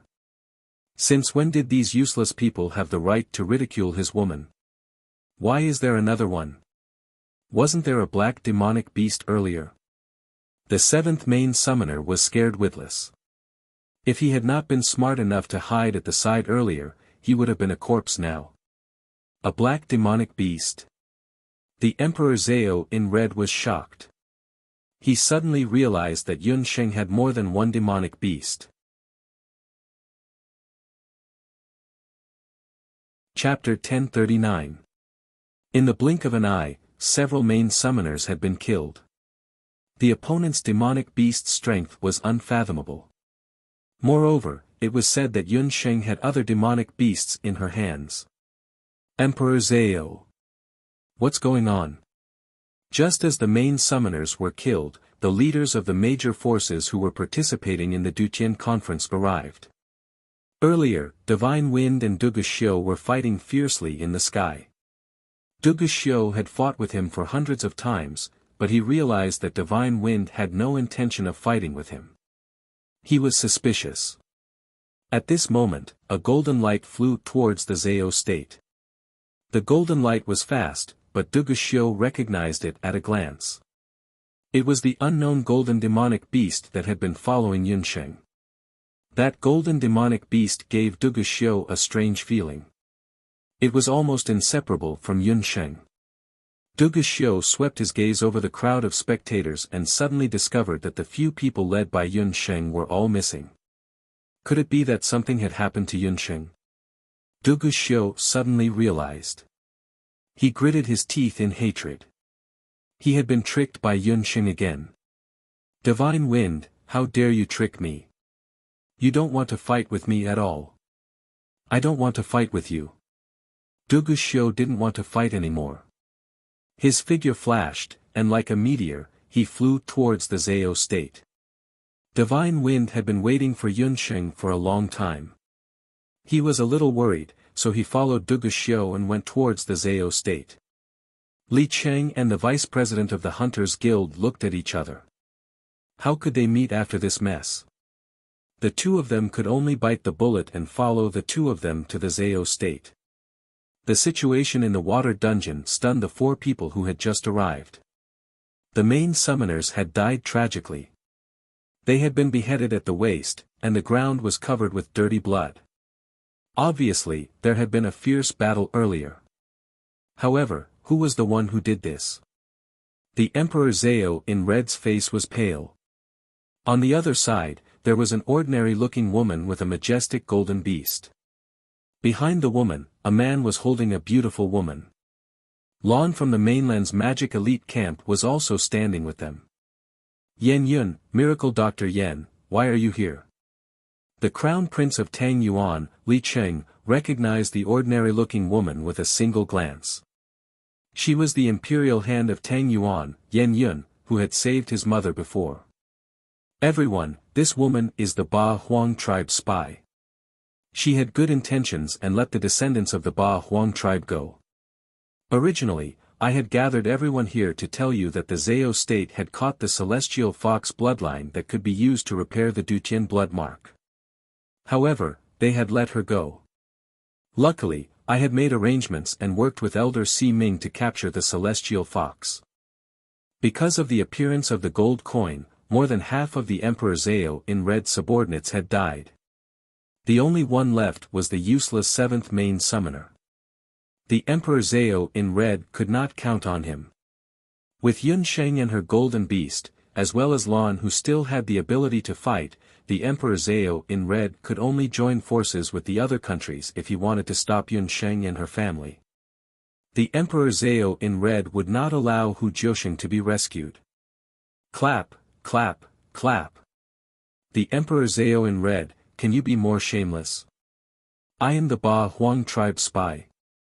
If I was a spy, Peng Lai would have been destroyed without breaking out of the prison. I was the one who discovered and exposed the first summoner and the volcano seal. If it wasn't for me, would you still be standing here?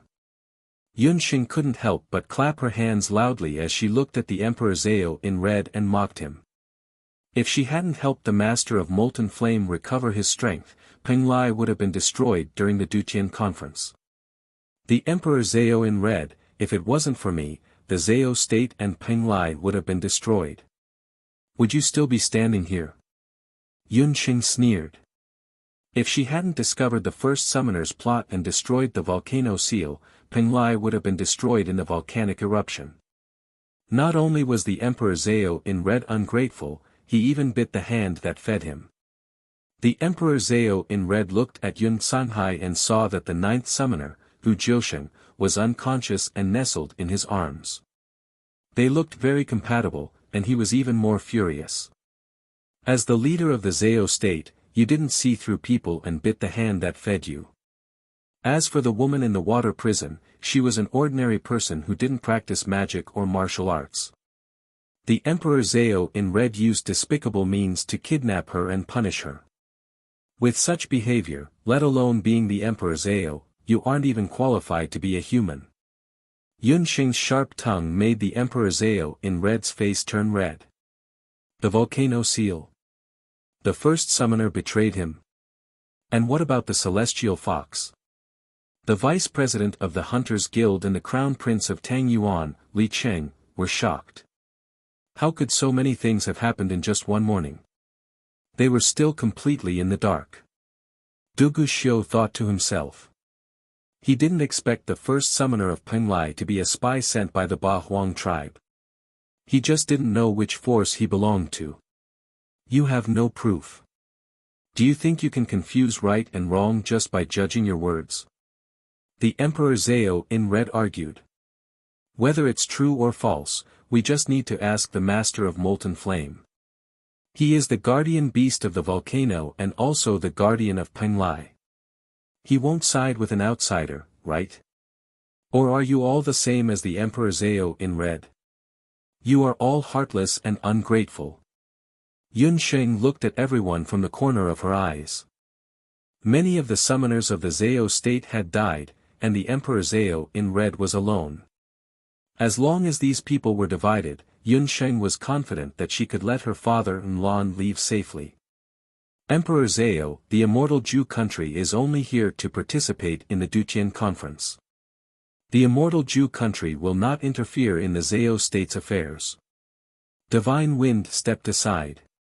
He glanced at Yun Sheng a few times, and a helpless smile appeared on the corner of his mouth. The Emperor Zhao, Master Yen Yun is my Tang Yuan country's master. He saved my mother before. Forgive me for not being able to help. Li Cheng also stepped aside. What a joke. Everyone had a life and death cycle. He didn't know if he would need Yen Yun's help in the future. It was better to stay neutral and not interfere. The Emperor Zhao, you know the rules of the Hunters Guild. A drop of water should be repaid with a spring. This girl doesn't seem to be lying. She saved the lives of my brothers and me. The Hunters Guild will not interfere in this matter. The vice president of the Hunters Guild also stepped aside. Among the few people from the metropolis meet, several people left in a short while, leaving only Ho Chin Duguxiu.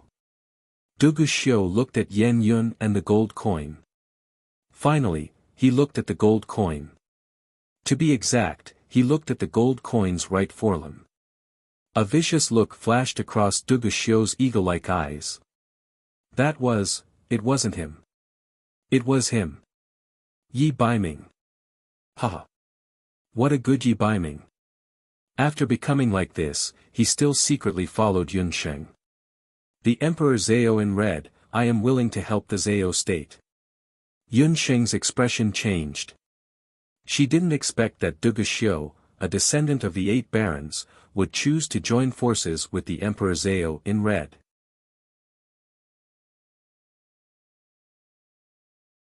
Chapter 1040. Unlike the others, Duguxiu did not pay attention to the dispute between the Emperor Zhao in red and Yun Sheng after entering the water dungeon. What Yen Yun? As soon as he heard Yun Sheng's voice, he understood everything. Needless to say, the great master of Tang Yuan and the sacred beast were all Yun Sheng in disguise. Duguxiu would not interfere in the feud between Yun Sheng's family and the Emperor Zhao in red. The destruction of the Zhao state was a good thing for Duguxiu. What caught Duguxiu's attention was the few main summoners who had been killed in the water dungeon. Others might have thought that there must have been a fierce battle in the water dungeon, but Duguxiu saw clearly that these main summoners had been killed in one hit. At the same time, he also noticed the bloodstain left on Dollar's right forelimb. Generally speaking, demonic beasts were used to killing their enemies with their limbs. However, Yun Sheng's demonic beast was different. It used its left and right forelimbs. Duguxiu had already felt that something was wrong when he saw it on the spaceship of the later Qin. It was a human habit to use their forelimbs. In addition, Dollar had an unusual desire to protect Yun Sheng, so Duguxiu could not help but take a few more glances at Dollar. As the iron-blooded emperor of the later Qin, Duguxiu had fought countless battles in the past 10 years. He had killed countless people with his bare hands and had piled up countless corpses. To be able to become the main summoner of the Zhao state, his strength was not to be underestimated. Even Duguxiu himself was not confident that he could kill several people in one hit. Unless he used the halberd of the divine warrior. Or did he have a secret weapon that was comparable to the halberd of the divine warrior? Then, Duguxiu noticed the look in Dollar's eyes. That look was very domineering, just like Yi Baiming in the past. It seemed to be telling everyone, no one can touch his woman. That golden demonic beast was Yi Baiming. Yun Sheng didn't understand Duguxiu's gaze. But the golden Qilin Yi Baiming, who was also a man, understood. Duguxiu recognized him. Golden Qilin Yi Baiming couldn't help but sigh inwardly. Duguxiu was even sharper than the little wild cat.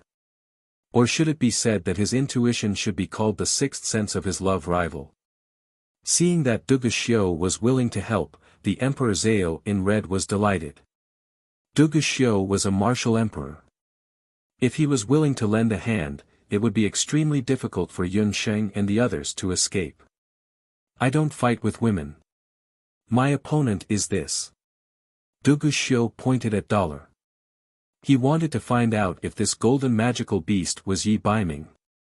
Why would Yi Baiming, who was clearly a human, turn into a magical beast? Furthermore, it was a golden magical beast that had never appeared on the continent before.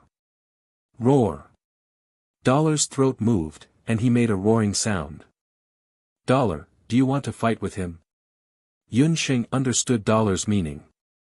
She also felt that Dollar was more repulsed by Dugu Xiu than the others. Don't say that I didn't give you a chance. If you want to leave, you can. But you and your magical beast have to defeat me and His Majesty first. The Emperor Zhao in red also understood that he couldn't kill Yun Sheng in front of everyone. Yun Sheng had seen through the identity of the first summoner and stopped the volcano eruption. She was indeed the savior of Penglai. Bo Bo, shameless old monster. Master is only 18 years old, and you are 80 years old. You actually want to fight Master one-on-one. Old monster, not only do you like to eat young grass, but you also like to bully the young. Your face is thicker than the bark of a tree. Beside Yun Sheng, there was a magical fluctuation. A pink magical beast in the shape of a ball of fur landed on Yun Sheng's shoulder. After Papa Sheep finished scolding, it unceremoniously pointed its butt at the Emperor Zhao in red to express its strong disdain. The corners of Yun Sheng's mouth twitched. Not bad. His sheep's mouth had improved greatly recently. He even knew how to scold people without using vulgarities. What kind of magical beast was this?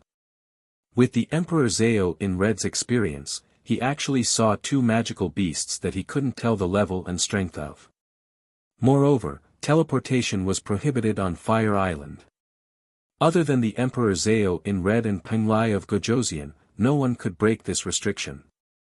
However, this demonic beast completely ignored this restriction. Of course, the Emperor Zhao in red didn't know that Baby Sheep was a universe deity on standby. Even though his strength hadn't reached the level of a true universe deity, his ability to break through space restrictions was still impressive. Bastard, I, the Emperor Zhao, am only 67 years old. How can I be 80 years old, you little bastard?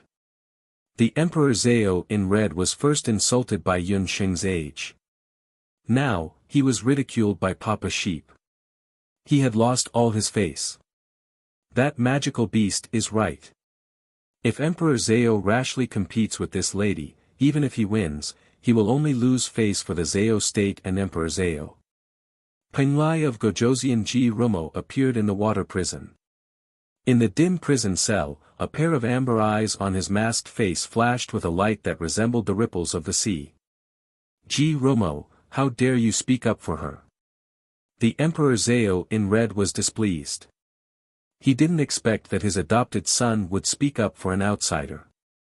This was Penglai, but all these people were speaking up for the bastard of the Yun family. Yun Sheng was also surprised that Ji Rumo had helped her again. Was he a friend or a foe? Yun Sheng was confused. She looked at Ji Rumo. Suddenly, she saw Ji Rumo winking at her. Next to him, Dollar's nose made a loud snorting sound. Emperor Zhao, Rumo is only interested in the matter, not the person.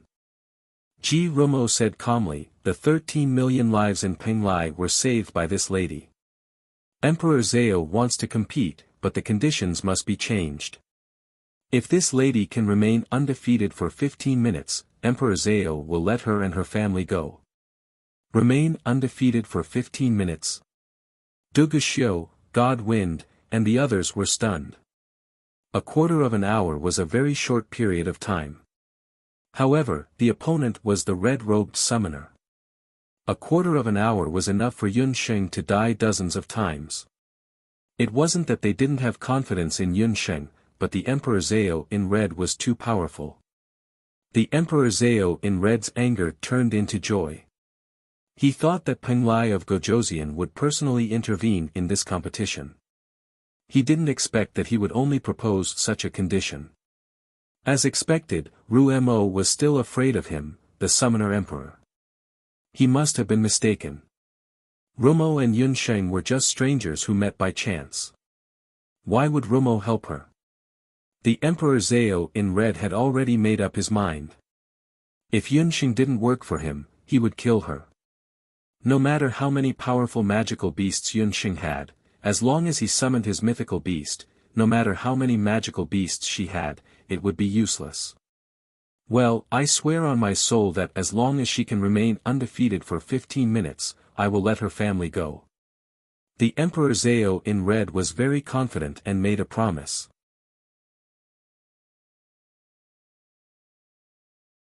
Chapter 1041. As soon as the Emperor Zhao in red said those words, Penglai of Gojoseon's Ji Rumo's face relaxed slightly. Even someone as cold as him couldn't help but feel his palms getting wet at that moment. This was all he could do to help. The Emperor Zhao in red and his mythological beast were so strong that even he didn't dare to fight them head-on. He firmly believed that with Yunsheng's wit, she would definitely be able to hold on for a quarter of an hour. While Penglai of Gojoseon was negotiating with the Emperor Zhao in red, Yunsheng was also whispering to Baby Sheep. Ha!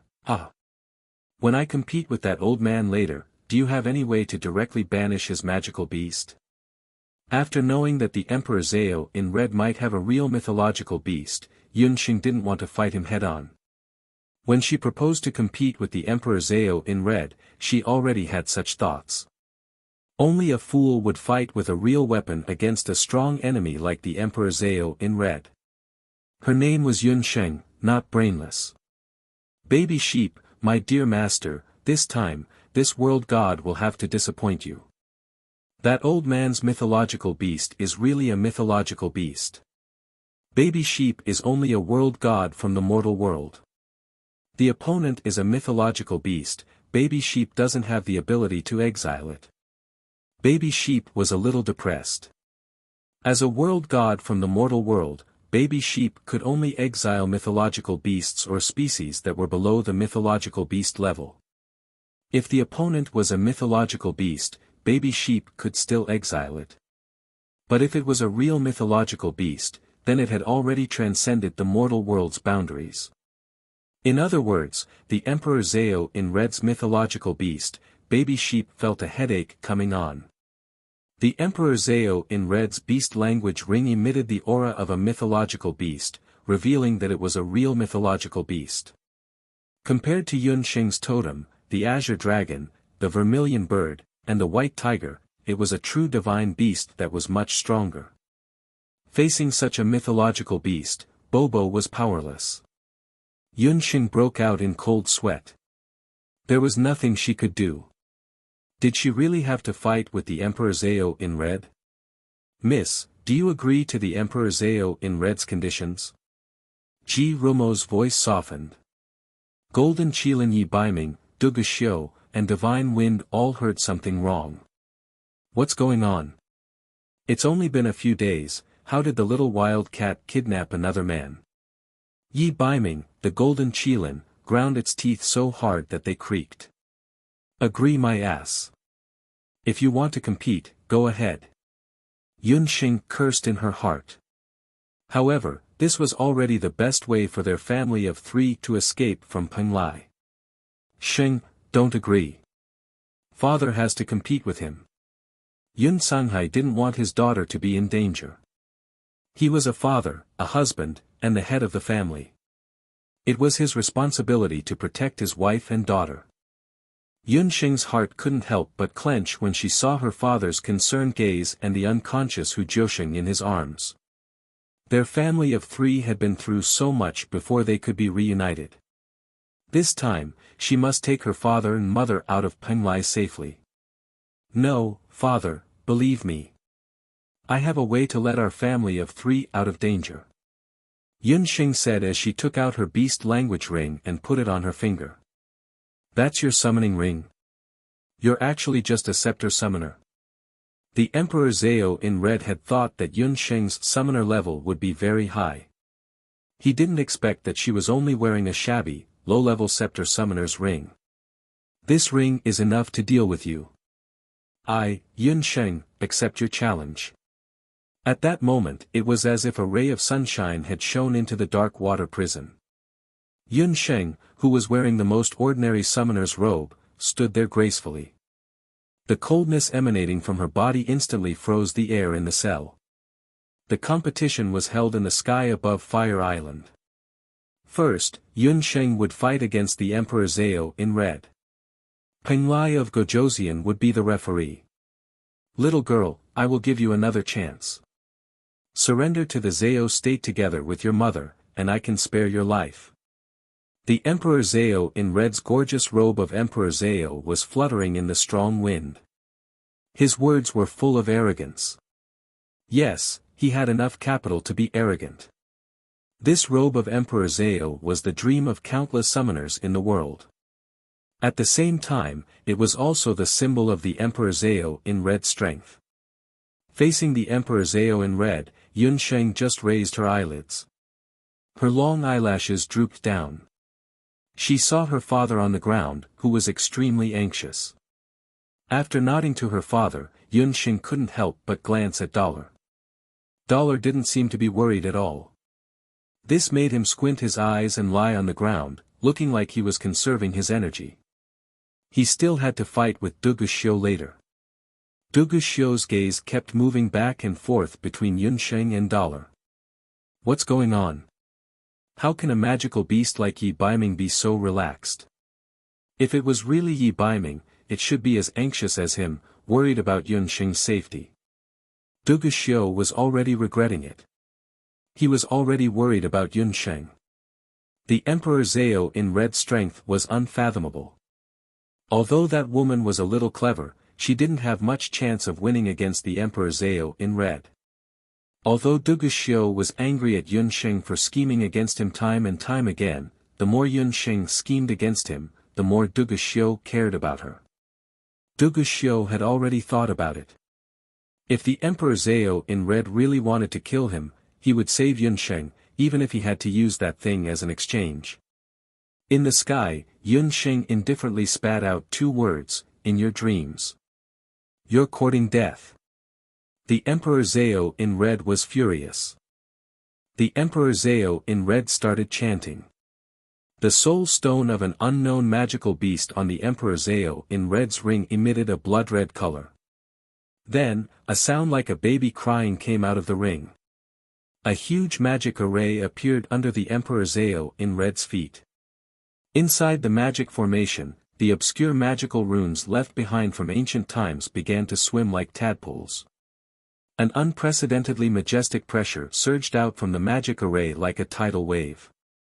In the entire Penglai, within 100 miles, all the magical beasts, whether flying in the sky, running on the ground, or swimming in the sea, were scared out of their wits. The more courageous ones were also scared out of their wits and did not dare to move. The mythical beast had not appeared, but it had already shown its terrifying power. Yun Sheng's face became serious. Was this the power of a mythical beast? At the same time, she also started chanting. A magic array flashing with pink light appeared under Yun Sheng's feet. In the Emperor Zhao in red's magic array, a huge shadow of a beast began to appear. It was like a mountain, and the shadow of the beast was getting clearer and clearer. It was about to break out of the magic array. Just the shadow of the beast was already very scary. On the other hand, Yun Sheng's magic array did not have the slightest bit of pressure. Even the magic waves were very weak. What kind of magical beast could be summoned from such a magical beast magic array? The Emperor Zhao in red snorted coldly. The Emperor Zhao in red's chanting suddenly stopped. He suddenly realized that Yun Sheng had disappeared. You're tuning into the Han Li's Wuxia Adventures YouTube channel. We're so grateful for your support, and don't forget to subscribe to join us on this incredible journey through captivating stories.